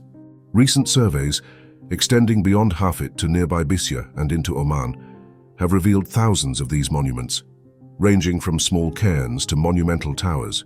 In some tombs, archaeologists found imported pottery from Mesopotamia and ancient Iran, showing that this region, though arid and seemingly remote, was already linked into a vast trade network as early as the 3rd millennium BCE. Did these circles mark clan territory? Were they ancestral claims, etched in stone to hold the desert in place? And then, there's the alignment. While no single astronomical theory has been confirmed, some researchers suspect the circular layout of tomb clusters may have tracked solar events, much like other prehistoric monuments around the world. Could these stones have measured the passage of time, anchoring the living to cycles of light and death? Others think their purpose was even more intimate, perhaps not for the dead but for the living. A space for ritual, for memory, for return. They are not built for defense, not for grandeur. These are not temples. They are circles of presence, quiet and absolute. Strangely, like many of the sites in this region, the tombs fell out of use by 2500 BCE, just as the climate grew harsher and people moved inland. What remained was not a city, nor a ruin, just these circles, scattered like stars across the earth, watching time slip by. No texts explain them, no myths preserve them. Only the stones remain, as if the act of building them was itself the story. And maybe it was. It was not silence that fell, but spectacle frozen. In the final days before the mountain's fury, the villas of Stabia perched high above the Bay of Naples, their marble columns casting long shadows over manicured gardens and secret baths. Here, opulence was not shouted but performed, behind frescoed walls and shaded peristyles, where gods danced and myths unfolded in pigment and plaster. Among them stood a villa known today as Villa Ariana, its construction beginning in the early 1st century BCE and reshaped through the reigns of emperors. Its rooms clung to the cliffside, framing the sea like a stage. Within, a triclinium for dining, yet its walls were anything but mere decoration. Dionysus himself leapt across one panel, surrounded by veiled women, masked revelers, and symbols of rites few were meant to understand. It was not just indulgence, it was initiation.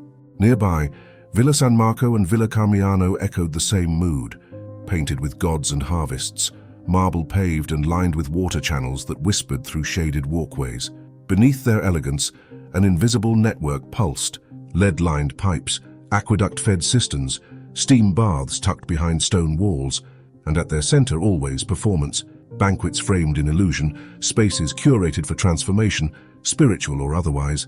Stabia stood just 6 kilometers, about 3.7 miles south of Pompeii, but it rose above the bay on a high volcanic ridge, a vantage point that offered sweeping views, and in the end, no protection. In 79 CE, Vesuvius struck not only Pompeii but reached Stabia as well. Ash surged across the villas, burying fountains mid-flow and sealing frescoes in darkness. The wind carried volcanic debris southward, entombing this world beneath more than 5 meters of tephra. Unlike Pompeii, much of Stabia was left unlooted for centuries, its treasures untouched, not by reverence but by accident. Rediscovered in 1757 by Swiss engineer Karl Weber under orders from the Bourbon court, the site was mapped and partially excavated, then reburied again. Only in the 1950s did systematic exploration resume, and much of what we know now has come from renewed studies in the early 21st century. When archaeologists peeled back the layers, they found rooms where life had been paused mid-movement, a child's footprint near a colonnade, fruit bowls still resting on painted tables, walls preserved so vividly that even the reds seemed fresh with wine, and always the images returned. Dionysian rites, processions of mystery, masks hung in the margins like silent spectators. What were these scenes meant to invoke? The cult of Dionysus was no casual festivity. Its symbols, thyrsus wands, ecstatic dancers, panthers, ivy, hinted at secret initiation, journeys through madness and rebirth. Some scholars see in them the echoes of private spiritual transformation. Others, carefully orchestrated illusions, reminders to guests of the owner's wealth, taste and power to stage the divine. No single answer remains.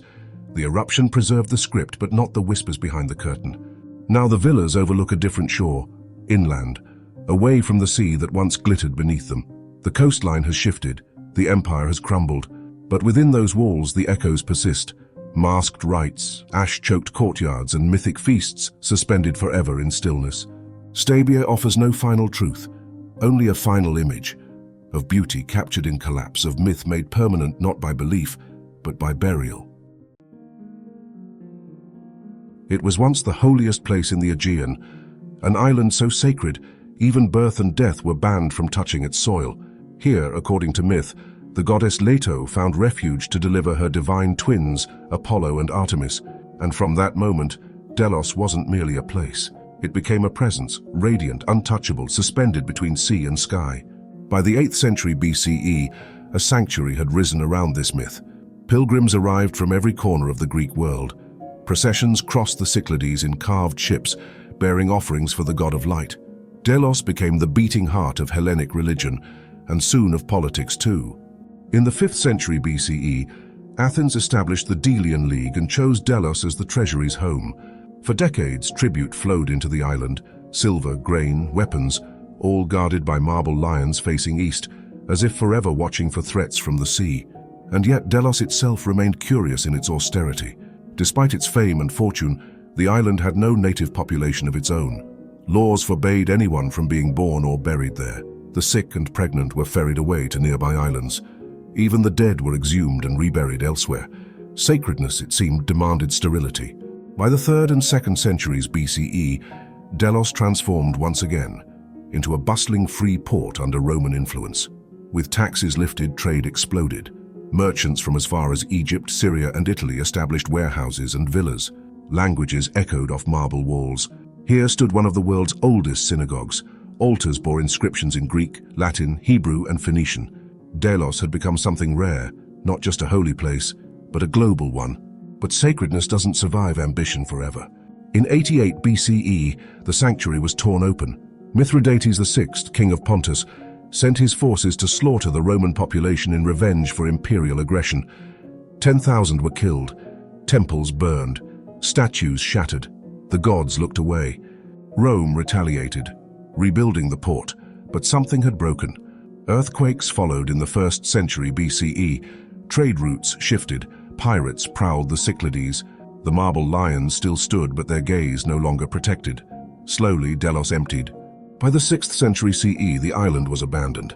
Centuries passed. The sea took back the docks. Shrines collapsed under wind and time.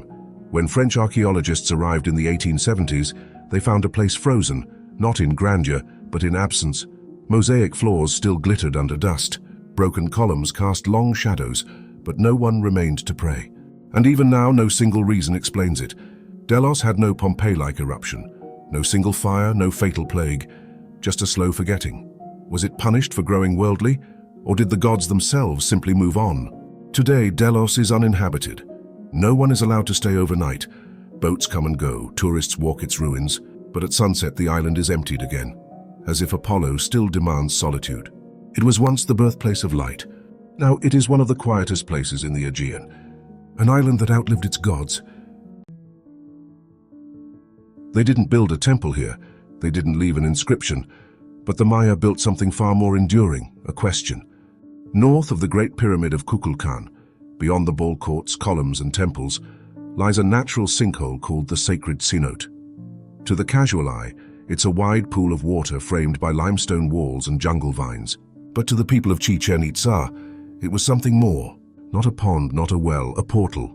Between 600 and 1200 CE, the cenote became the spiritual axis of one of the most powerful cities in the Maya world. At its height around 900 CE, Chichen Itza was a hub of culture, trade, and belief. And the cenote stood at its center, connecting the world of the living to the realm of the gods. Its presence shaped ritual, politics, and fear.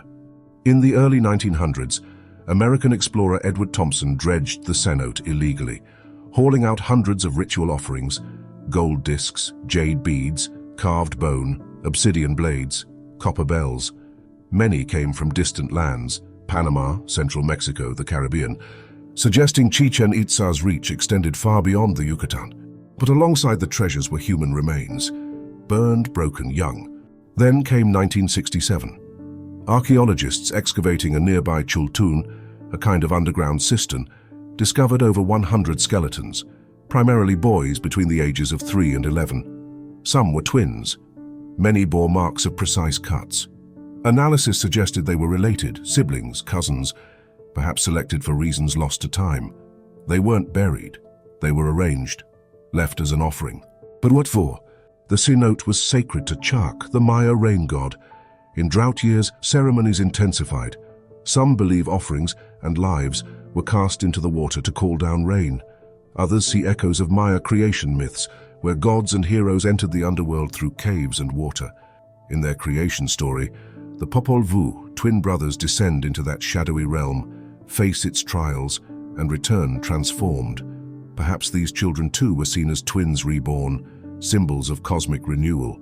And yet, there is no surviving text to explain these rites. No stele, no painted murals, just rumors and silence. What remains is strange in its scale. Gold hammered into shapes never found elsewhere. Jade carved with glyphs no one understands. Skeletal remains stripped of name, role, or voice. In 2024, a new round of DNA testing confirmed what was long suspected. Most of those offered were local, not captives.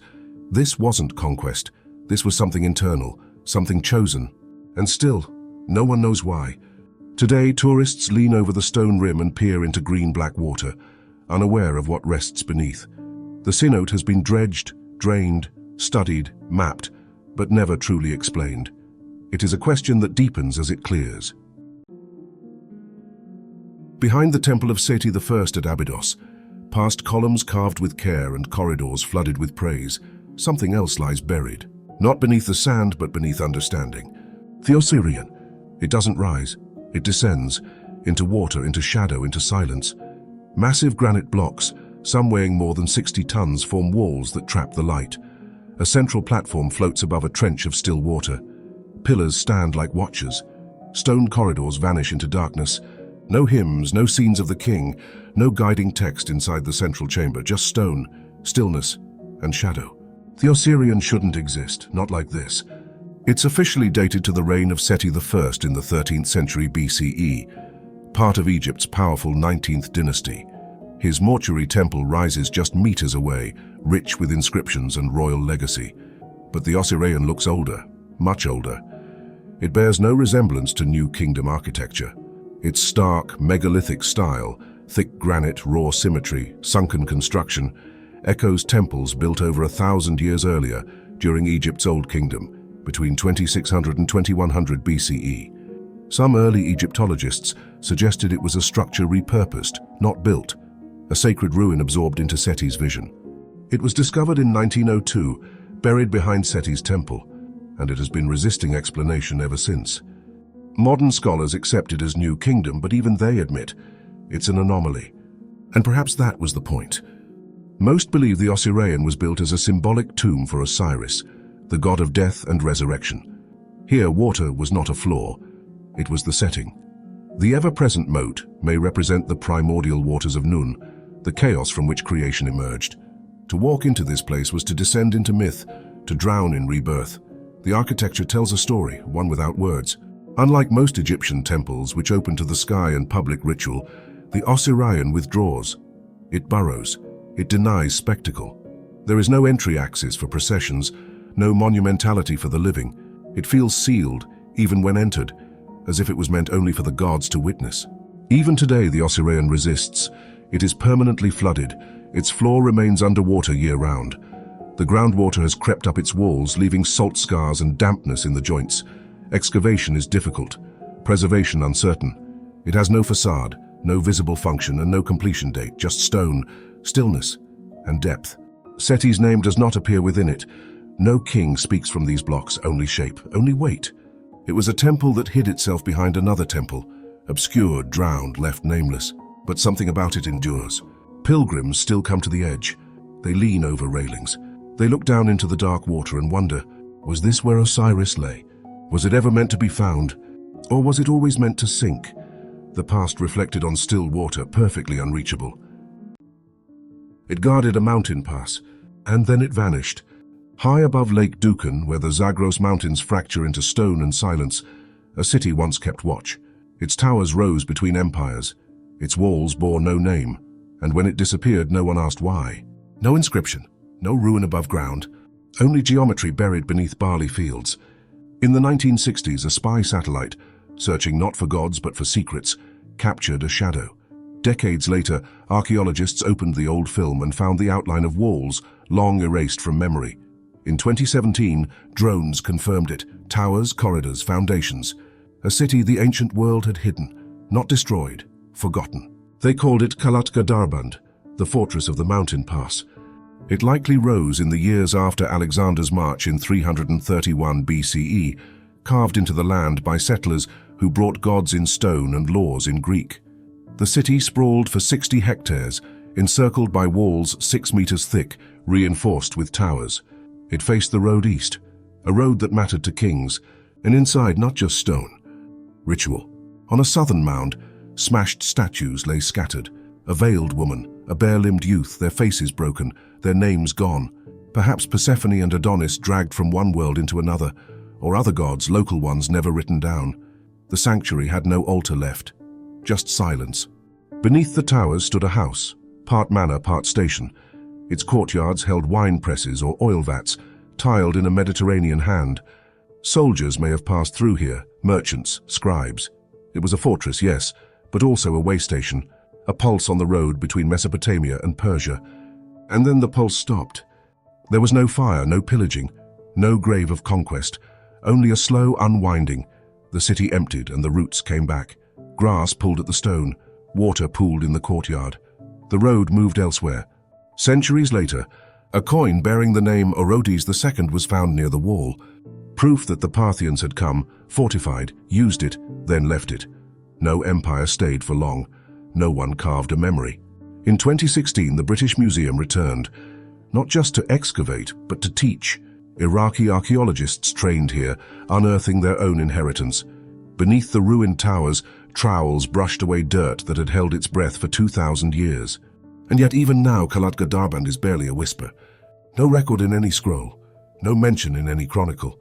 A fortress that watched the road and left no echo behind. It saw empires rise and said nothing when they fell.